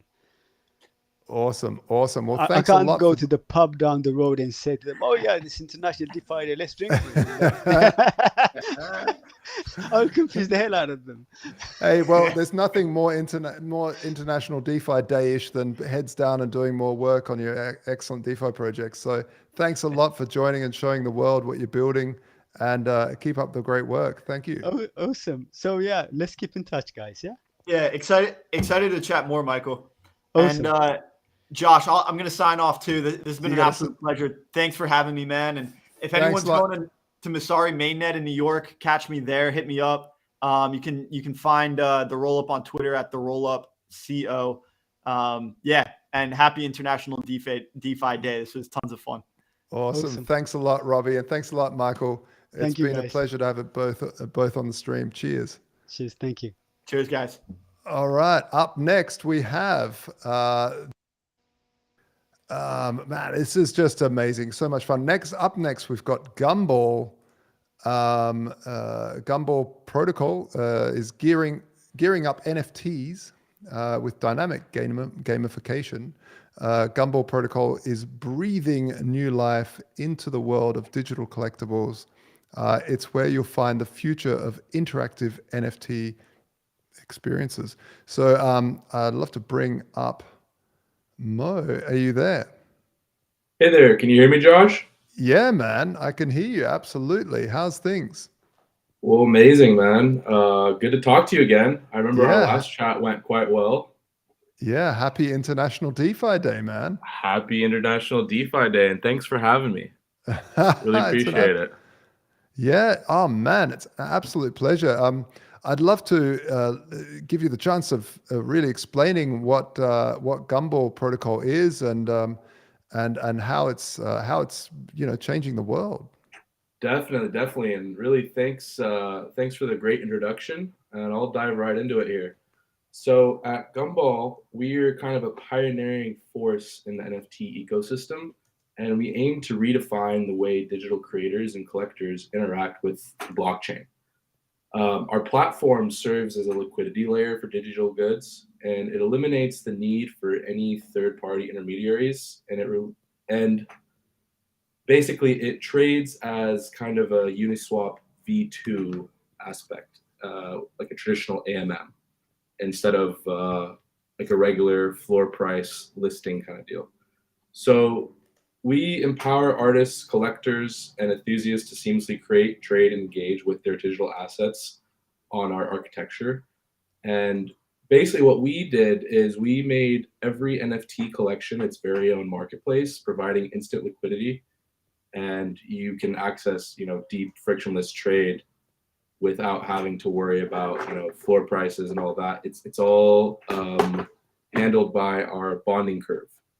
So it's supply and demand based, and each collection is assigned its very own token, an ERC20, and you can buy it as a base asset, and you can go to and from that position, your NFT position from token to ERC seamlessly.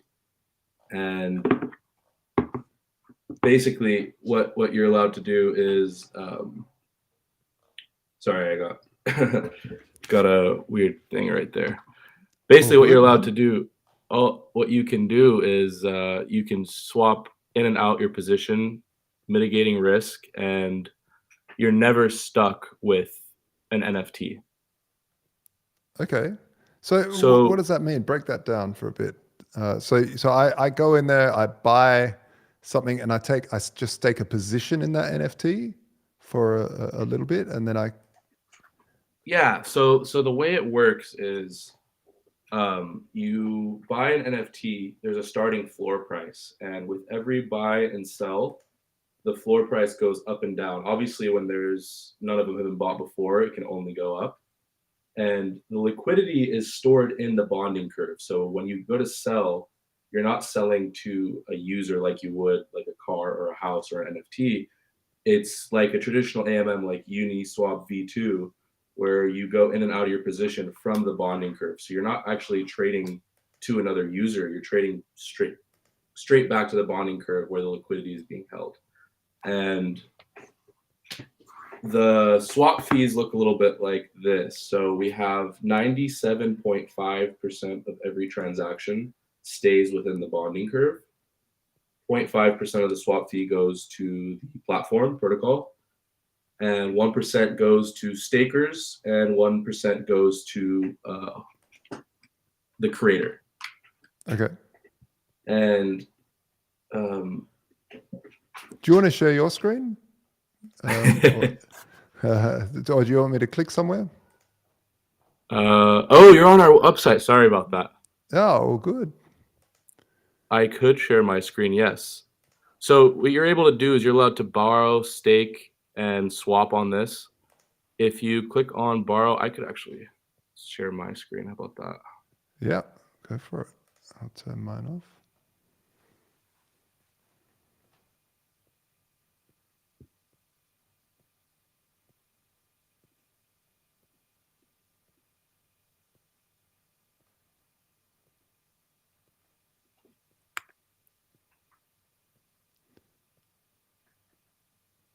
Oh, that's your.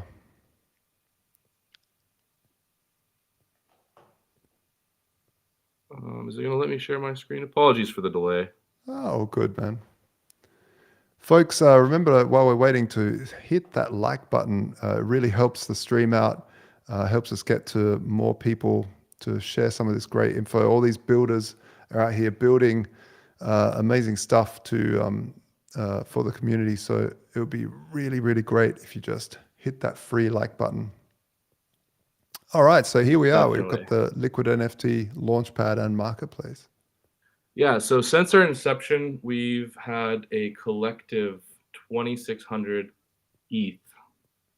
Wow. Since we've launched. So we've done quite well for the state of this market. Yeah. And the cool thing about Gumball is you can buy an NFT, and instead of just buying an NFT and holding it, you can actually stake it. You're basically a single-sided staker, and you can borrow against that position. But the really cool thing about borrowing against a position on Gumball is that you have no risk of liquidation and there's no interest. So a lot of risk has been mitigated for NFTs on our platform. That's great. The biggest issue I've always had with borrowing against NFTs is because people ask, "Oh, why don't you add NFTs into the standard protocol?" And I always get scared of price manipulation in the lower liquidity markets. Yes, for sure. Risk of liquidation is scary.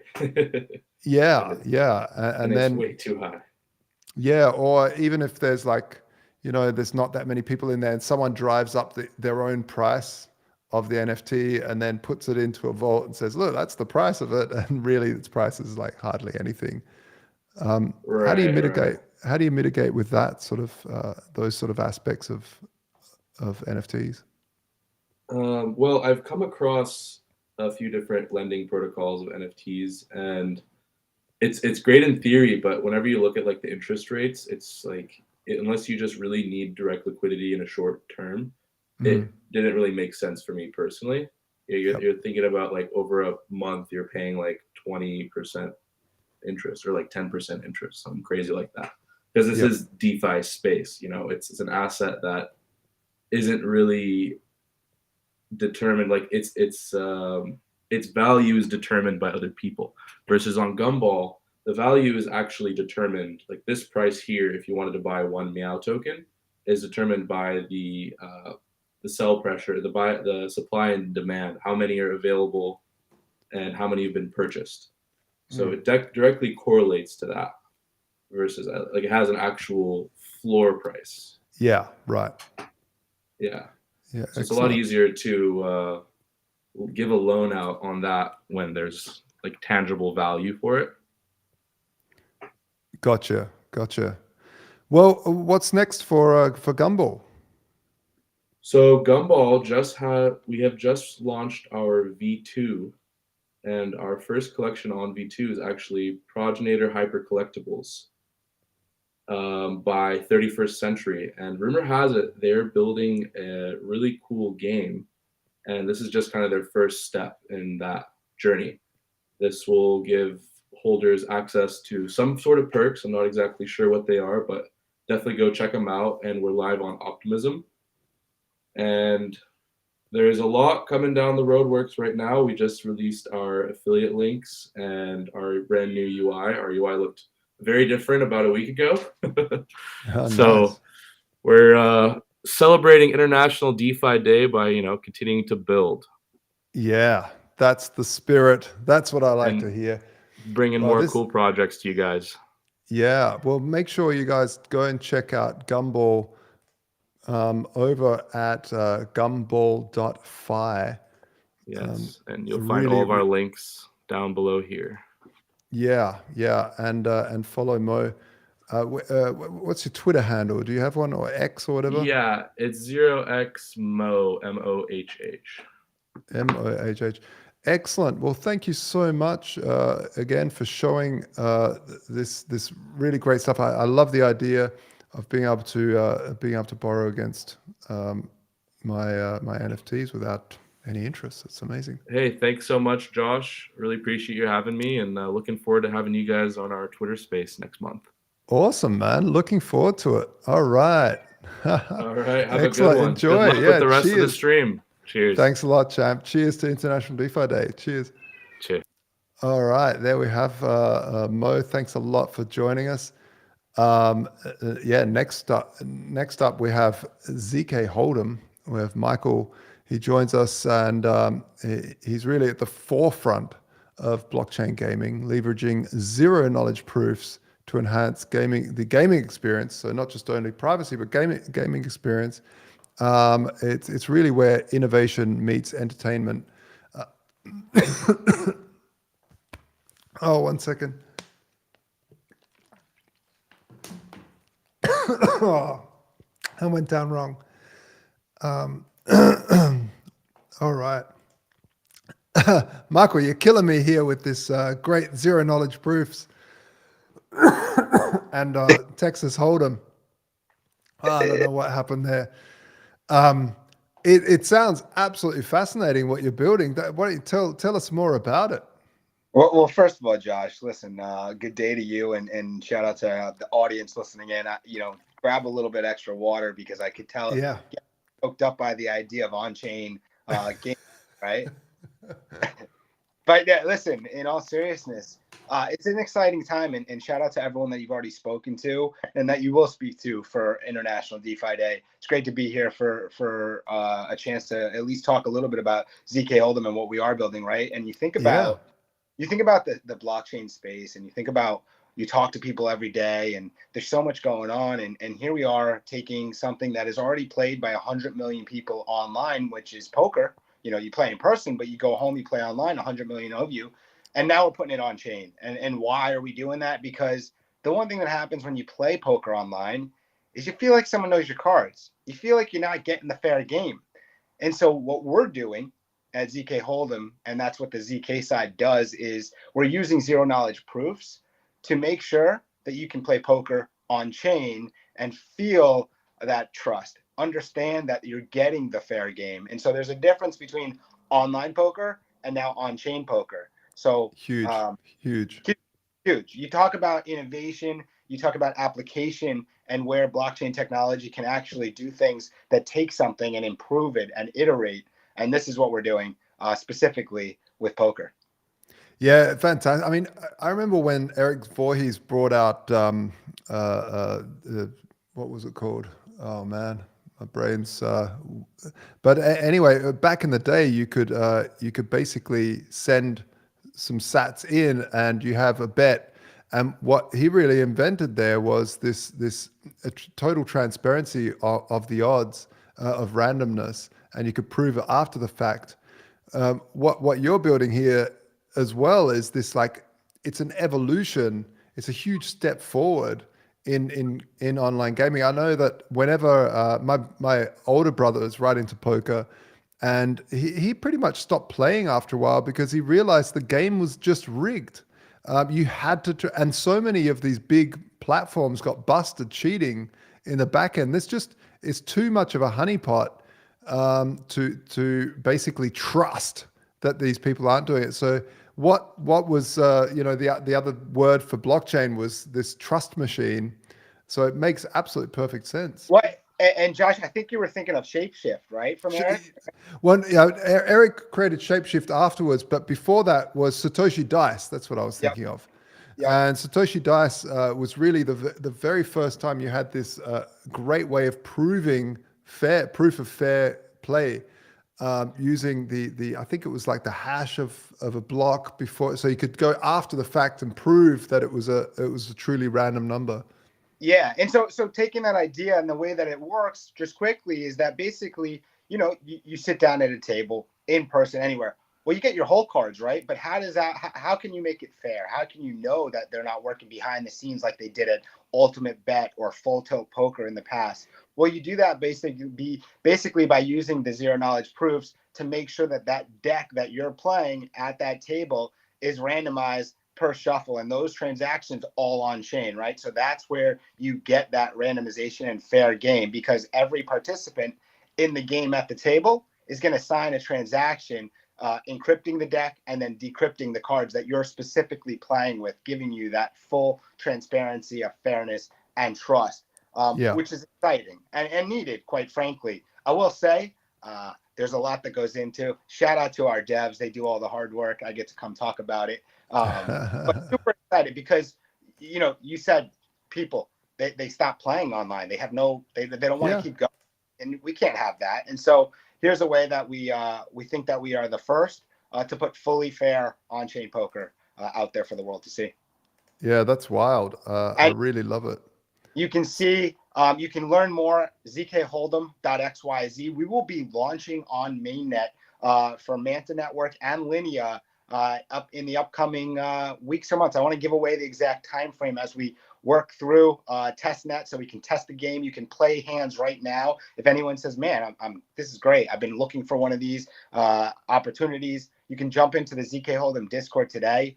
You can follow us on Twitter at ZK Hold'em to get involved. We finished a conversation this morning on Twitter. We host our normal Friday conversations with community partners, major players in the space. Today, we wrapped a great one up with Decrypt Media's new DGen project 1000X. It was a wonderful conversation. We'll continue that. We'll be in Singapore next week at Token 2049 for anyone that wants to get more information, learn more about the team, talk to us, even get some swag. We have some really cool poker swag for anyone that's playing in person, whether it's cards, whether it's hats. And so we're all over globally. You can catch me probably somewhere at another conference soon. I had the pleasure of being in Paris to meet a lot of people that were excited about this product. And that's what's exciting. The people that we meet in person are really thrilled about the chances to feel like they can play poker with their friends and trust that they're going to have a fun time. Yeah, awesome. I won't go in there right now. I was trying to log in, but so are you on Arbitrum as well as Mantra? So we've launched on a number of chains, chain agnostic, as a testing period to kind of get players, work on the product, and make sure that we could continue to iterate. So we originally launched on Arbitrum, and using the Gurley network, but for mainnet launch purposes, not testnet, we will launch initially with Linea and Manta, but exploring plenty of other chains. At the end of the day, we want to make sure that because it's all on chain, every hand, every transaction, can cost something. So we need to make our own roll up and make sure that it is as cheap as possible for you to play hands of poker, right? You want to be able to play endless amounts of games, amounts of hands, host tournaments. So at the end of the day, we need to make sure the fees for that are essentially non-existent. And we can do that on layer 2s and even layer 3s that we're building, but it takes time. Yeah, fantastic. Well, thanks a lot, Michael, and for coming along and showing us that. I think the crowd is going to go and celebrate International DeFi Day by playing a couple of hands of poker. What better way, especially on chain? Just a quick question before you go. So when you log in there and you send some coins in, that is actually using a zero knowledge proof right there. Are you switching into its own zero knowledge system or? So the zero knowledge proof aspect will be inside the game. Once you put money in, you'll have a hot wallet that will be separate of your actual wallet that will just be used for the in-game. So you're not going to use your standardized wallet in the game. You'll have a separate wallet that's just for the game curated. And then that's where the zero knowledge proofs will come in to during the actual shuffling of the decks. Gotcha. But also, just to be clear, it's going to be smooth. It's going to be smooth, seamless. You're going to feel like you're playing at a normal Web 2 game online because you don't have to sign every transaction. It will do it for you. And the experience is going to be great. And I look forward to other people seeing it. There are aspects of DeFi we're going to build into it as far as what you win, how you cash it out, and what you cash it out for, the exchanges and stuff. So there's really cool synergies between DeFi, and so it's cool to be here on International DeFi Day 2. I hope that you feel better. I've got my handy dandy water right here for this epic long live stream celebrating everything DeFi. Thanks a lot, Michael, for joining us. And how do people get in touch? They just go to listen, it's simple. ZK Hold'em.xyz is where you can actually play. We'll have on the site ways that you can get testnet ETH. If you want to test out the game before it's live, you can do that today. You can drop into ZK Hold'em's Discord, find us on Twitter. We got a huge presence. We'll get back to you, and you can learn to earn with your gaming skills. So looking forward to it, and we'll see you at some conference around the globe. Yeah, awesome. Nice one, Michael. Rock and roll. Thanks for joining us on International DeFi Day. Take care. Keep the dream alive, my friend. All right, so there we have it. Just another fantastic example of people using this technology to make things fairer, and what better place than gaming? You know, gaming is so fraught, full of ways of people scamming each other. So it's really good to get the zero knowledge proofs in there, plus proof of fairness in there. It's just epic. It is absolutely what's needed, because people love playing poker. I love playing poker, but yeah, I definitely don't like playing poker on a centralized place where I just don't know if there's someone cheating in the back end. Next up, we have router protocol. I'm pretty sure. Is that who we've got next up, George? Yep. There we are. Hey, AJ. Yeah, how you doing, Josh? Happy Good. International DeFi Day, man. Thank you, my friend. Thank you very much. And to you too. Yeah. Have you been enjoying it so far? What have you been doing? Yeah. I've been listening to you almost this whole marathon session, and I was wondering, I mean, you've been really keeping up well.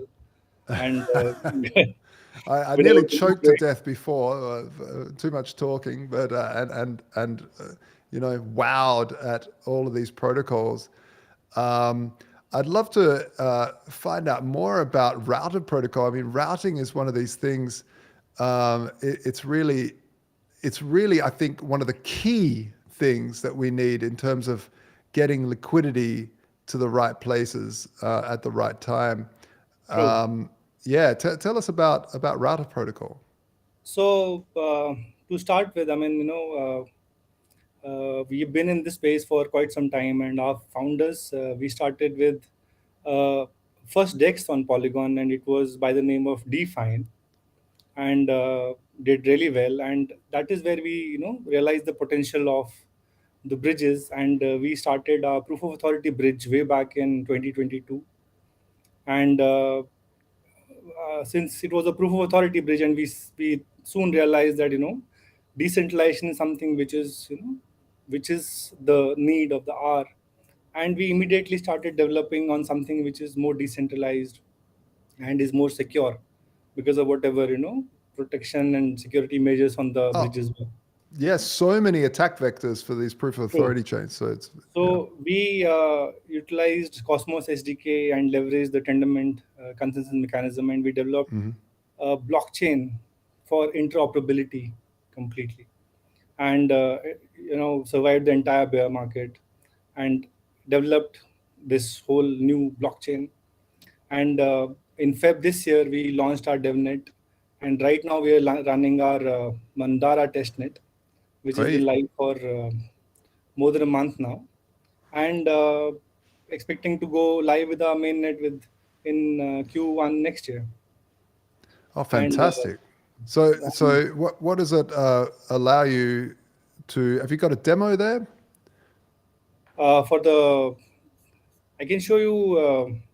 Our website has got everything, so you can log in to our website. It is routerprotocol.com. Oh, you got a .com. Nice. It's always difficult to get .coms. Worked hard for that. Yeah. And we're going to launch our asset transfer bridge shortly. I mean, this is going to come in mid of October. So the cool part about this asset transfer bridge is that, see, we have all our ecosystems in silos. All blockchains are living in their silo ecosystems. So our Okay. dream is to connect everything. We are not restricting ourselves to only EVMs, Yeah. but we want to connect EVMs to non-EVMs, non-EVMs to non-EVMs as well. And already in the testnet, we have integrated with a lot of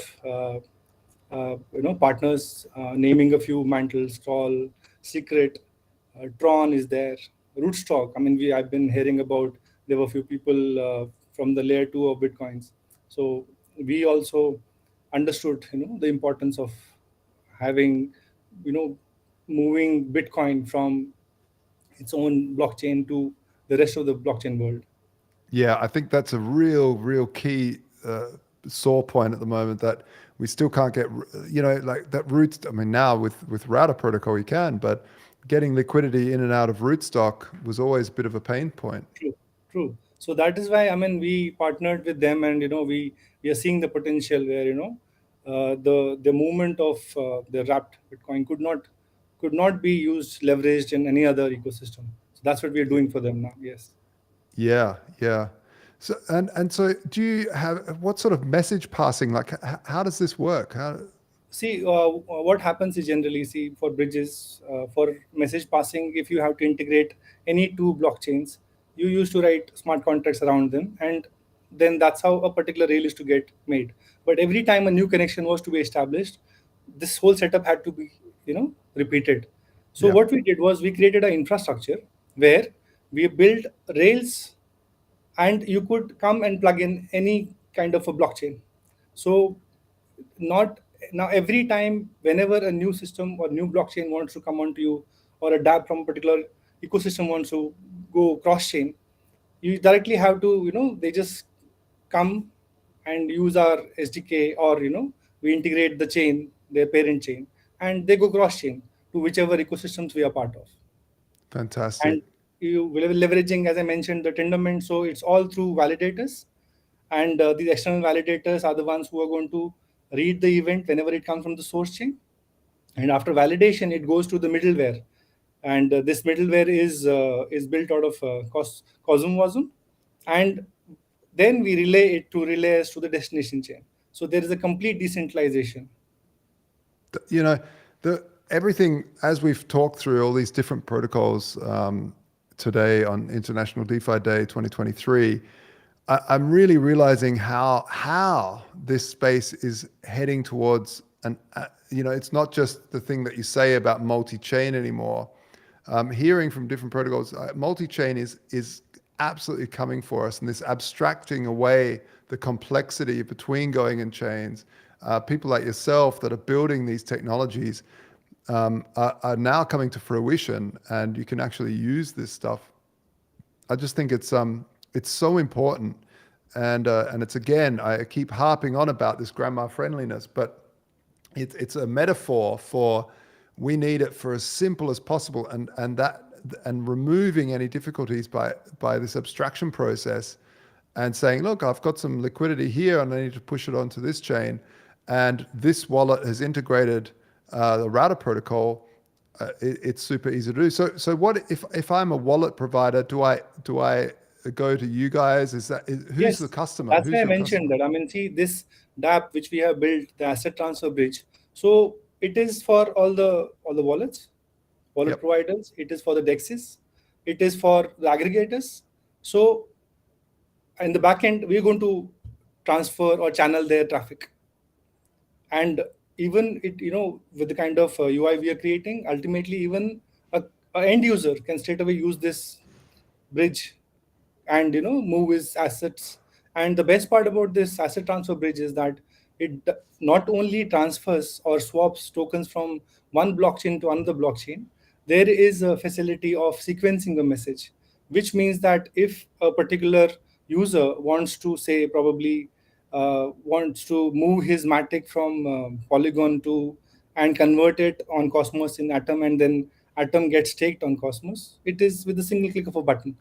Yeah. And the best part is that this is a very fast forward mechanism which we have created, where we are bringing in something called a forwarder, and these are the market makers who are going to pick up this transaction and going to achieve a finality, and later on, adjust whatever the transaction has happened, and settles the amount from router protocol. Oh, it's really, really cool. And if anybody's wanting to reach out to you and find out more, where do they go? So we have router protocol, as I mentioned, is our website, and we have Twitter handle, X, what we call now, and Discord. Yep. So we are available on all these social platforms. Oh, wonderful. Well, that's really, really great. And again, it is routerprotocol.com. Yes. All right, wonderful.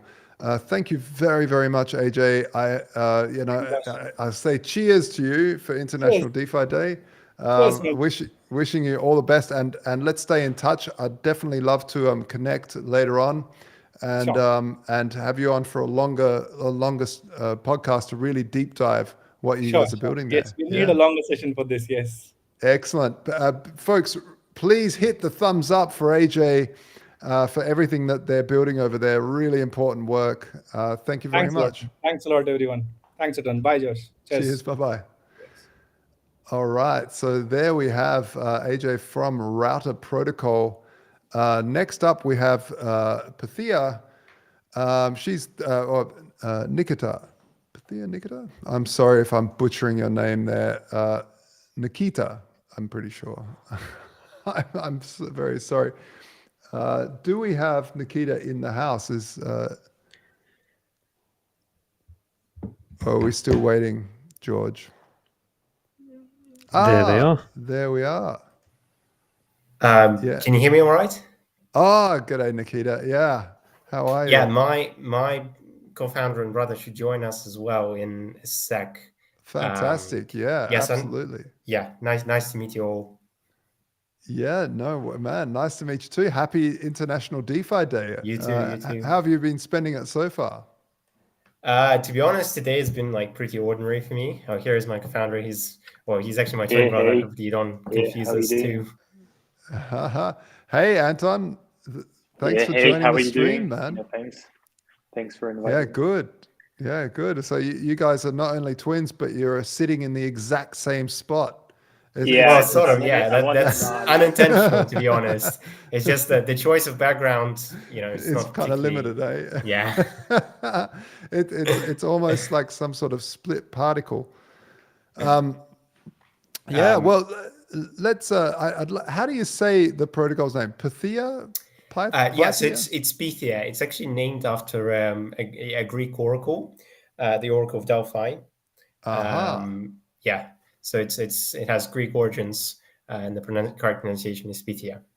Okay, Pythia. Yeah, I actually wanted to set up the background. Yeah, I couldn't find the image, the best image which we're using on Twitter. Yeah, I couldn't find it. That's why I decided to set up with the the basic one. Hey, well, whatever works.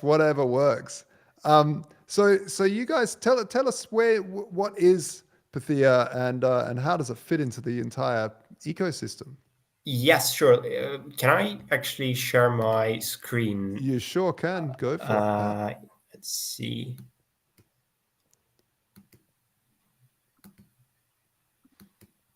You should be able to see my screen now. Yeah. Yes. So basically, what Pythia is, it's a crypto expert marketplace powered by a decentralized reputation platform. But to be clear, what we're releasing right now in September would be, just a reputation platform that will identify and empower true expertise in the space, and then we're going to build a crypto expert marketplace on top of that. Sort of the way we came to this idea, how we arrived at this idea, why we wanted to build something like that, is that we realized that, first of all, is that decentralized reputation is really important for sort of the DeFi ecosystem in a number of ways. So firstly, perhaps the most straightforward way is that you basically need intermediaries to onboard users. And unfortunately, right now, crypto has a pretty shitty reputation. Yet it's known, perhaps reasonably unreasonably for its for like a huge number of scammers that there are. And we thought that there is a need for a system that would essentially identify and empower sort of true sort of visionaries, experts in the space that would then help onboard users into all of those nice DeFi applications that you've been talking about throughout the live stream. Yeah. And sort of the second sort of more broader use case was that we realized that the decentralized reputation is really important to the DeFi and more broadly crypto ecosystem because, we do really need to have some form of self-regulation. Absolutely. Because the alternative is that we sort of delegate this power to national governments or some other third party actors.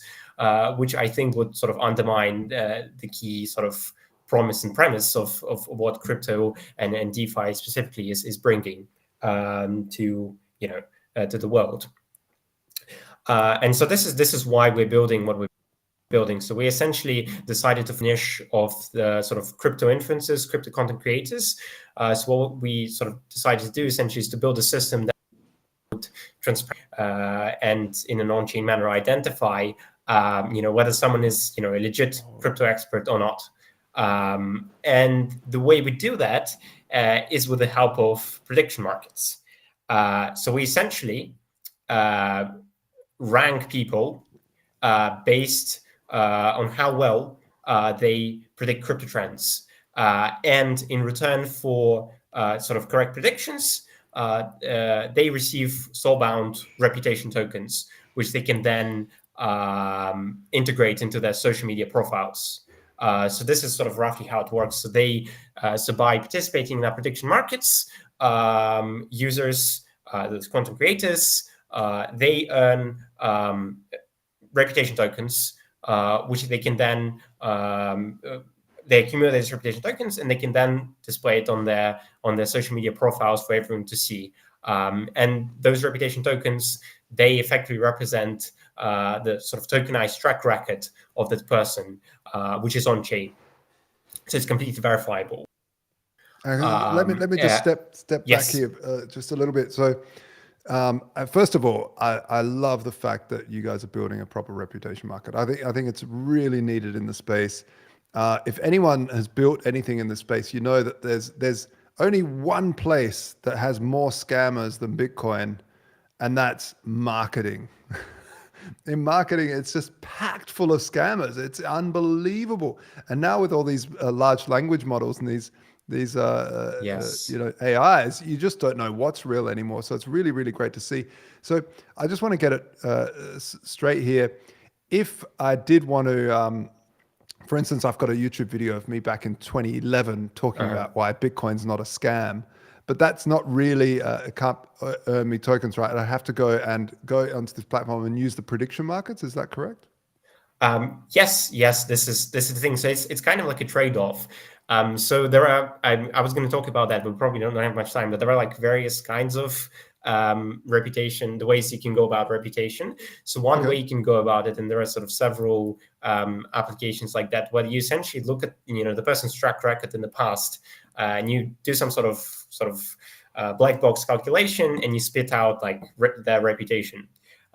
So this, the upside of that is that kind of allows you to, people don't have to participate in your system right now. You can actually give them their reputation, just the moment they arrive at your platform, pretty much. Yeah. But sort of the downside of that is that almost all of those systems, they're centralized because they rely on black box algorithms and to collect the data and then spit out the reputation. And so that's why we kind of decided, the way we decided to go about the problem is to actually build a transparent on-chain model, but it would be a model where people would have to participate actively to earn reputation. So it will be effectively competition where people will be constantly competing against each other for attention and for reputation to stay relevant. And sort of the way we see it in the long run is that we don't want to just build a reputation system, a reputation standard, that we also want to, bring additional benefits to, the players, the people participating on a platform. And the way we're going to do that is with the help of a expert marketplace, what would be effectively connecting Web3 projects, retail investors to, the people, the experts that have been verified on a platform with the help of our prediction markets. This is sort of the idea in the long run. And provide additional generally incentives. Generally just to have this idea, not only retail investors, also protocols. This could be really beneficial to both protocols and actual experts to collaborate and Man, I love it. And so, are you guys structured as a DAO? Is there a governance token? Or is it infrastructure? How does it work? Initially, it's just a reputation platform built on top of prediction markets. So, from a technical point of view, we have a prediction market platforms where we have various questions related to crypto. This could be related to price prediction, also some more qualitative questions. So we're actually using a decentralized manner. We resolve the markets in a decentralized manner. We use Claris and Chainlink Oracle. So essentially,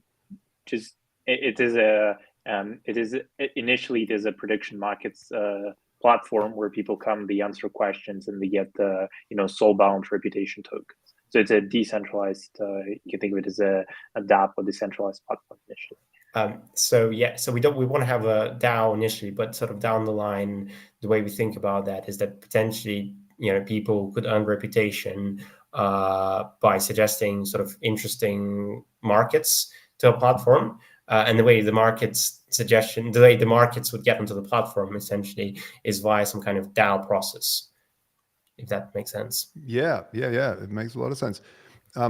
And sorry, it's probably too late. We have this sort of interesting mechanism with the way we sort of use cryptographic privacy to enhance the prediction markets. Unfortunately, we don't have a lot of time to go into, but I have a few posts about that on our Twitter account and Medium as well. So if anyone's interested, So it's not sort of traditional prediction markets. We kind of went about it in a very interesting way. So it's kind of similar to voting, really. Perhaps more similar to voting than predicting. So essentially what we did is we anonymized the prediction process and using commitment schemes. So like people don't actually have to stake their own money to make predictions. The predictions themselves are free. And also we solve the problems of other people copying others' predictions, because no one knows what others predicted until the resolution phase, when after the market has resolved. So we really get sort of the real understanding whether the person answered the question correctly or not. Man, I so want to know more about this. It just sucks that we've got such little time. I've got so many questions. This is just fantastic. Everyone knows that's heard me speak that I really think there's a huge problem with DAO apathy and people not coming along to vote for things. And I love the idea of prediction markets to create votes. Because there is something there. And when you just talked about this, so I've been harping on about that for years. But this is really an awesome idea, because instead of using money, you're actually using your reputation as a currency, because you're staking your reputation on the fact that you have the right answer, right? Is that correct? Well, sort of.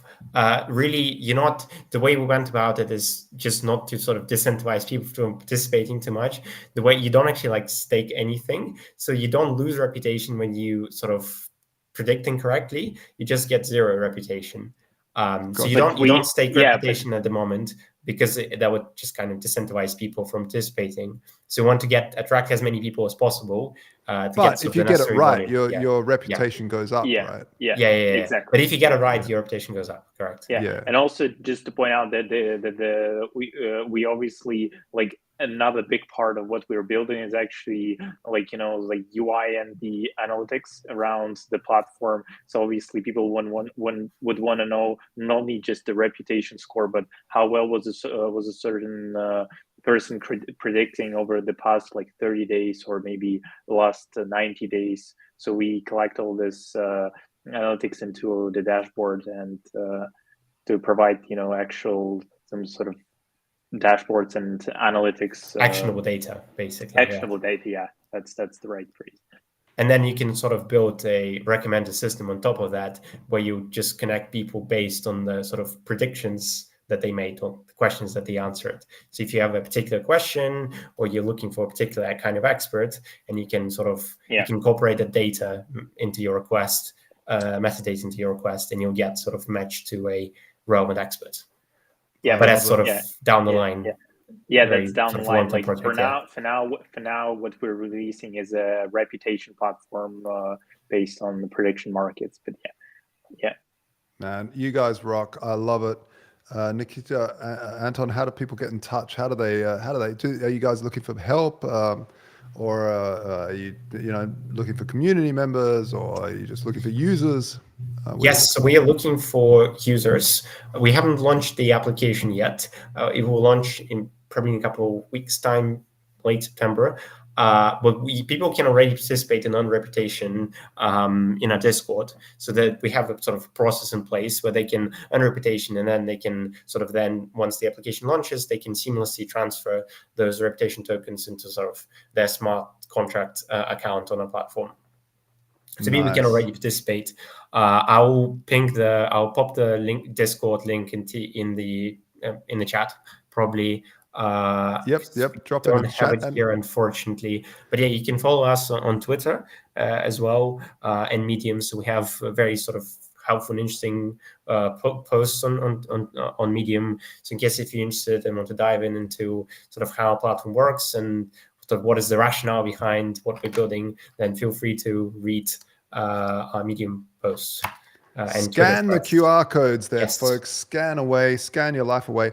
That's it's really, really good to have you guys on the stream, and I'm just absolutely blown away by the amount of cool stuff that's being made, and reputation is, especially now with AI, is probably the most important thing if we want to keep sane online, because online's going to get insane very, very quickly. When you're talking to some avatar and you have no idea, you're probably the only way you know that it's a bot if it's just way too clever. But thanks a lot, guys. Yeah, thanks for having on. us. It's been a pleasure. No worries. Thank you very much, guys. All right. Well, there we have reputation systems, DEXs, routers, aggregators, NFT marketplaces. Next up, we have Kryptonic from When Moon Marketplace. Kryptonic, are you there?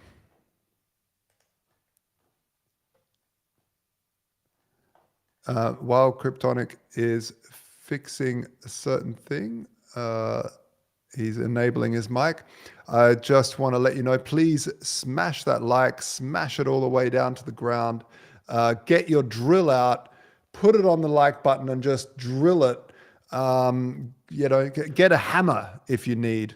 It's free to totally destroy that like button. And it'll really help us out.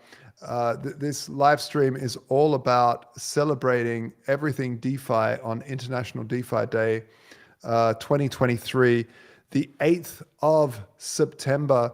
What a glorious day. Next up, we have Kryptonic.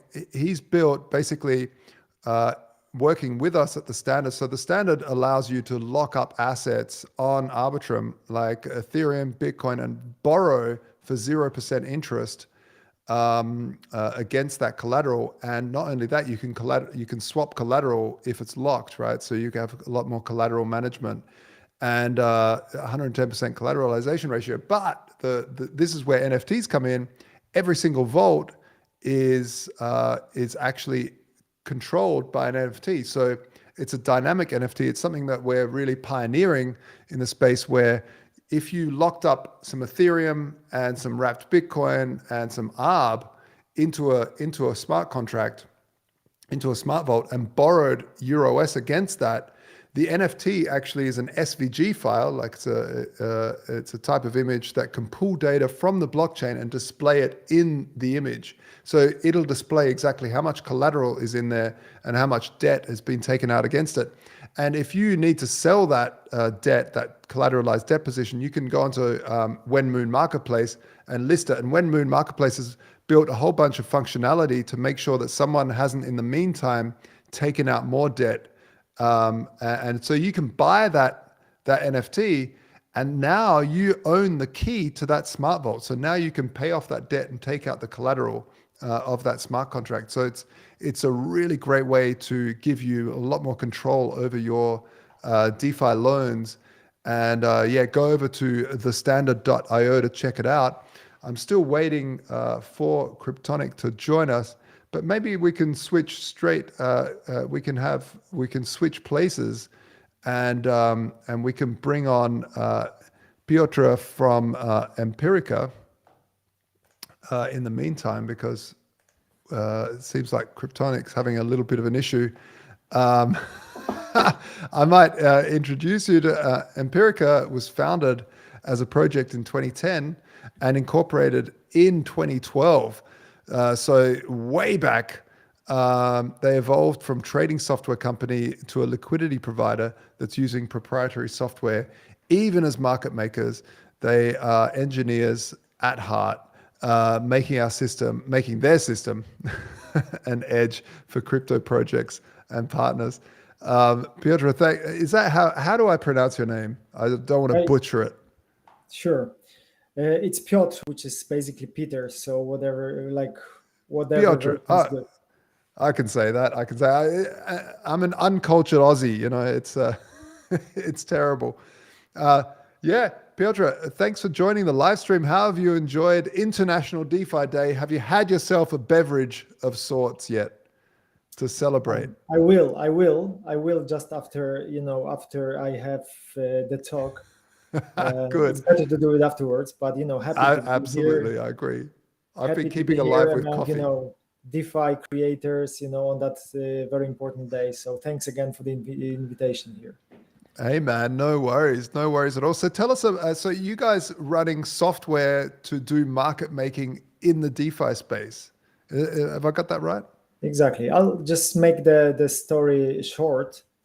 So basically, we are quite a company with quite a long background, because we started in the 2010. So we have always been specialized in market making and liquidity providing on in traditional finance. It's because since 2010 we have been a technology provider first for market makers, algorithmic traders, stock exchanges, banks, and so on. So here in Poland, where we are based, we have been working with many clients, providing them with our technology.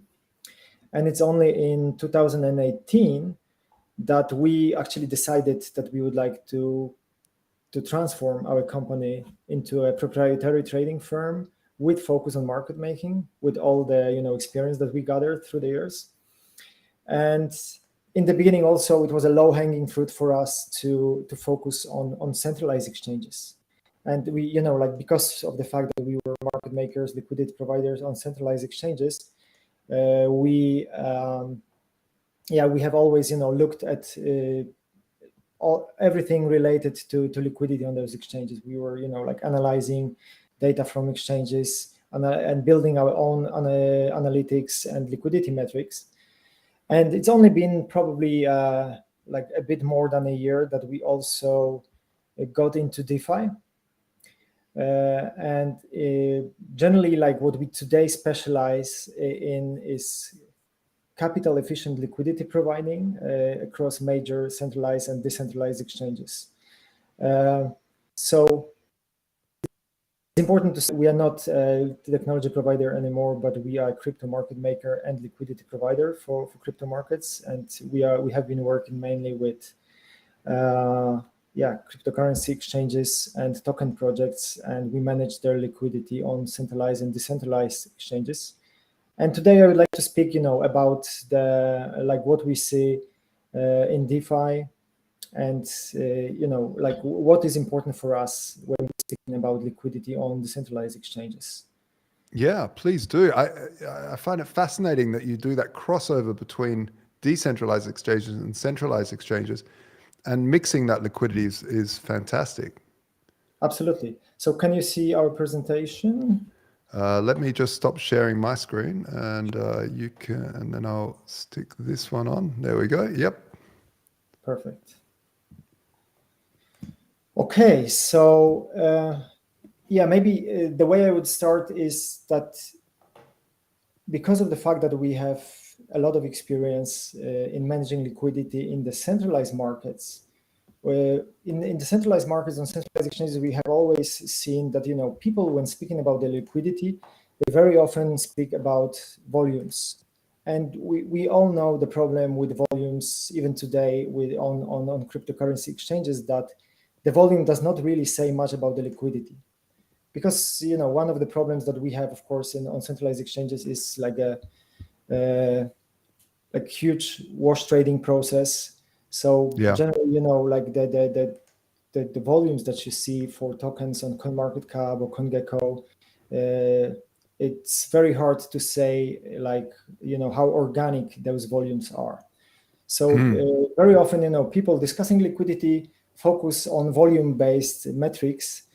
And it was also very interesting for us when we saw actually that when liquidity is being discussed on decentralized exchanges, that we also see actually that people discuss two metrics that do not explain the liquidity in the way we would like it to be explained.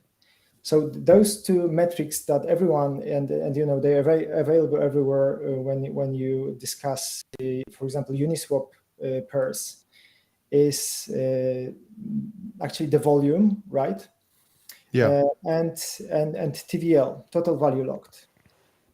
So total value locked is a really is indeed an important metrics, because it measures the total value of assets that are locked, say on a decentralized exchange like Uniswap v3, to make the definition for this presentation very. It's important, but it doesn't really say much about the liquidity conditions if investors are coming and want to trade and want to make swaps. And why is it so that TVL does not say everything about the liquidity? It's because TVL is different than market depth. And what I'm showing in the current slide, you can see actually two scenarios in which we have the same TVL. We have for the sake of that slide, a TVL of $100,000.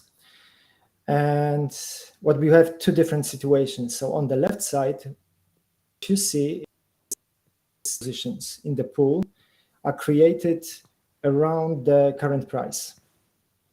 Yeah. Sort of like a V3 pool, right? Exactly.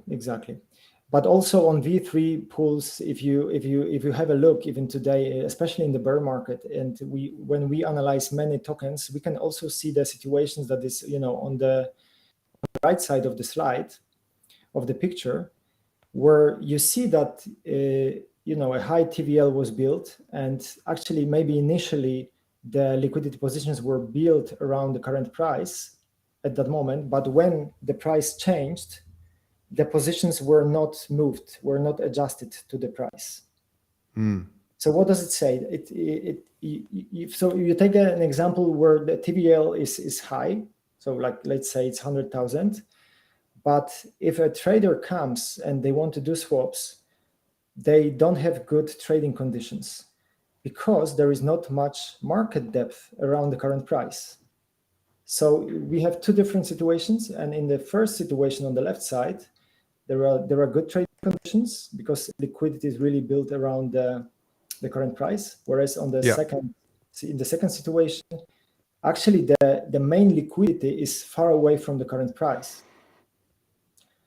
So, and here I would like to come to the second metric that is a very important one, and that we keep measuring at Empirica. It's of course slippage. And so slippage is the difference between the price the trader expects to execute his trade at, and the price that the trade is actually. I love that image, man. Yeah, That's exactly what it feels like. It's just horrible. Exactly. So our marketing is working, on making the pictures fun. So. So actually, what we see here again, we have a very similar situation where we have a good market depth on the left side, and for the sake again of that slide, we have a situation where we have a good market depth built around the current price, and if a trader comes and he wants to trade, let's say $5,000, he has a low slippage. So because there is so much liquidity built around the current price, he can consume that liquidity, and the price does not move that much. Whereas in the situation on the right side of the screen is that you have actually good liquidity built in that pool, but it's not adjusted to the current price. Gotcha. So if a trader comes and in that particular situation he wants to do the swap, there is not enough liquidity on that side that needed for the swap. And the liquidity that's consumed from the liquidity positions that are far away from the current price, and we have a high slippage. So what do you guys do specifically? You work with liquidity that a project might give you to enable the best outcome and really squeeze the most value out of the liquidity that they have. Absolutely. So first of all, what we want to do, we're a smaller company than other market makers, but we also, what I think, our advantage is that we use the capital very efficiently on both centralized and decentralized exchanges. So we can use smaller capital than other market makers and create bigger organic volumes out of that and create good liquidity depth on both centralized and decentralized exchanges. And when it comes to centralized exchanges, you can see that, like what happens for many tokens today is that they get passive liquidity on Uniswap v3. So it's exactly what happens when the price moves, but there is like the market maker liquidity provider does not move the liquidity positions to follow the price. So what our algos do is they actively manage the positions so that they follow the price, so that there is always good market depth and low slippage for agreed order sizes. Because of course, the higher the bigger the order size, the higher the slippage. But we always need to kind of agree with our clients, like what is the typical order ticket that is being traded, and we try to maintain low slippage 24/7. So it's active liquidity management that we specialize in on the centralized exchange. And so if somebody wants to, if someone is launching a project, what sort of capital do you? I know it's a very hard question to answer, but what sort of capital would someone need to be able to just start a smallish project that they're bootstrapping? How much liquidity do you think is kind of a good starting point? Like, are we looking at 50, 100K, 20K, 200K? What do you think would be sort of a good starting point for most sort of projects when they're starting out? Absolutely. Yeah, so it's a very good question. It's of course like it depends, but I can tell you like what the good practice would be that we would probably propose to utilize at least like $50,000 in the token and double it with the other side to start the liquidity pool. Of course, like the first question that we need to ask, like where to go first, because like for many projects, it makes sense to go to a centralized exchange first. But I believe, like to when we focus on centralized exchanges here, like probably the best choice today is of course like Uniswap v3 because of the like everyone's there and most of the volumes are there. So I believe like anything between 50 to 100K is good enough for the start. Yeah, excellent. And so what is next for you guys? You guys came from building software to then now actively managing.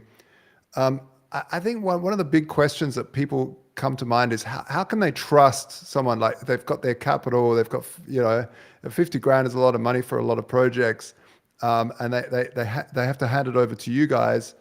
How does that work? How does that dynamic work? Obviously, you guys have been around for a very long time, so there's obviously that. But yeah, do you guys find that difficult with some clients, or of course it's of course it's a matter of trust, right? So, but like on centralized exchanges, it was different because there you have like two basic models for market making, liquidity providing.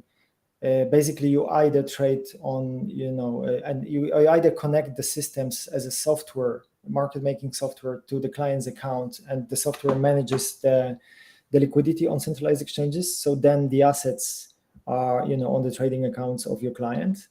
Yeah. Or you trade on your own account as a market maker. So of course you have like token loans, you have agreements, and there is this aspect of trust that needs to be in place. And this also here, with decentralized exchanges, the typical model is like a token loan. So there needs to be trust established. But the good thing is that we take a loan in the token, but we cover the other side. So in most cases, so we put our capital as much as the token is putting in their token. Yeah, awesome. Yeah, well, maybe just one. Sorry to this. Yeah.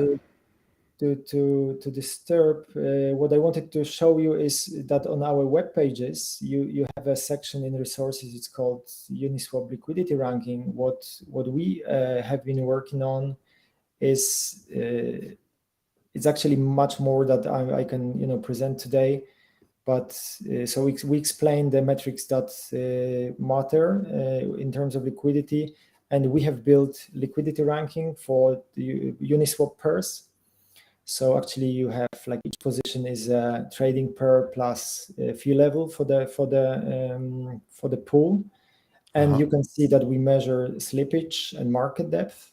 Also, like show TVL and how it changes over time, because we constantly update that ranking. And hey, what a great resource! Yeah, so like feel free to to use that, and we are happy to listen to your feedback as well, because we will be working more and more. The next step is that we reach out to those projects, and we build detailed liquidity metrics for selected tokens, where we go into really detailed metrics. So we will be extending that section a lot in the coming weeks and months. Yeah, fantastic. I really love it when projects just add value like that. Just because I think that I have so many bookmarks of little widgets like that give me that little bit of extra info to make the right trade at the right time, like slippage. I mean, that's just a key one, which is really hard to find. Yeah, that's true. That's what we noticed, and that's why we are working on it, and we will be definitely adding other metrics in the future. Yeah, And so I was now- going to ask next, how do people get in touch? And there you are, you've pulled it up. Exactly. So yeah, here are my contact data. So it's easiest to connect with me on Telegram, and unless you want to send me an email. An important thing, next week I'm gonna be on Token 2049, and it's probably like everyone's gonna be there. So if you want to reach out and have a chat with me, I would be happy if you reach out to me. And later in 2 weeks, I'm in New York. So yeah, I will have much time to discuss anything related to liquidity, token projects. So very happy to meet you guys. And thanks again for having me here. Yeah, man, it's an absolute pleasure. Thank you very much for partaking in International DeFi Day. It's one of these things that that comes around once a year only, so you might as well celebrate, hey? Absolutely. I go and celebrate in a second. All right, good. I'll be watching the rest of the show, so thanks again. Thanks, man. Cheers, Piotr. Have a good one. Bye-bye. See you. Ciao. All right, there goes Piotr from the trading side of the DeFi space and the market making side. I'm just going to have George come up and cover me for a minute, because I have to do what humans need to do, and that's sometimes go to the toilet.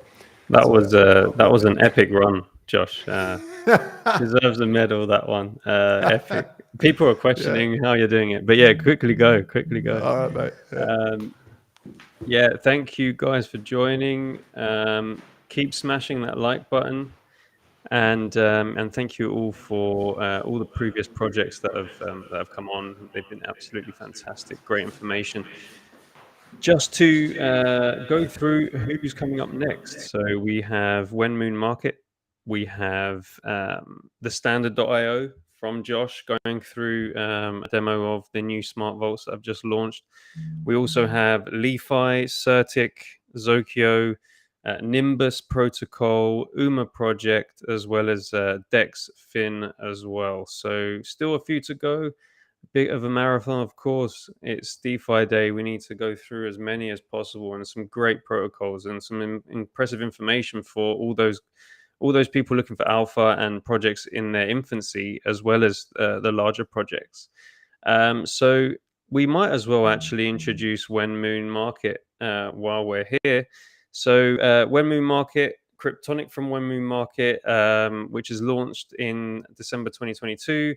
When Moon Market offers a wide selection of unique digital assets across multiple blockchains.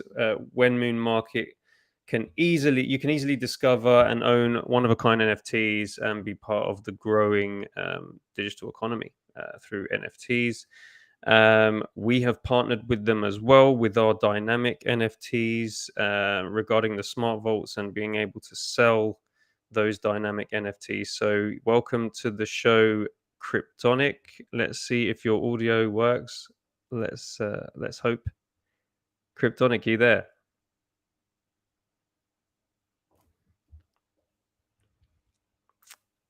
No, it's still having issues. Let me message him. Shame, we might need to bring on. Oh, there you are, Josh. Just waiting for Cryptonic. His mic. Bit of an echo there. Yeah, Cryptonic's mic is having issues. Well, Josh, I think all right, yeah. Well, we can go next until Cryptonic gets his mic sorted. I will share my screen here. Let's see. 1 second. App dot. We'll start at the standard. Hey, standard. .io.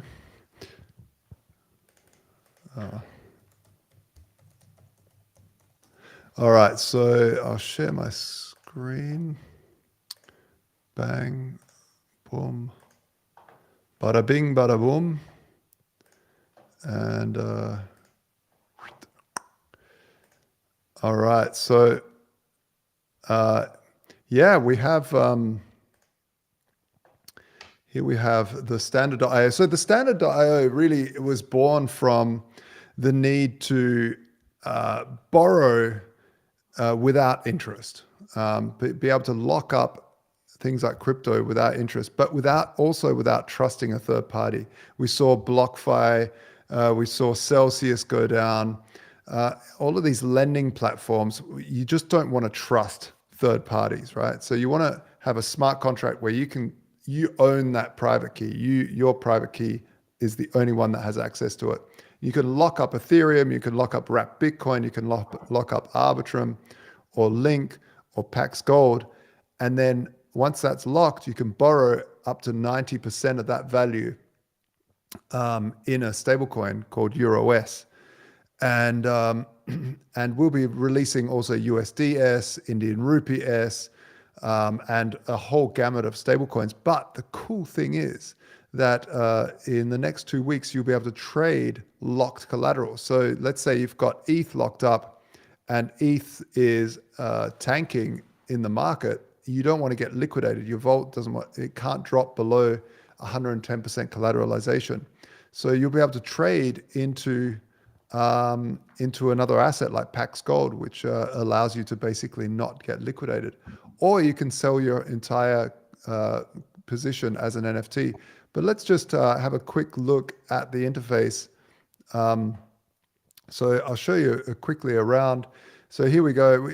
Let's say you want to borrow some EUROS. You can create a brand new, like I said, USDS coming soon, Korean won, British pound, like all these different stable coins are coming soon. But let's borrow some EUROS. So we have, I'll share this tab here so we can confirm this. We're going to sign a transaction and we'll, oh, hang on. It stopped sharing. 1 second. Share. Bang. Can you see that? Let's see. All right. Yeah, there it goes. There it goes. So we created a new vault and we'll go into it. It's vault 78 and in we go. Let's see. I think my laptop's struggling with all the resources here. We're just upgrading something. Should have a nicer background than that. But let's see. There we go. There. For some reason. It's all those tabs. It's all those tabs, man. I'm telling you. So here you have your smart vault. So these are the assets you can currently lock in. Let's say you've got some Ethereum and you want to, let's see what I've got here in here. All right. I'm going to put in 0.2 Ethereum and I'm not going to switch tabs this time. I'm just going to use MetaMask. There we go. 0.2 Ethereum is in my wallet. And I can, in the same vault, I can also add some wrapped Bitcoin. And the other cool thing is under here, I've got a QR code. I can actually send Ethereum or wrapped Bitcoin from any other wallet rather than using my MetaMask. So I don't need to use the wallet that I'm logged in with. I can abstract that away and just use any other wallet to send to this wallet because effectively your smart vault is a wallet. So this here will show how much you've split your different amounts of collateral in. But right now we have 304 euros worth of collateral. So I can go in here and borrow, let's say 150. You can see how much, so I can borrow up to 90.91%. I can see how much let's say 200 and I'm going to withdraw that. So right now I'm signing a transaction on MetaMask and it takes a little bit to confirm on the blockchain and whoop, there we go. Now I've taken out a 0% interest loan. I've taken out $1 extra, €1 extra, because there is a 0.5% minting fee. And so my debt now is €201 or EUROS, and a collateral of that. So soon we will be able to swap. Right now you can just tweet for good karma, but you'll be able to swap if the collateral is going down and you're heading towards that 91%. You'll be able to swap that for, let's say, Pax Gold. And gold really hasn't moved more than 5% a day for a long time. It's only going up with inflation. So it's a great way to hedge out and make sure your smart vault isn't going down. You can see here, you've exactly in your list of different vaults how much you've got. And the other cool thing is, here's the NFT. You can see it hasn't updated for some reason. We've just upgraded today, but let's have a look at a different vault.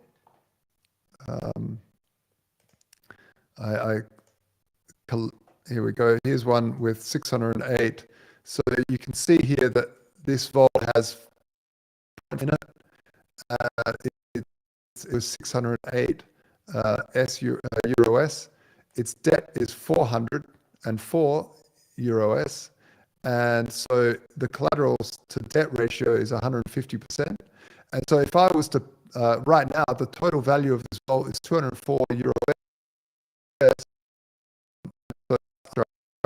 Debt 204. So if I needed to, I could list this on When Moon Marketplace, and we'll be talking to Cryptonic in a minute, and actually sell this collateralized debt position to someone for, let's say, 100. They could pay off the debt and pull out the collateral, and because they paid me 100, they could make 104 euros worth of ETH out of that trade. So it's a great way of selling structured debt. It's very, very easy to do. By the way, you guys can take out a loan right now. You're not trusting us. We have no access to your crypto. You have full control, and you can take a 0% interest loan. So there's no time limit to pay back this either. You can just take out a debt at 0% interest and let inflation basically pay off your debt. So if you keep it there for 10 years, you might just come back and realize that inflation's kind of paid back the rest of your debt. But that's kind of the standard where we're at. Let's see if Cryptonic is with us. How's your mic going, Cryptonic? Are you there? Is it working? Test, hello. Can you hear me now? Yeah, I can hear you. Right on. Eventually. Eventually, it's happening. It's happening. Seventh time lucky, I think. Yeah, man.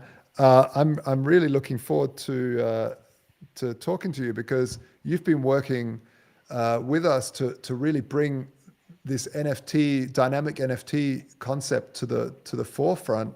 Because the issue that we had was, let's say I take out a loan. Okay, this NFT is updated now,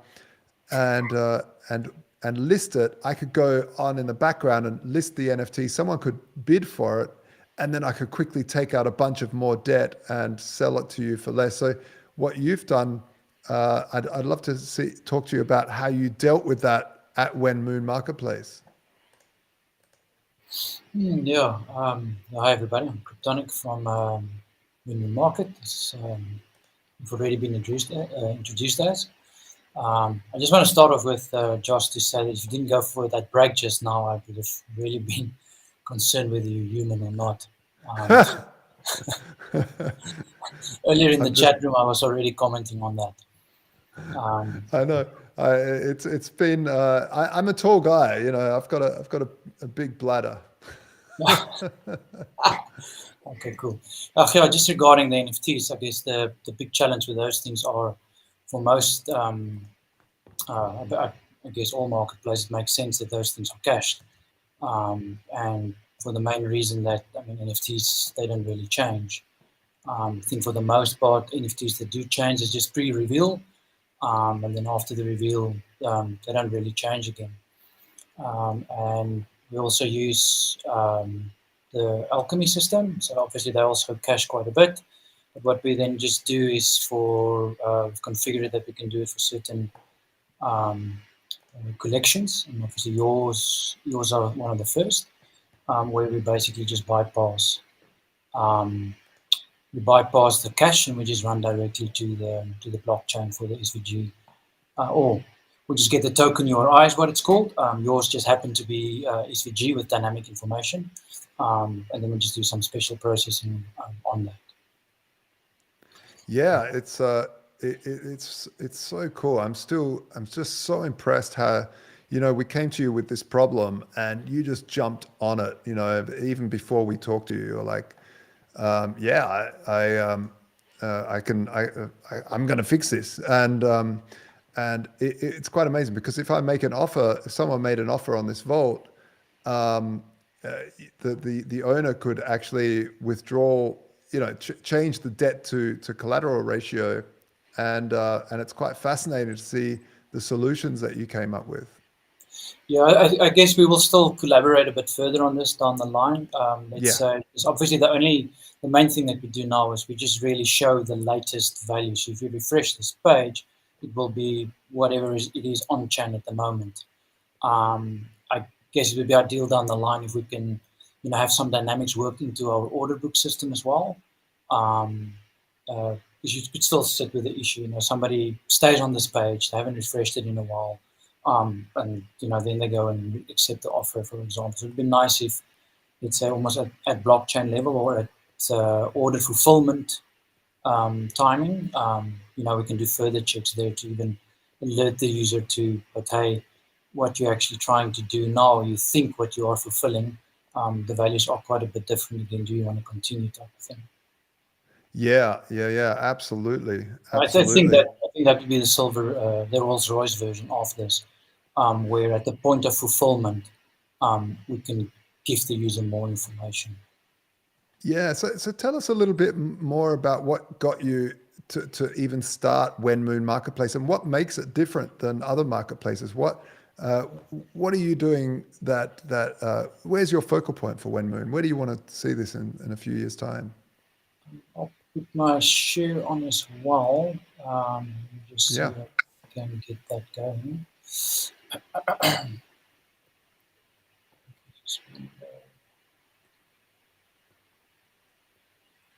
So make sure, folks, to smash, absolutely destroy, crush even that like button while you're at it, because this is some really great information here on International DeFi Day that all these builders and creators are building to make the world a better place. Cool. Josh, can you see my screen? I can, yeah. Cool. It should be like the document or Gitbook documentation. That is what you also see, correct? Yep. Yeah, okay, cool. I can see. Yep, the documentation by NFTs. Yep. Okay, cool. This is my audio drops a bit. Okay, so back to your question. I spent a hell of a lot of time in the Web 2 world. Took a break from that, and then my interest in blockchain.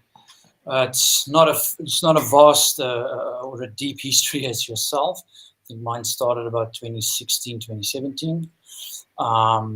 But yeah, it was about the time, I think, just, own a bit of Bitcoins and played around a bit with that. Not that there was a lot to play around with, but then I think when the CryptoKitty, you guys spoke about it earlier, when that craze started, it seemed like quite a interesting time. The NFT standards were not developed yet. That came only afterwards. So about just over a year ago, felt like a good idea to, also have try our hand at a marketplace, with the main aim really just being, with your standard features, but just to do, very low fees, and just, we've just been not too satisfied with some of the sites that we've been using, just from a user experience, etc. So we just try to make it as lightweight as possible, etc. And also do support mobile as well. Only at the moment, I think the MetaMask wallets, native apps on Android and iOS, and And yeah, I think you guys also touched a few times on already during this marathon, the bear market. I guess it is now is the time to build, but we actually started building when the bear market started. So I guess it won't always feel like the best time to build, but it is the best time. So we just hope, with the next, there's a bit more liquidity in the system. Us smaller marketplaces also get a bit more of traction, etc. But then on the side, it's also good that we hooked up in terms of the way we can integrate and a bit more of DeFi NFTs work on that aspect as well versus just your stock standard PFPs. Yeah, I think there's plenty of markets that just do stock standard ones, and really these DeFi NFTs. I just imagine what people can build with these to be able to package multiple DeFi NFTs together that maybe some of them might have a yield because there's interest-bearing debt in one of them, or that it might be from the standard where there's no interest, or people might voluntarily put interest in so they can sell the debt. There's just so many possibilities. And these NFT marketplaces really, like yours, Wenmoon, are forging the way and really pioneering the next stage of NFTs. And I love that you just jumped in there and went, this is a great challenge, and it's quite absolutely. It's really good. What I'm sharing here is just our stock standard features that we do have at the moment. We don't have to go through too many of them. I'm just seeing buy NFT. I'm not seeing. It's just docs. You're on the menu. It's more like this listings where you've got your single list menu items on the site. So it's just a summary of the features that we support. I think gotcha. about a couple of weeks ago, we also added the make an offer feature as well. I think the bigger deal about us though is also that as we created this, we did look at other, because why reinvent the wheel? At first, you do look at other places, like your white label solutions. And a lot of them, they look very cumbersome, where it's like run your own scripts. It's almost like too good to be true type of setups. There's a good few other white labels out as well, but it does seem it's a bit cumbersome to get going, / you could even say a bit pricey. So as we built this, we also realized that we could build it in a multi-tenant fashion where, we can also just then from it provide a white label solution. So if I'm in this tab, that's why the documentation is split in two. There's marketplaces here, and we've got the platform at the top, and that's also why the people see NFT platform. What's that? It's basically also developed by us. Wenmoon Market was first, but then we realized we just create a platform out of this and provide like a white label solution with this. And then on the platform's website, if you create your own marketplace, it's very simple. You just need to have a EVM compatible wallet, and you configure your marketplace, and then it's ready. I'll just showcase one here quickly on my dashboard. This is on a test environment, and necessarily want to throw more marketplaces in the production system. So just very basic here. I'll just create it here quickly and say, this is your service fee that you want to charge on all the transactions. I just want to create that. Crossing fingers for. Okay, cool. So on this Ethereum wallet, I have it's just these test marketplaces, and this test 8 is the one I just created. And you can either go edit some information there, like your Twitter stuff and Discord and your logo, etc. But there's also just a link to go and to see how it looks. Yep. Nice. And it's basically just that, if your own marketplace. Fantastic. So if you've ever wanted an NFT marketplace, you can fire one up with this white label solution, Test 8. Look at that. That's cool. So, and you can swap out the logo and do all the rest. Yeah, what we'll also do, we've done it for a few people already. It's a bit manual, but we'll work on that and make it definitely configurable via this platform dashboard as well. But that's the notion of affiliates slash ambassadors, where you can then, for your own marketplace, set up your own affiliates with your own campaign, with their campaigns, and they can just drive traffic to the website. And how that will work is they will just get a fee of all the transactions on the marketplace. The way we've set it up, it's for life. But I mean, you own your own marketplace. You can manage that as you see fit, with a Awesome. with a affiliates that's linked to your site. Fantastic. So that was so that's the white label part of it. And in the background, Win-Win.market is really just running on. That's why we say at the bottom, powered by NFT platform, because behind the scenes, just running on the NFT platform. Excellent. Excellent. Yeah, Well, so that's the crux of it.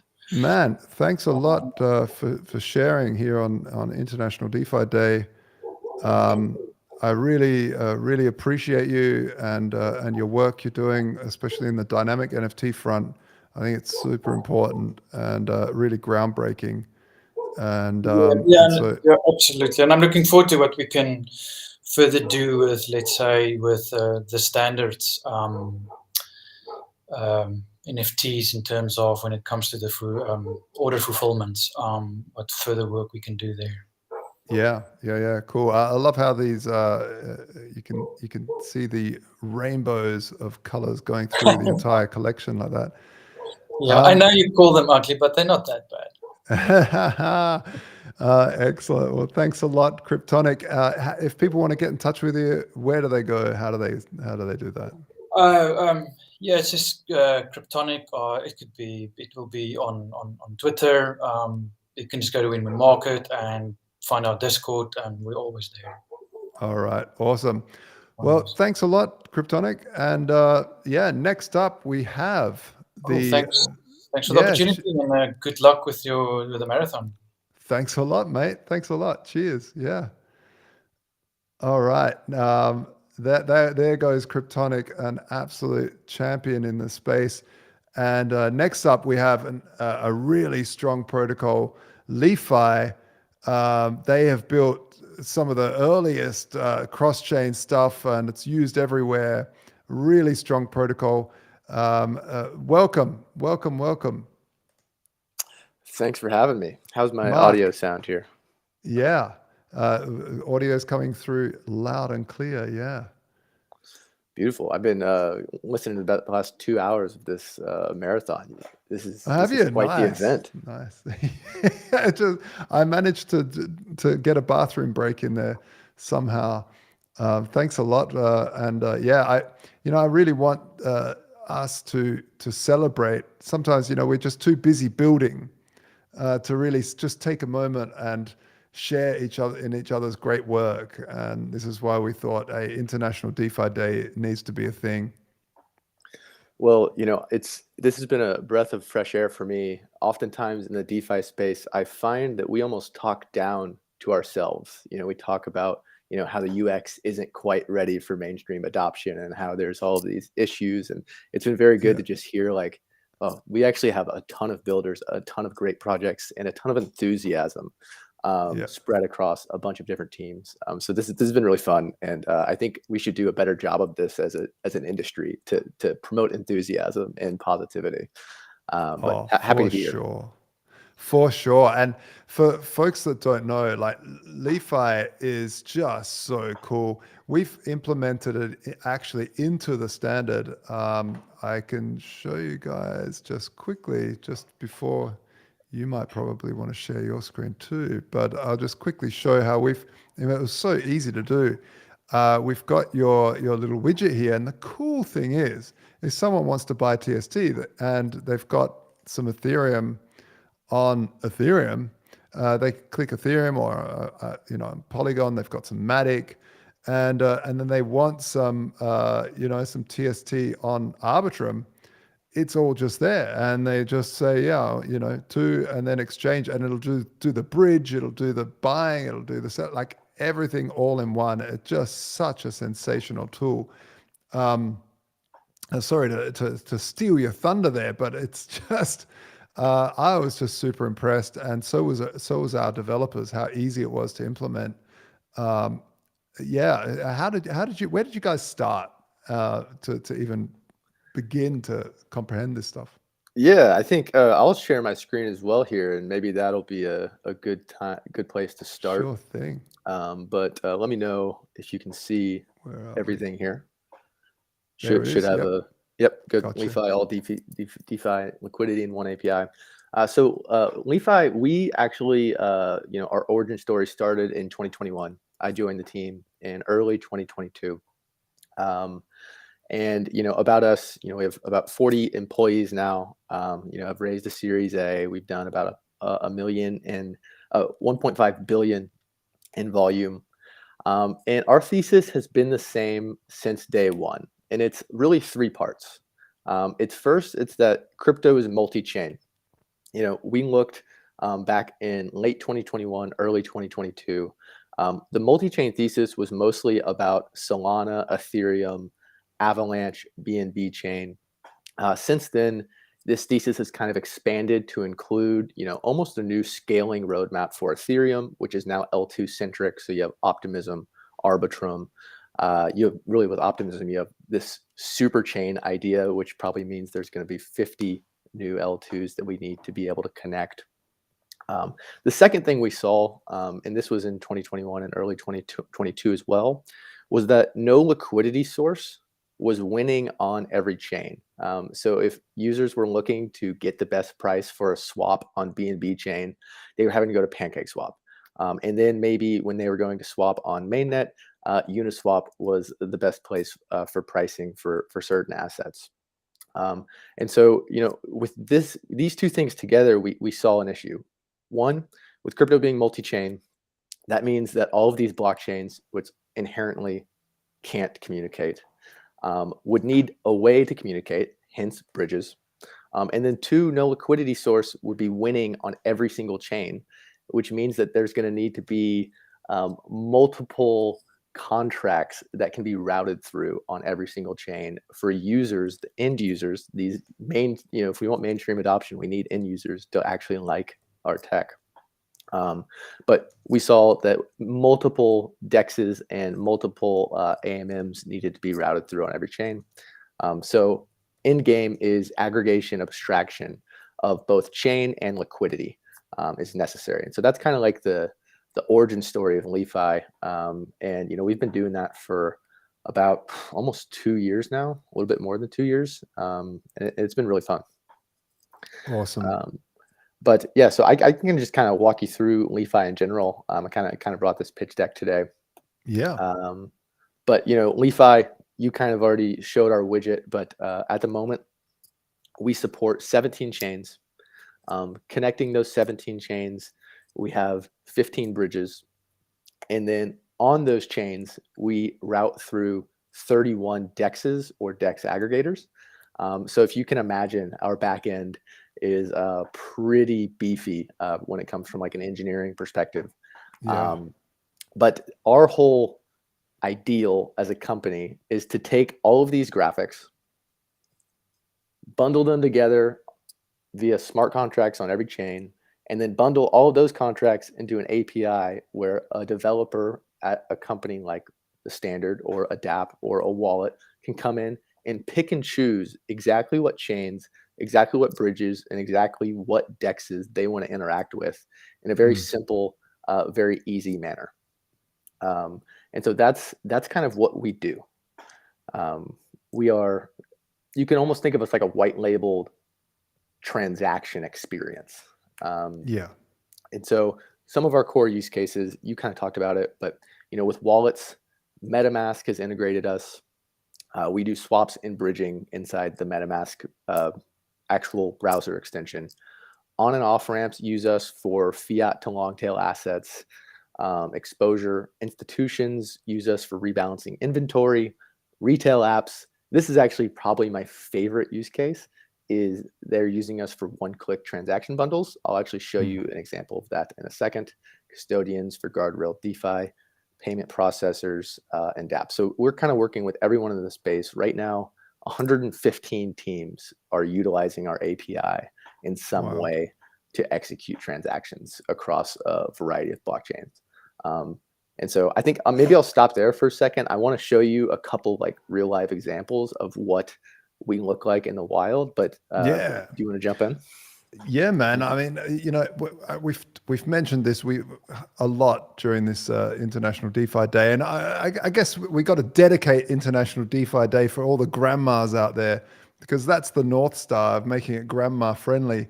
And this is really what you guys are building is really a massive moon step towards that, because it really is, hey, this from here to there and boom, done. And so I'm just really happy that you guys are so far ahead already in that mission. Yeah, we talk a lot about making DeFi easy enough for your grandma to use at LeFi. Like I think I've written that on 58 different whiteboards throughout all of our meetings. But the thing is LeFi specifically is not here to allow your grandmother to come get into crypto. We are here to allow other teams to build experiences for grandmas, right? Like we want to allow the developer experience to be so easy that the chain and the asset and the liquidity source doesn't really matter.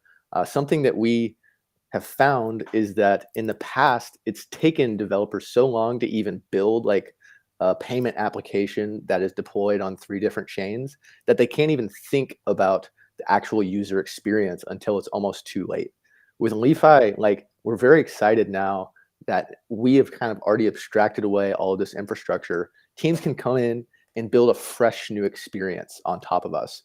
And maybe I can just kind of jump into an example here, but one of my new favorite things is, you hear about zaps all the time in crypto.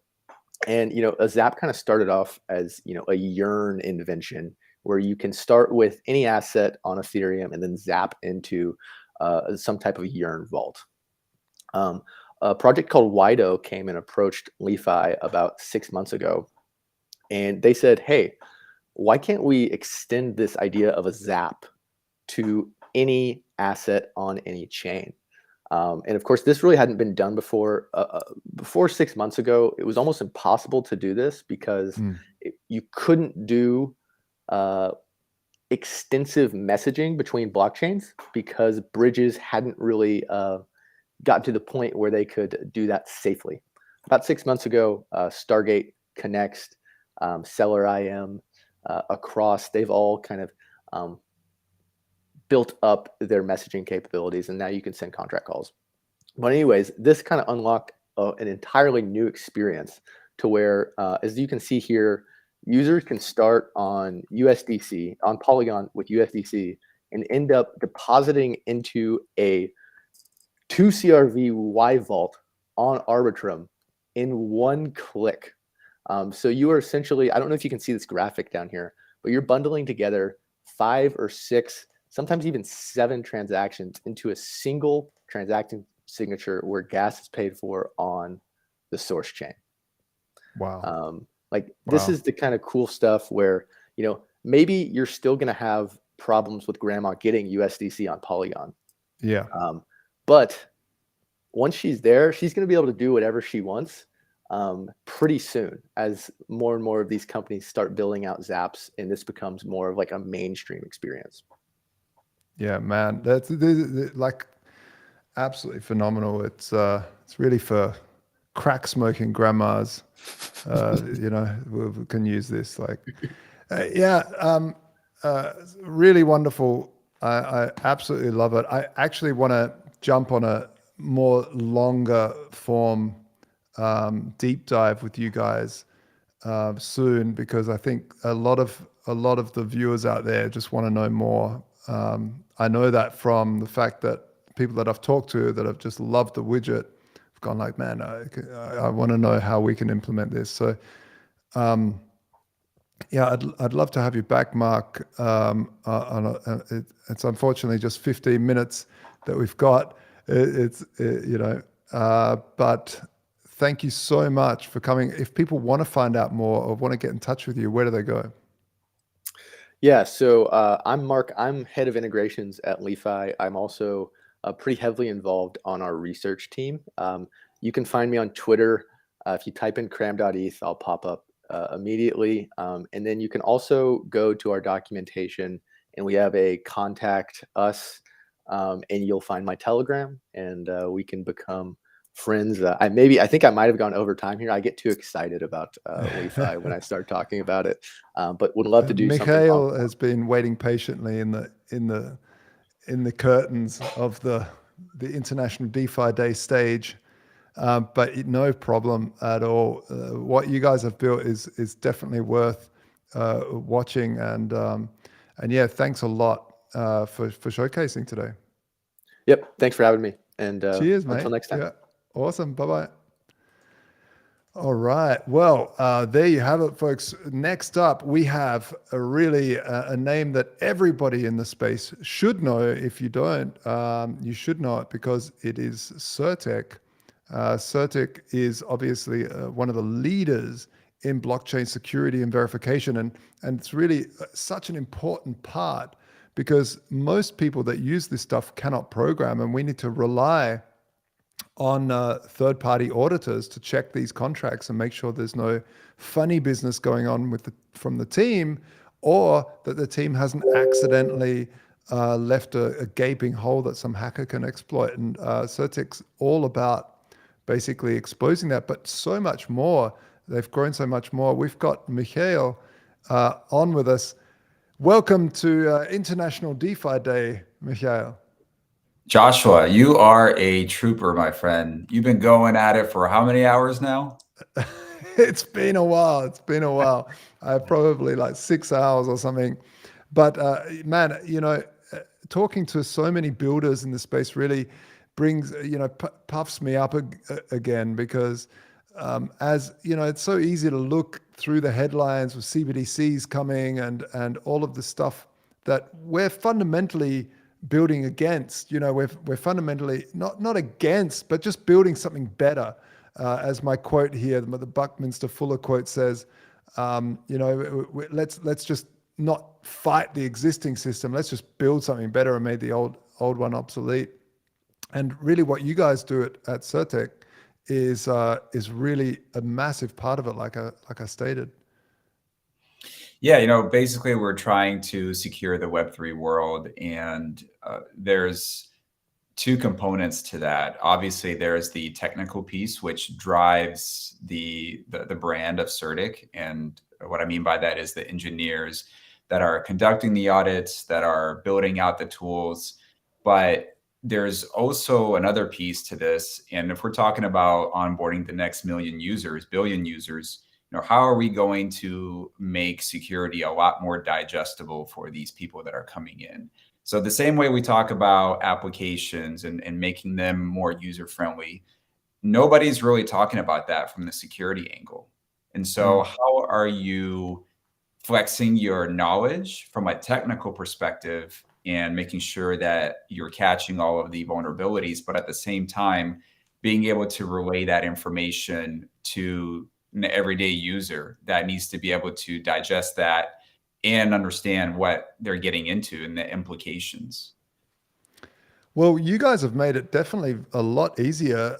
I recently went and had a look at your dashboard, and the amount of statistics that you pull now is extraordinary. And it really makes it very, very clear if I'm worried about, not worried, but if I'm doing my due diligence about a project that I want to support, I can pull them up, and if they've been audited by you guys, see exactly, just a gamut of information, not just the basic, hey, these guys have got a green check from us.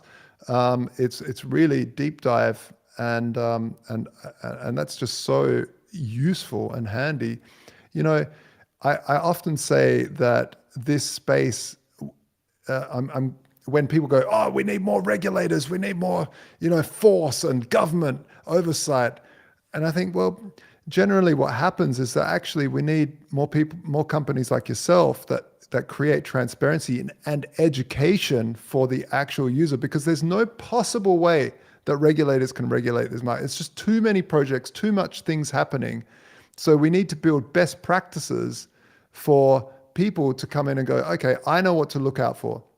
Certec or Zokyo or some of these other auditors, they basically will list what you need to look for in terms of how many developers are on the team, how much action is on the GitHub, are they doxed themselves, these sorts of statistics of what's the tokenomics like, and a security review goes beyond just the code base these days. You have to look at a lot of different things, and being that it's International DeFi Day and we're talking about decentralized finance, you have to consider, if you don't know who the team is, and a lot of people choose to be anonymous, but are they at least KYC'd? And just taking that into consideration. And so, to your point, the dashboard that we created, we really invested a lot of our effort in creating the skynet.certic.com dashboard that provides not just the projects that we've audited, but you can look at all the projects that are out there that are running on chain that have deployed contracts, and you can see what the status of their security is. And so you're not just seeing the actual audit report. You can look at the score. You can look at what creates that score. You can even find out how much of a protocol has been audited. And that's something that we recently have been getting into, because you may have a project that comes to you and they'll get one smart contract audited, but let's say there's 8 or 9 that are deployed. And so somebody that's not educated enough can look at that and say, like, okay, they've been audited by Certic. They have the quote unquote stamp of approval, which, we're all as an industry trying to get away from. And so what we're doing here is we're trying to be as transparent as possible and say, look, they have 8, 9, or however many contracts deployed. These are the ones that actually have been reviewed by Certic. So that's something that we're trying to put an emphasis on, as well as centralization. That's a very common risk that we find. Yeah, and I'm wondering, how do you see the landscape changing now with the growth of AI and these large language models, being able to use them to sort of scope through contracts? How do you see that landscape in the next year playing out? Because it seems like it's so fast. It's just growing, and you could say, well, it's just nowhere near yet. But the ability for some of these technologies to learn and self-better themselves seems like something that will happen exponentially. Absolutely. It's scary, but exciting at the same time. And although AI is not really where it needs to be from a development standpoint or a review standpoint, it is a very good first step. So anybody that is building anything with smart contracts, definitely a good way to review it, at least before providing it to an auditor. But is it very marketable if you say our smart contracts have been reviewed by ChatGPT? Probably not so much. So there's definitely some limitations right now, but it is a very good first step, right? So if you want to minimize how much time the auditor is taking to review your smart contracts, because there's a few factors that go into it. It's lines of code. It's how well the code base has been written. And so if you kind of do your due diligence and make sure that you took care of everything that you can on your end, then when you provide that code base to the auditor for a review, it's less work for them. And ultimately, you potentially could save some money that way. But yeah, I always encourage people to leverage AI as much as they can before providing the code base to us. Gotcha. Well, how do you see the space moving forward in the next like 3 years, I guess that's a long time, but in the next year or so, with contracts and the complexities that we're seeing across multiple chains and aptos and just the gamut of how do you guys keep up with that, and what do you look for in terms of do you see vulnerabilities that pop up that some rogue actor, whether white or black hat, has found, and then add that to your arsenal because it was on some strange chain over there? It has to be like, then scoped for the other chains. Is that also a vulnerability? How do you guys keep up with all of this? Yeah, it's kind of a cat and mouse chase in a way, because innovation is the exciting part. It's the reason why we're all in Web3. But from a security perspective, the best security firms are able to keep up as much as possible. And so, it's a lot of studying that goes into it, a lot of data that goes into it, being able to pinpoint common vulnerabilities, locate those lower hanging fruit, and then making sure that you have the expertise to manually go in and review those functionalities that tend to be a little bit more unique. And so where I personally, and this is not speaking on behalf of Certic, but just my personal opinion, where I see a lot of the activity happening is, well, first of all, you have the layer 2 scaling solutions and the ZK technology. There's definitely a lot of buzz around that. But there's also, like, on the other side of that, there's also Cosmos and what's happening there on the DeFi side. And from a tech perspective, they're raving about their technology over there. They may not necessarily have the liquidity that the Ethereums of the world have, but they're really proud of their tech stack. And so if they find very user-friendly ways of being able to transfer that liquidity, that TVL from Ethereum, then I think that there's definitely a lot of potential there. And then I also talked to a few VCs that are looking at modular chains, which it's a whole new different world. And so it's very exciting to think about what the future holds for the space. But from a security perspective, I personally see that there could be a world where the government works closer with different security firms. If we get into a world where there's certain benchmarks that protocols need to meet, that could potentially take place. But in order for us to avoid that, I think more education needs to happen. Users need to better understand how to protect themselves, so that way we don't run into a situation where we have to rely on central authorities to come in and handle their business. Well, Mikhail, thank you so much for joining us. I'd love to have you on the show for a more long-form talk because there's just so much to go over. And if anyone if they're building a project, because it's mainly for the builders out there, celebrating International DeFi Day for the builders, how do they reach out to Certic? What's the process?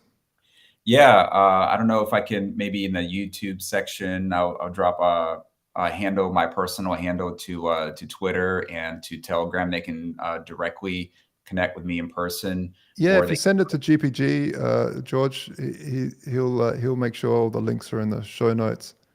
Perfect. Yeah, I'll do that for sure. Other than that, Certic.com, you can find the company there. And thanks again, Josh, for having me on. I think what you guys are doing is great. This is exactly what the industry needs right now. So I appreciate you putting this on and having me on. Hey, man, it's my absolute pleasure. It's been a blast. Thanks a lot, Mikhail.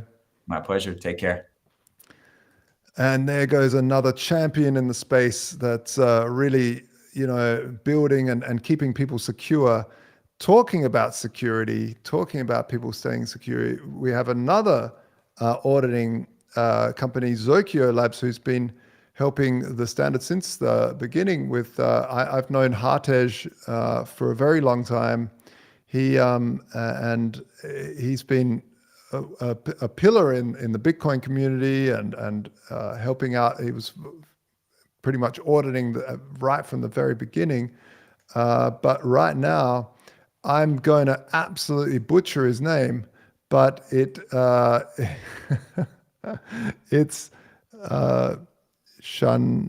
Shananu. I'm sorry, mate. Welcome to the show. Yeah, hi Joshua. Thanks for having me here. Yeah, it's a pleasure to be here. Thank you, Yeah. thank you. It's a pleasure to have you, Shantanu. Is that how you pronounce your name, Shantanu? Yeah, that's correct. Yeah. There we go, Shantanu. So you're at Zokyo Labs. Zokyo Labs is also an auditing, a smart contract auditor, very well known in the space. You guys have been auditing for a very long time as well. What do you see? Like I just had the same question to Michael. Where do you see the space of auditing in the next year or so?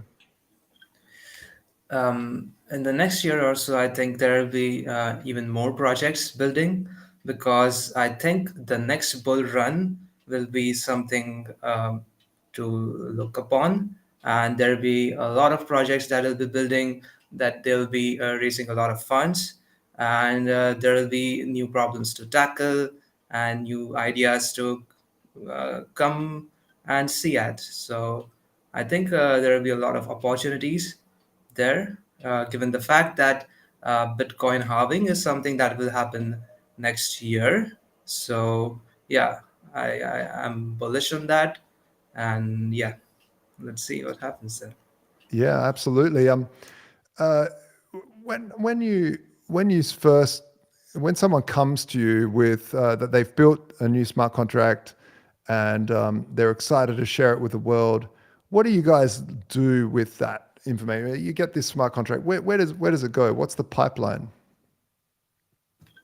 Okay, so the pipeline is pretty much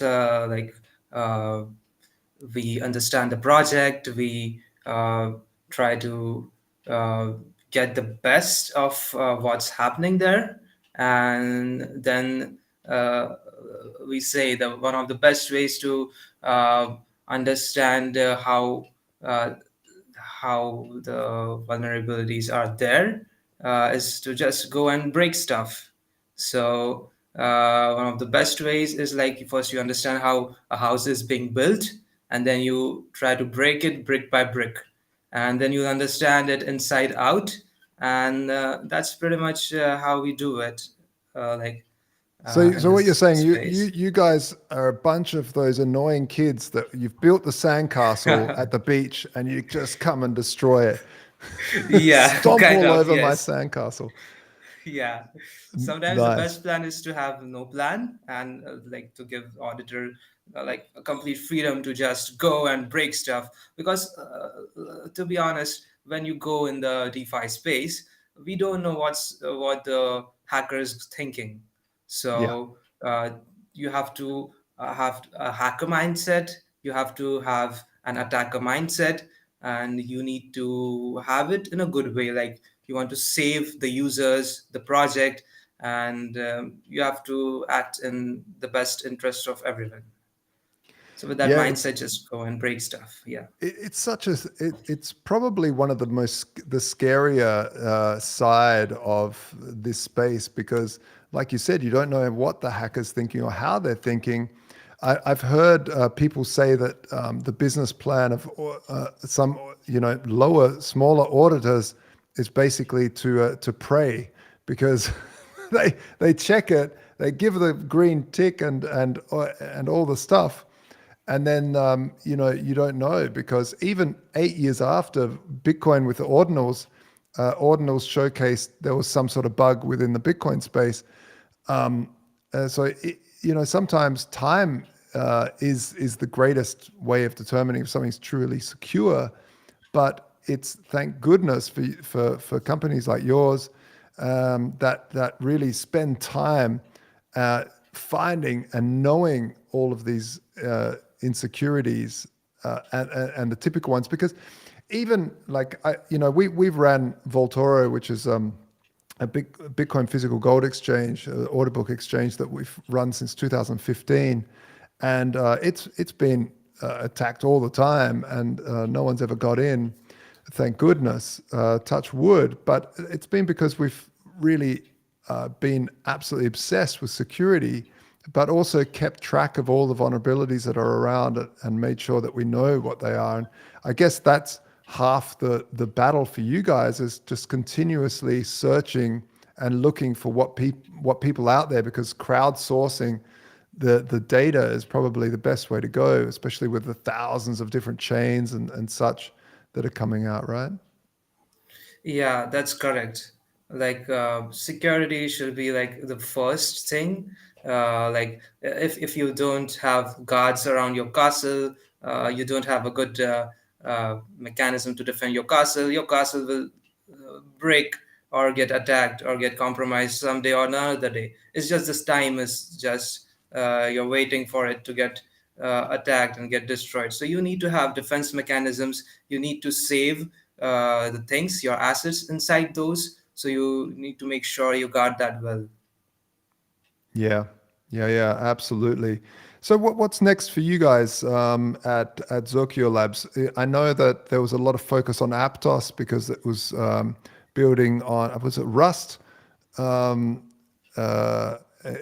Is that still a focus now that Aptos is launched, or are you guys just spread across the whole space?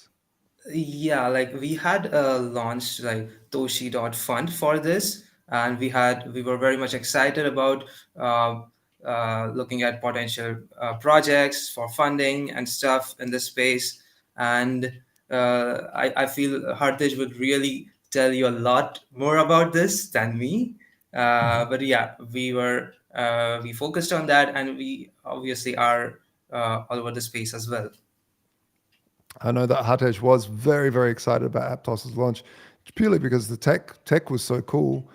I haven't deep dived into it, but I've been mainly focused with Arbitrum and the ZK EVM stuff as well on Poly, and as well with just base layer Ethereum and Bitcoin Lightning and stuff like that.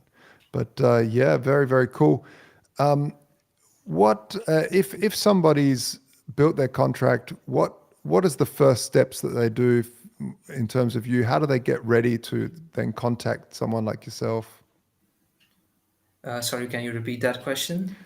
Like if there's a small little team and they've built a smart contract that they really like, and they want to get to the process of auditing that contract, what would you expect them to do to get that ready for an audit before they come to someone like yourself? Someone like Okay. Zokyo. Yeah. So we would like to, advise them to definitely do some checks themselves. Like there are security checks that developers should look at, so that they don't miss out on like common things. And I really feel that developers should step up and have security in their mind while designing the code and while coding, because when auditing it saves a lot of time, and so that we can focus on much more rarer bugs and a lot more unique stuff, logical stuff that can go wrong, or business model stuff that can break things in an unexpected way. Right on. Well, I want to thank you. And what are you doing for the rest of International DeFi Day? Are you going to go out and celebrate? So the rest of the day, I guess it's almost over for me today where I Yeah. am. So I'm just gonna sleep after this. I That fear. sounds like a good plan. I think I'm going to do the same. Well, thank you so much, Shantanu from Zokyo Labs. Please say hi to Hartej, Yeah. and keep up the great work. Yeah, definitely. Yeah, welcome. Thanks a lot to have me here. Yeah. It's my pleasure. Yeah, folks, remember to hit that like button, and it really helps us out. We've been going for a while now, and we only have a few more people left, but then they're definitely not least, because they're some of the best. We have Get Nimbus, we have Tan Lee. I'll just get him on. from Get Nimbus. Hello, welcome to International DeFi Day, Tunley. Yeah, I really excited to join this event. So, and also really thank you for inviting me to this event. A lot of excited project here. Yeah, it's my pleasure. GetNimbus.io is basically your guide to navigating the DeFi ecosystem with Nimbus protocol. Discover innovative financial products and opportunities in DeFi. That's the little blurb I got about you guys. But let's dig a bit deeper. What is Nimbus? What have you guys built there? So basically, we are building a personalized portfolio for Web3 investor. So you know that there are lots of things in the cryptocurrency, lots of play user can invest in crypto. So we are building a portfolio that bring on the metric, on the data, on the number from every single play user invest, and we give them a metric and a view to for the user to understand the investment and to improve it.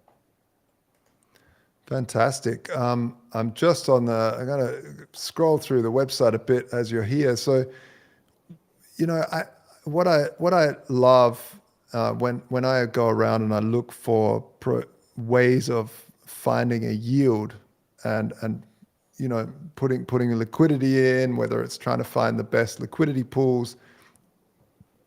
Oh, excuse me. It's kind of hard to really find some of the big opportunities, and I think this is where you guys come in. Obviously, there's coin market cap and stuff like that, but it's not personalized as much as what you guys can offer. Where do you see your strengths in terms of what you guys are doing for yield farmers? Yeah, okay. So basically on either tool, play, and you search for the yield farming opportunity, right? So, but it in the Nimbus, we are building a portfolio which user can connect their wallets and also connect their centralized exchange account. And based on the token you are holding, we try to find the best yield opportunity for them. And yeah, so that's it save a lot of time for user. So they can see the list of token they are holding, and they can also click on the yield farming opportunity, and we show on the list that user can just click and jump to that website and gain more in this market. So we make it simple for the user.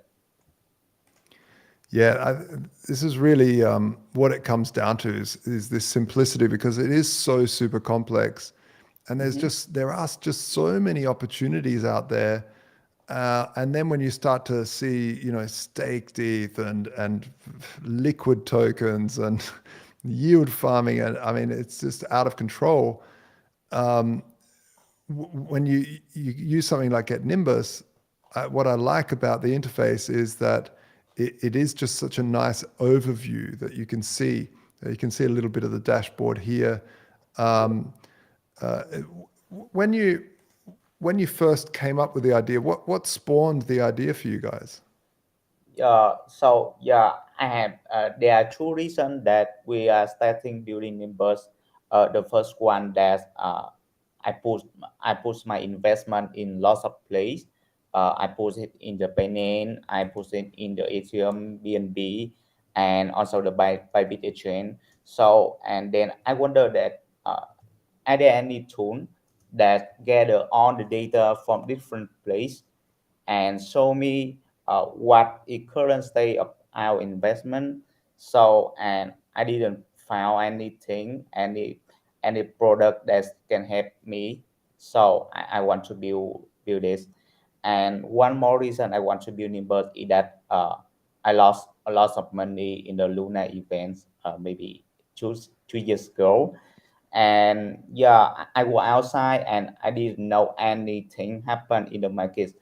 And when I get home, everything is gone. So I want to build a tool that can help me monitor my position, my investment, and it can notify me on when the market crash or anything happen to my position. So yeah, Very that good. Yeah. I mean, this is exactly right. This is what is absolutely needed. Some way of getting notified. I mean, this is a big problem with a big oh yeah, you can share your screen. Hang on, I'll just turn my one off, and you can. There you yeah, go. yeah, I can see my screen is sharing now. So yeah, it's more easily to me for to show what Nibus is doing. Yeah. So Okay. what are we So looking at here? yeah, so this is the dashboard for the user, and after you connect the wallet, we will show all the data regarding to your investment on chain or in the centralized chain. So yeah, it did take a little bit moment for loading. So after user connect the wallet, we will show all the information for the investment, like the token allocation, the performance to compare between your investment to the Bitcoin and the Ethereum and your network. This is on the token you are holding, and we also track the realized profit and unrealized profit. So yeah, I think that this metric is really important for your investment, and we try to give that to user. So yeah, if you invest in crypto, in Web3, you can easily track your realized profit and unrealized profit with us. And not just that, we will use give user a lot of in this in an analysis like the risk. So you can compare your safe ratio between the Bitcoin and Ethereum, and we do some nice plan for user what the metric is showing, what the metric is telling, so they can easily what the volatility is and what is the good metric for them. Uh, so, and in the investment, it is really important to you to benchmark with the Bitcoin, Ethereum, or the markets, and we make the chat to for you to compare your investment performance with the top 100% in the top 100% coin in the coin market cap. So yep, you will have overview of your investment, and this this chart is really nice. I want to show you because it will show on token you're holding between the risk and return, so you can easily see in your portfolio that which token it performed really good or which token is bad, and you maybe need some action on it. This is the correlation metric that is compared the the price movement between on the token you're holding. So you can see Looking that. pretty good so far. All green. Yeah. So yeah, you can get that the crow token they move the same way with other token you're holding because it is so on the green, and you can compare all the thing. You can Fascinating. compare all the thing. Wow. That's really handy. Yeah, and this is the money flow. We will show on the token flow into your wallet and outflow and flow outside. And the last thing I want to mention is that we have the compare feature, which you can compare your portfolio with other wallet we showing here. So we will filter on the wallet which have the same types of investment like you are doing. So for example, if you are very light to investment in the meme coin, we will try to filter on the that invest in the meme coin as well, but had the better performance. And then you can compare your performance between your wallet and this wallet here. and and in the end, if you think that this wireless is really amazing, they can perform better than you think, and you want to be like this you can click on get rebalance action, and we will show on the action for you to become that well and gain more in this market. So Wow. yeah. So like a copying strategy.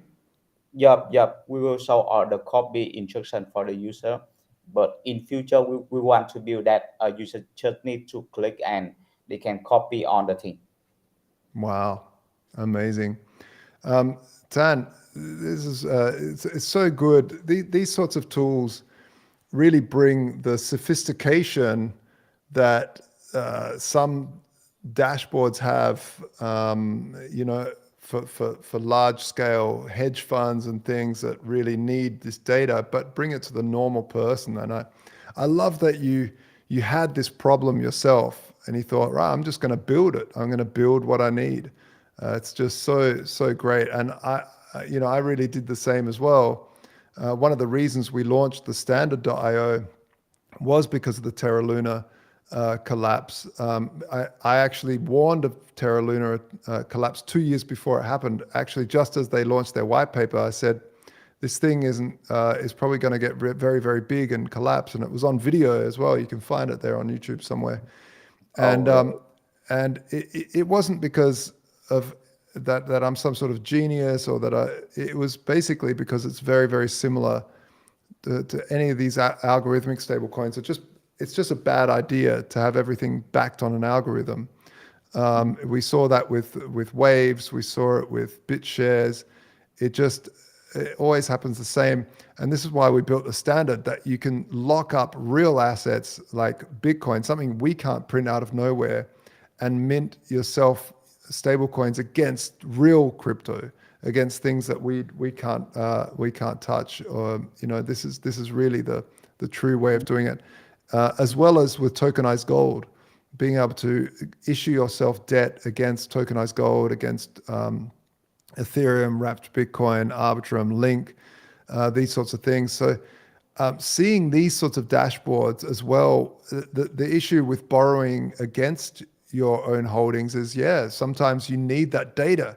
If you're out and about, you need to know when your vaults are getting close to liquidation ratios. And so I really love what you're building here. Dashboards like this make it super easy to see through, but also being able to visualize data. There's nothing worse than just looking at numbers on a spreadsheet, unless you've got some sort of major mathematical brain, or you're, I don't know, Rain Man, or you somehow bumped your head weirdly when you were young and now you can see shapes in spreadsheets.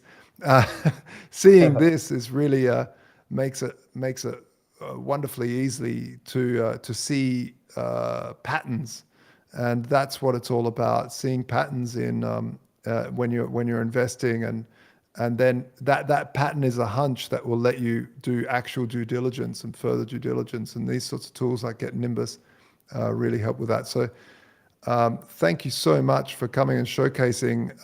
How do people get in touch with you? How do they get Nimbus? How much does it cost? Oh yeah, so if you want to try Nimbus, we are open for everyone. So you can visit our website at getnimbus.io, or maybe you can scan our QR code here. Yeah, and this is our Telegram, and I am really happy to connect with all of you guys who interested in DeFi, in crypto, and in investment. Yeah, I really love to do that. Awesome. Well, thank you so much for sharing your project on International DeFi Day. What are you going to do to celebrate Tan, for the rest of the day? You're going to go and grab a beer?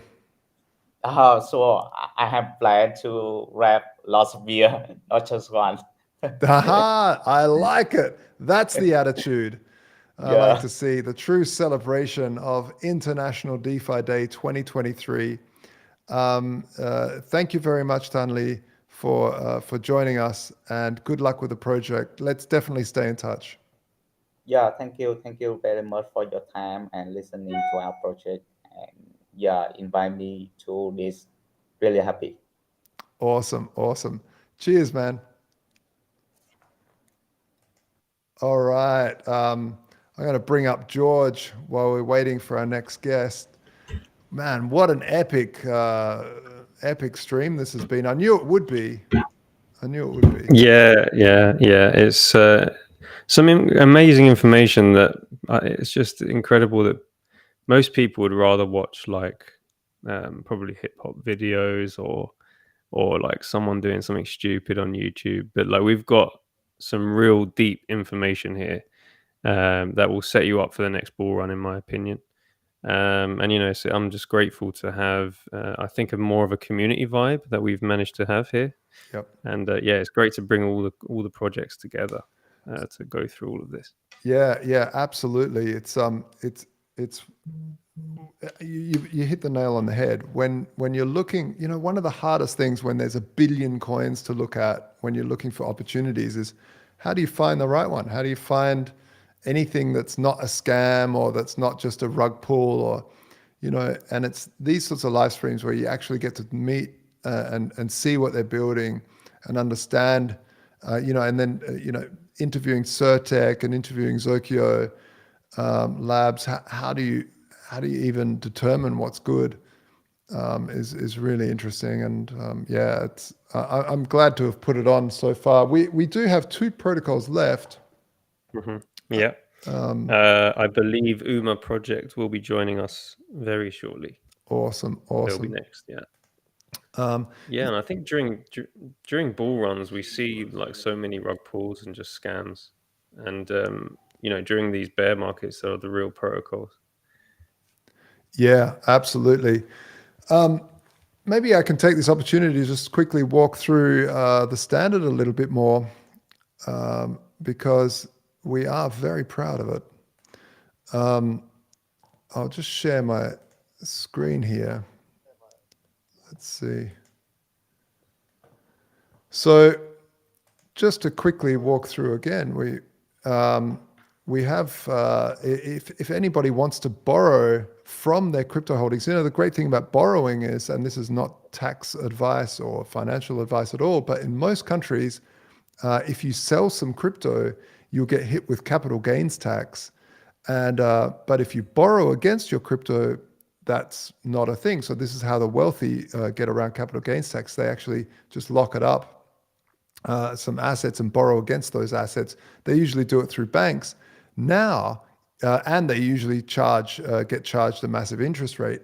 With the standard, you get charged 0% interest.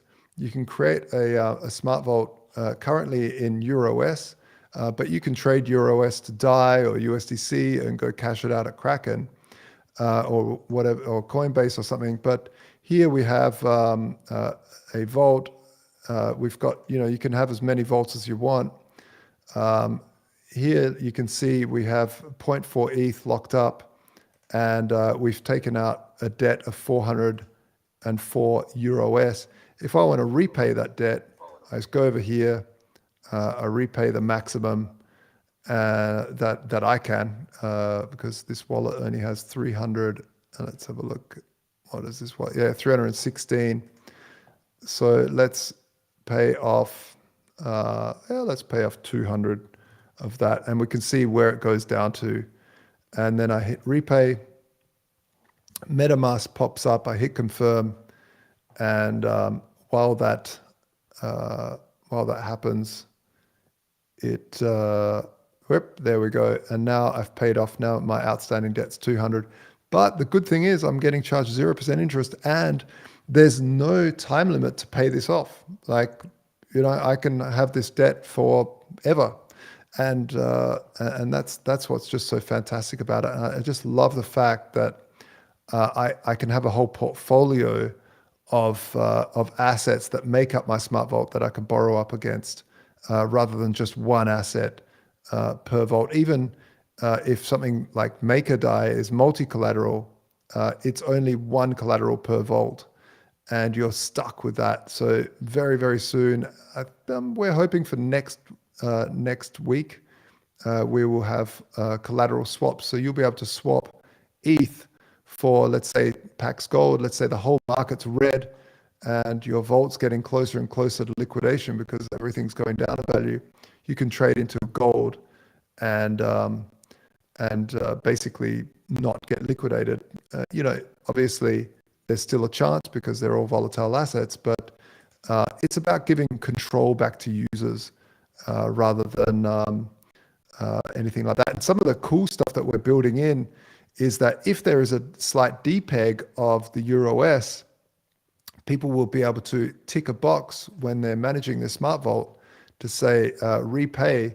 They'll be able to tick a box saying auto repay my loan if there is a depeg. So if EUROS depegs from the euro down to, like, let's say 90 cents, the higher collateralized vaults will automatically use some of their collateral to buy EUROS and pay themselves down at a discount, obviously, of 10%. So you're repaying your debt by a discount of 10%. And meanwhile, that buying pressure of the EUROS automatically lifts the price back up to the euro, which is really, really great feature. It allows borrowers to take advantage of any depegging and pay down their vaults automatically while re-establishing a peg.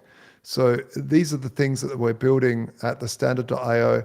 Also, you can earn a really great yield right now by borrowing EUROS from yourself for 0% interest, sticking that into a yield farm, a liquidity pool over on Camelot,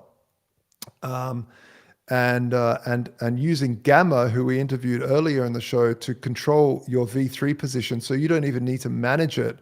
It just gets managed to the right price without you doing anything. And then you can stick that into a Nitro pool and earn even more. And right now it's like 300% because we've just launched it and there's not that many people doing it yet. So take advantage of that opportunity if you like, to basically go and stake EUROS and USDC in a liquidity pool on Camelot, use Gamma, and then tick the button to say use Nitro pools, and you'll get, like, here it says 5%, but it's like 300% right now, and that won't last long. So jump in that, and your collateral is not locked in unless you say lock it in which case you can get even more yield. But you don't have to lock it in, and it's still a massive yield right now. So definitely is one of those things that's available to everybody. And this is the beautiful thing about DeFi, is it's just permissionless. You can just go and try these things out. Oh, look at that. We have UMA protocol right here live on stage. I'm going to stop sharing and bring Alex up from UMA. Alex, welcome to International DeFi Day, my friend. Hey, have you been celebrating? Thanks for having me. I've noticed you've been going all day. It's really impressive. Gotta be tired. It's definitely getting there. It's definitely getting there. The Australians are known for Ironman competitions, and not to say that I'm there, but that's definitely what it feels like. Absolutely. Matt, now you guys are best known for Snapshot, and it really changed the face of decentralized finance, of DAOs, actually. Whether they're DAOs in the NFT space or the DeFi space, it allowed, especially while ETH was going through mega high fees, to allow people to still vote without having these on-chain transactions. And so what you've built now, I had a chat with you guys yesterday, and what you've built now seems to have solved even that issue, where it's now not only off-chain, but having these on-chain solutions without these methods. Hey, Manny, how are you going? Good. Nice. Hey, Joshua. Nice to see you again. Fantastic. Happy International DeFi Day, my friend. Thank you. So I'd love to hear more about UMA protocol.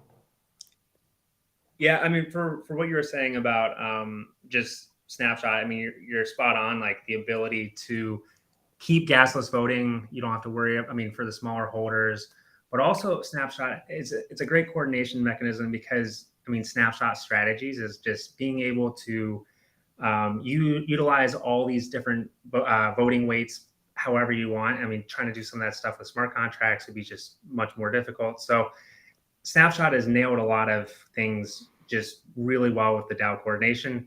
And what we're focused on with OSNAP is just being able to include transaction payloads into the snapshot proposals, and then you'll have the same flow with snapshot, but then you'll also have that on-chain execution of these decisions made with snapshot proposals.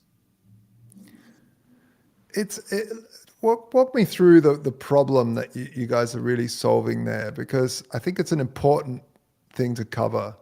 I think DAO voting is probably the most important. We talked about this quickly yesterday on our call, that DAOs are really the future of company structures. I really see that quite clearly, and but it won't happen without tools that you guys are building. Yeah, I can touch a little bit on there. So for us too, we believe that all internet companies in the future will probably be DAOs. And why we believe that is that for an internet company to succeed, you need a community, and the community should shape the decision of where this, like whatever product you're building that they're attached to, because they're going to be using it to better their business or better their life, right? And so what better mechanism is DAOs? So with OSNAP and Snapshot, we wanted to use a product, or we wanted to build on something that can bolt on to Snapshot, so that users that are already used to using gasless voting can also get the extra power of it being on chain. So they still vote the normal way they would with Snapshot when doing a temperature check, and now you don't need to go to like an on-chain voting platform and vote again, so the execution can happen.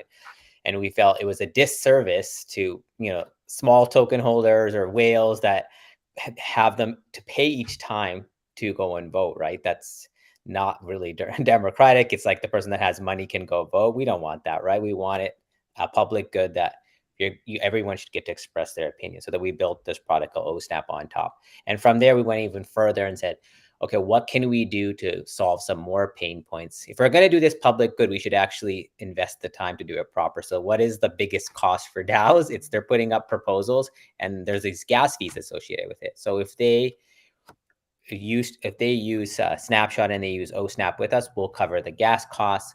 We'll create all this bot infrastructure so that everyone's kept safe, so all notifications are happening. And then we're even going to go further to even have more transparency on, like, you can with us, you can read what the transactions are doing. It's all legible, all human readable, so that when decisions get voted on, it's transparent and it moves to being executed on chain. So how are you guys covering those gas fees if it's free? That's a good question. Right now, UMA has been, in a good position has raised a decent amount of capital. We've made the right decisions. We've only invested in things that we believe in right things. So we're using what we have in our war chest to get going on that. Eventually, we have an optimistic oracle, which Alex will talk to you about. And that we'll figure out ways to potentially enable fees. Maybe we'll do Oracle OEV, like Oracle extractable value, and we'll pass that on to DeFi protocols and say, hey, you use our Oracle, and it's like an Oracle that you make money by using us, and maybe we'll take we can share some of that. So those will be coming forward. But the thing is, like I was saying to you yesterday, Web3 can't really succeed if you're just going to be super profit motivated. And the thing, you have to go and solve the problem, which is DAOs are going to be the backbone of this. And so if you do with the public good correctly and you help there, when the time comes and they want to use an Oracle or they need something to power their DeFi, they're going to choose you because you've been sticking with in the long term and building something significant, right? Versus kind of getting out of the Web3 grifter model where it's like, how do we make profits right away? It's probably not the best way to go. And UMA really stands for intellectual integrity. And our founder, Hart Lambert, is, if you follow him on Twitter, he really focuses on that, to making sure that we give back to the Web3 community. And eventually, we are a business, and eventually there will be fees, but DAOs won't be the ones that will be taking the brunt, because that's our theory, right? Our thesis is that DAOs are the companies that are powering the future for us. I love it. I love it so much. So Alex, you were going to explain the model there. Yeah, so UMA started off, we've done, a lot of our integrations are prediction markets, insurance, and like for a prediction market, we're validating who won a sports game. If insurance, we're validating, did this exploit happen? And kind of the thinking with Snapshot and OSNAP is like, why can't we also validate these Snapshot proposals and if these transactions should be executed? And so it's like all of our integrations kind of follow the same pattern, but the flexibility that UMA as an oracle to validate cross-chain transfers or cross-chain bridge transfers, to do prediction markets, insurance, and now on-chain governance. I think like it's almost like it's not what UMA can or can't do, which is like what's worth spending the limited amount of time that the developers have, because it's so flexible as an oracle. That's amazing. So you mentioned there, Manny, before about oracle extracted value. We've all heard of miner extractable value, or some have. How does oracle extractable value work? What is that? I'll actually give that to Alex since he's the resident engineer, but that is like something that's on our roadmap, and maybe Alex can kind of drop a little bit of alpha what we're thinking around that.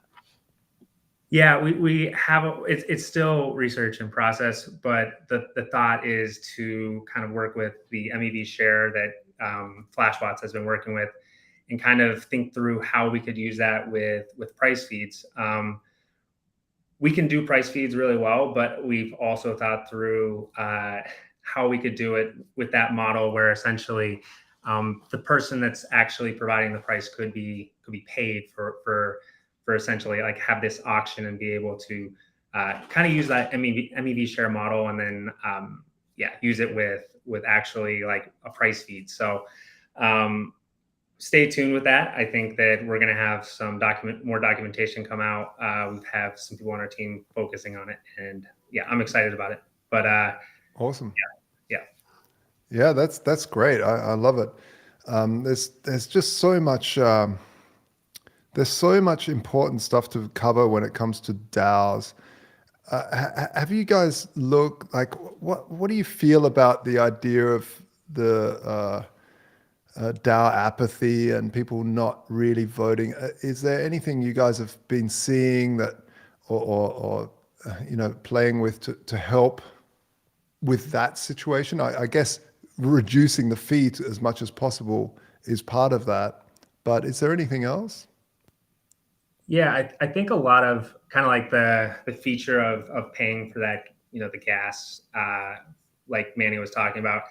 We've talked to over 100 DAOs. We've just like listened to what are those barriers that are preventing people from voting, or like just any of those pain points. And then we just kind of get together and how can we fix that? How can we alleviate that so that it's just the best user experience, and the community is able to vote and not have to like cross too many hurdles to do so. And then just being able to perform those on-chain execution of like all this coordination efforts. I mean, like going through some of these DAOs proposal process, it's not easy. Like you post something on a forum, it can take weeks answering questions, and then goes to a snapshot vote. And it's interesting that like, then you're just relying on a few multi-sig signers to like actually execute this. It's like, you've done all this work and it just kind of falls off at the end. So we really want to focus on just completing that whole life cycle, this governance life cycle, and making it as good as possible,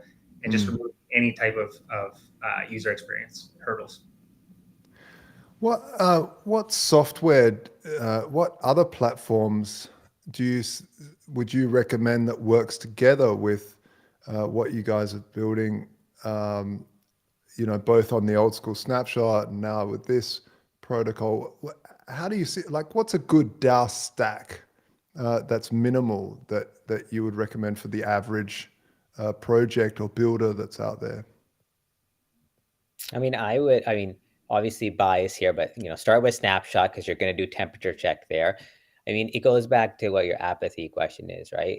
The stack that you want to choose is the one with the lowest barrier and the easiest amount of participation, right? So I grew up in the Web 2, Web 1 era, and I don't see a reason why like Web 2 and Web 3 can't holistically work together. Users are used to a typical type of interaction, so that should be what you should deliver. So they're used to having to use the internet with free, in the sense they don't need to pay to post or have a or connect their wallet, right? So that's why we kind of built around Snapshot, because it's gasless, empowering. So that was one thing.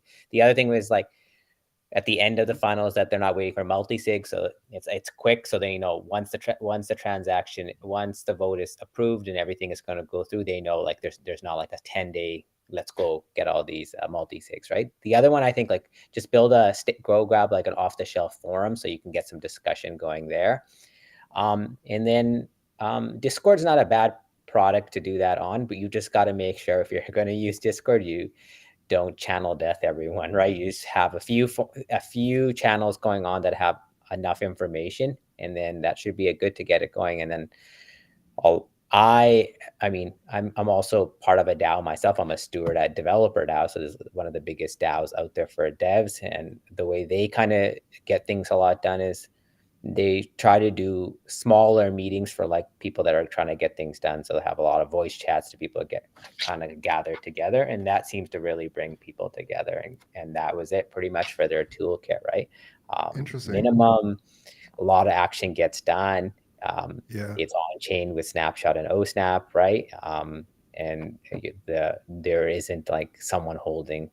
It's just like a chicken and the egg thing. If people know that like it's going to take forever to get through governance, they just don't want to participate in the DAO. When they realize like, okay, it's going to get through, then they're eager to do it, right? And and as simple as that, just use the tools that are can make the experience as fast as possible, right? And mobile friendly, right? Everyone's kind of on their phone, so that's why we like Snapchat. That's why we like forums. That's why we like Discord, because you probably can quickly check on your phone. Oh, what's going on in the forum? Cool. What's going on in Discord? Cool. And it's easy. It's so true. I really wish MetaMask would put a bit more effort in the mobile. Yeah. Because it's just most dApps are just a horrible user experience on mobile. Yeah, I still use Rainbow. I use Rainbow and Ethereum. Those are my those are my two dApps. Yeah. Sorry, go ahead, Alan.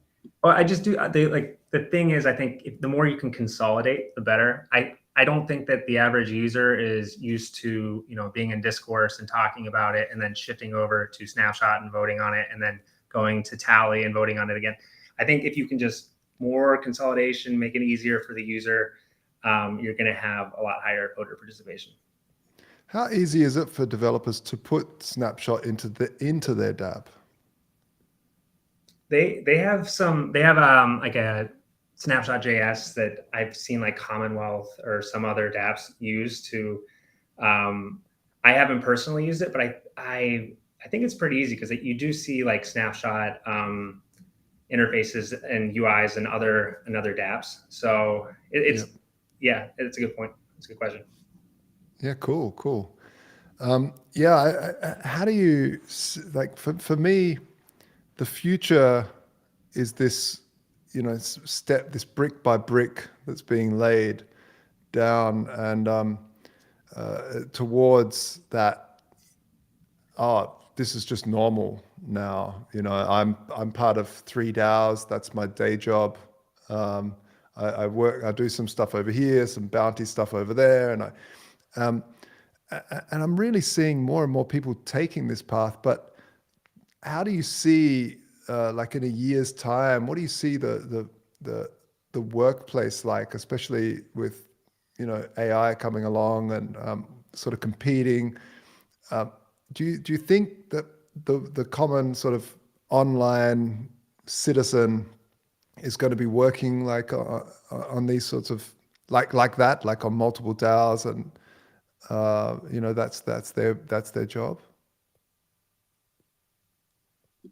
I think like realistically, most people will always be like, at least in North America, we kind of have this like hustle culture, go out there and get everything. I think it's now with the internet and like basically globalization and remote work kind of blowing the lid off. Like me being Canadian, I kind of only really competed with American and Canadians to get a job, but now I'm competing with everybody in the world because you just have a laptop and you're ready to compete, right? And I think now the resume builders will be like your contributions in these DAOs. So like DAOs would almost be like the new cool way to do open source. So like, what other project are you? Oh, you have a full-time job, but are you doing anything else that is a passion? Yeah, I'm working at the standard DAO. I'm working at developer DAO. I'm doing this. I'm doing that, and that's how you're going to get skills.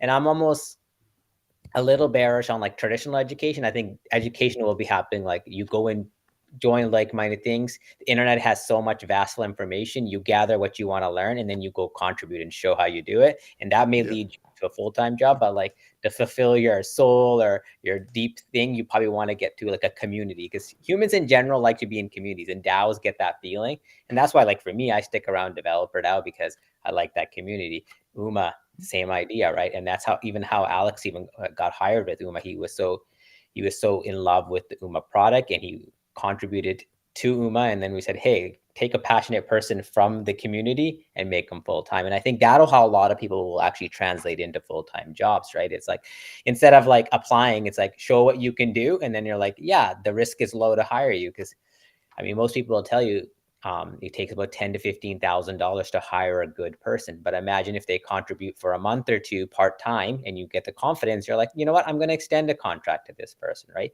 And so I think that will be this like ecosystem where you see an internet company that you like, you contribute in their community, you kind of shine out, and that could lead into a full-time job, or even maybe you do multiple part-time jobs. And I think the culture in general, people are valuing free time. So maybe you only want a job from 9 to 1, and then 1 to 3, you want 1 to like 7, you want to spend time with your kids. So then maybe you pick a DAO that's an Asia DAO. And so you're like, I'll work from 7 to something, right? Because that's how the flexibility you got, right? And I think more and more people are realizing that working in the internet economy and working in DAOs gives you that flexibility, right? Oh, I love it so much. That's it's a really, really nice vision.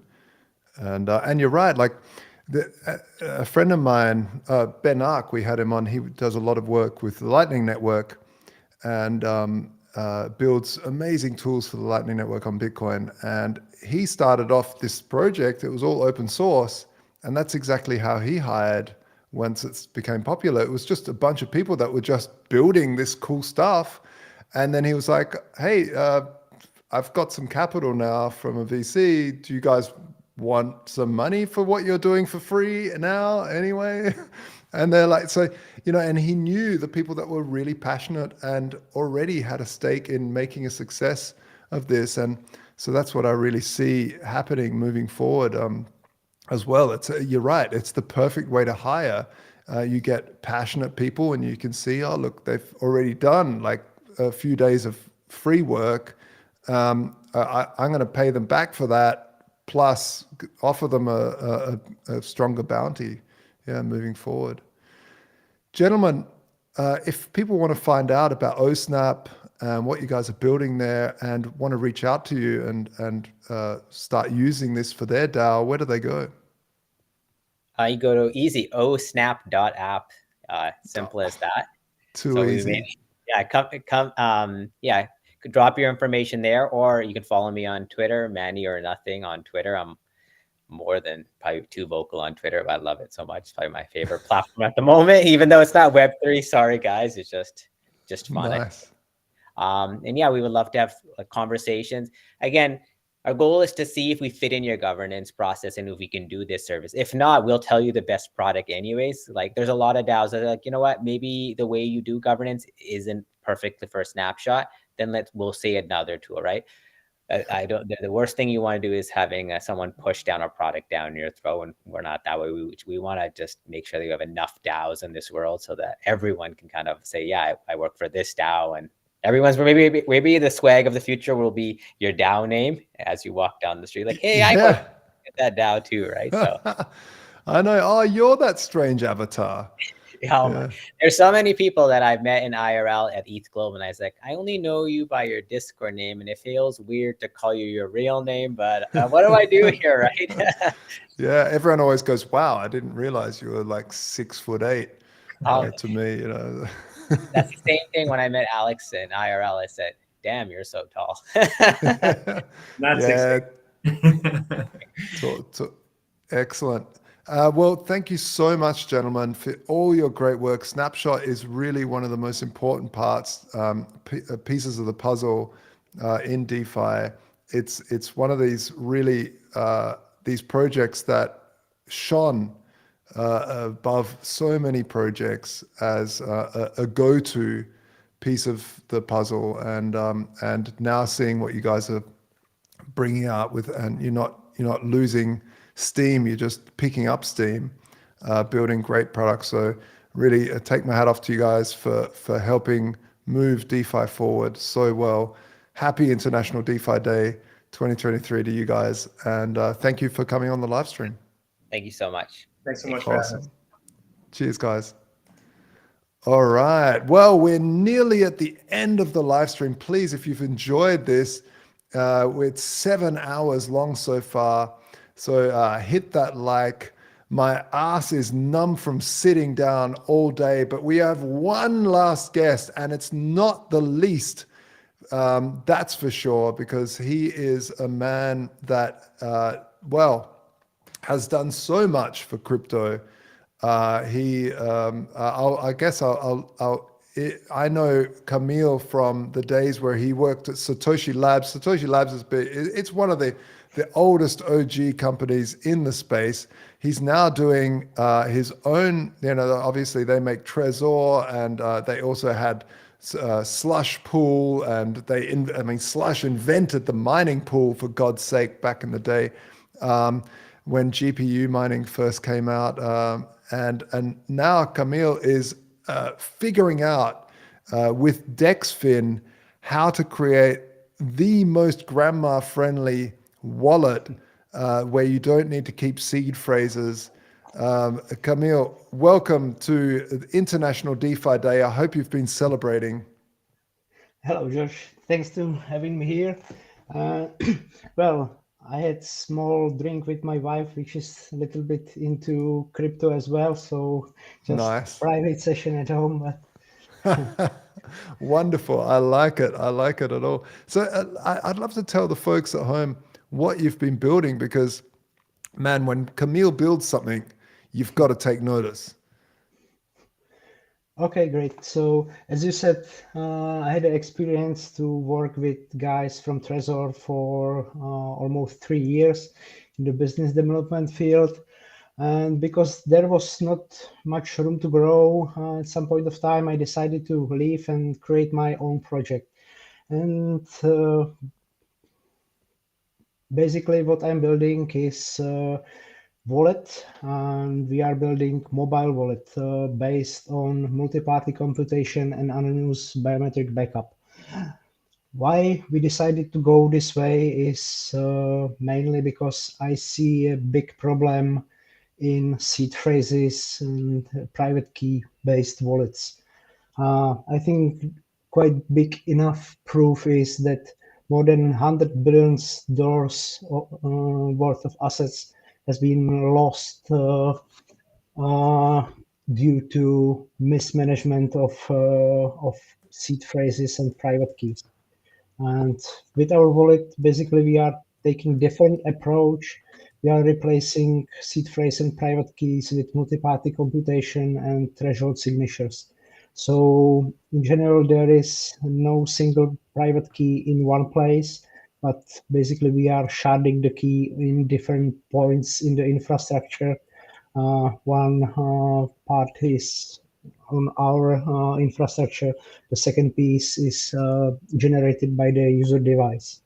In case basically the user loses his device or gets broken somehow, we are leveraging anonymous biometric backup. So all you need to do is create screen or hash of your screen, and in case you lose the device, basically you recover it in the new device, just screening your face again. So when you say trustless face, because when crypto people, they're very privacy orientated. When it comes to things like face scans or biometrics, they get scared. And how do you secure the biometrics that no one else can maybe take someone's photo and show it, or take a video of them on YouTube and show that to the phone and recreate the wallet? How does that work? Okay, so of course we are not storing on our infrastructure the full picture of the face. We are just creating hash. We are leveraging zero knowledge proofs and some other magic at the background. And in order to recreate the wallet, basically you need to go through some liveness tests. So basically you need to make some mimics like smile and movement with your head. So the neural network at the background is basically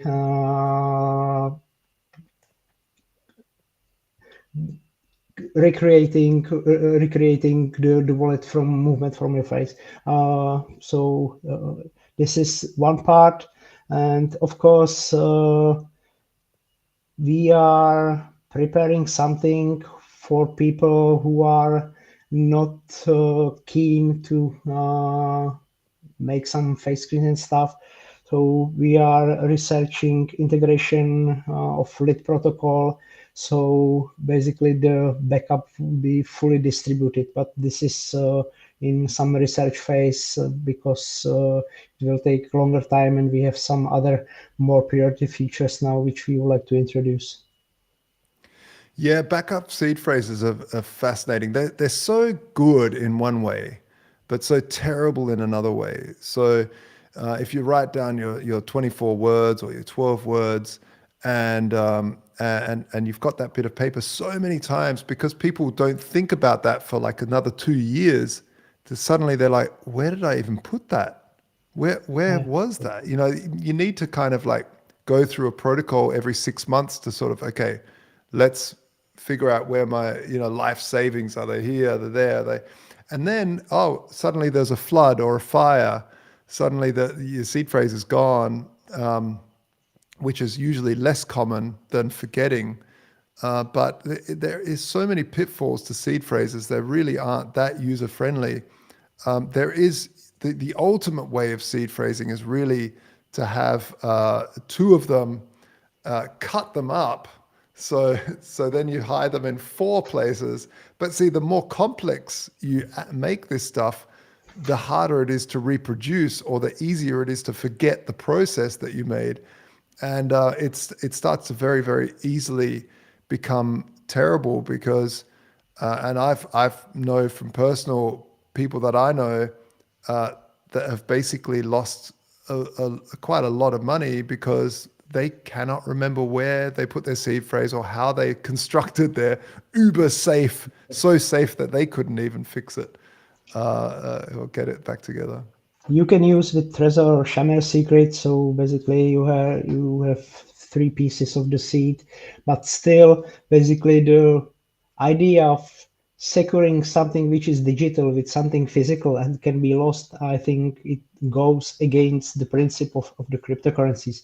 Yes, you are the only owner of the keys and stuff, but it's, I think, for really more technical people. I can't see a future if we want to get there where cryptocurrencies are mass adopted and people will be buying hardware wallets, piece of metal, hammer and stuff, and basically storing their seed somewhere. So that's why we decided to go this way and make the wallet friendly even for my mother or grandmother, as you mentioned in the previous conversation. Yeah.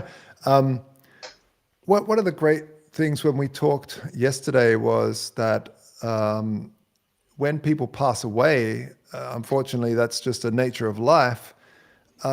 It's hard to say, oh, look, my lawyer knows my seed phrase, or, there's got to be more technical versions. And this was also very interesting that you were talking about some technical solutions to this that you guys are working with over at DexFin Wallet. Yeah, that's right.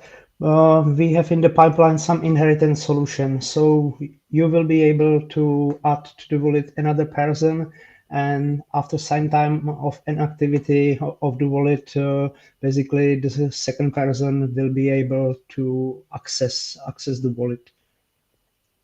Yeah, so fantastic. So you're saying, like, let's say you enter after 6 months of me not entering my wallet, person B will be able to access it. I think this is a really elegant solution. It's such a simple solution, but it's a very elegant solution. Yeah, and I think like not many of the actual wallets are digging deeper into this, and I think it's something what really needs to be taken in consideration. Yes, we are still young guys, but we never know what will happen or something. So I think to take this into consideration and bring some solution for this will get some traction and demand in the near future. Yeah, that's cool. And one thing you talked about with me is to integrate the standards borrowing protocol. I would really love to explore that as well, because I really feel that that's how we get to this grandma-friendly space. Is the wallet is the first place where all your crypto should be, and that's where the tools should be. This is that you shouldn't have to go over to this dApp and that website and log in with MetaMask. It should just all be in the wallet.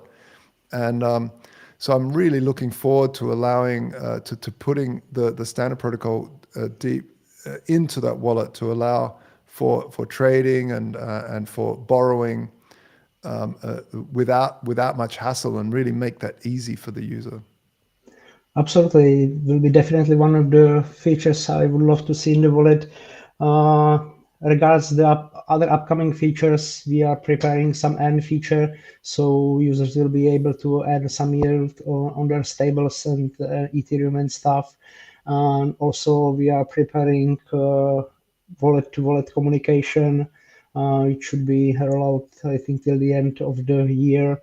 And yes, we will definitely start more deeply exploring how to integrate standard, because I see this as a really potential thing, because crypto holders don't need to spend their crypto and borrow stables against it. So it would be great to have it directly inside wallet without going somewhere else. Yeah, it's the ultimate HODL strategy. You know, why get hit with capital gains tax when you can borrow? If people want to help out, are you guys looking for people to help out, or are you testers or just users? How can people? What are you looking for? We rolled out the wallet a few months ago. We have around 5,000 beta testers at the moment, and we are, of course, looking for some more technical, knowledgeable testers as well. So our domain is dexfin.com. People can download the wallet, or they can reach me on Telegram, Camilosa, or Twitter, Kamil Brecha. So definitely would love to have a chat. After today's presentation of Li-Fi protocol, I will definitely look more how to integrate their widget, because currently we have integrated Paraswap, 1inch, and Debridge protocol for cross-chain swaps, but have all this in one widget or one solution would be definitely amazing stuff inside the wallet. It's cool, right? It's cool. Yeah. They've really done some great work there. Camille, thank you so much for your great work over the years. And now with DexFin, it really is exciting what you guys are building. I can't wait to use it. And I can't wait to work more with you on bringing DeFi forward on this International DeFi Day 2023. Thank you so much, and I hope you, have another drink. I'm going to definitely have a beer after this epic marathon. Thanks again for inviting me and organizing this marathon. Definitely something what is really cool to see. Go have a rest. You really deserve it, and I will have one drink on you. Thanks, Camille, man. And I look forward to catching up sometime when I'm down in Prague. Yeah, would be great, definitely. Excellent. Well, there you have it, folks. It's been an epic live stream. We are now at 7 hours and 15 minutes with the most alpha of info that you can imagine. Thanks for everybody that made it and to showcase what they've been working on. Thanks for all the builders out there, all the misfits and the crazies that said it couldn't be done, and they sat down there and they did it. Thanks to all of you guys, and thanks for all of the users and the watchers and the commenters and the likers and the subscribers. It's been an absolute pleasure.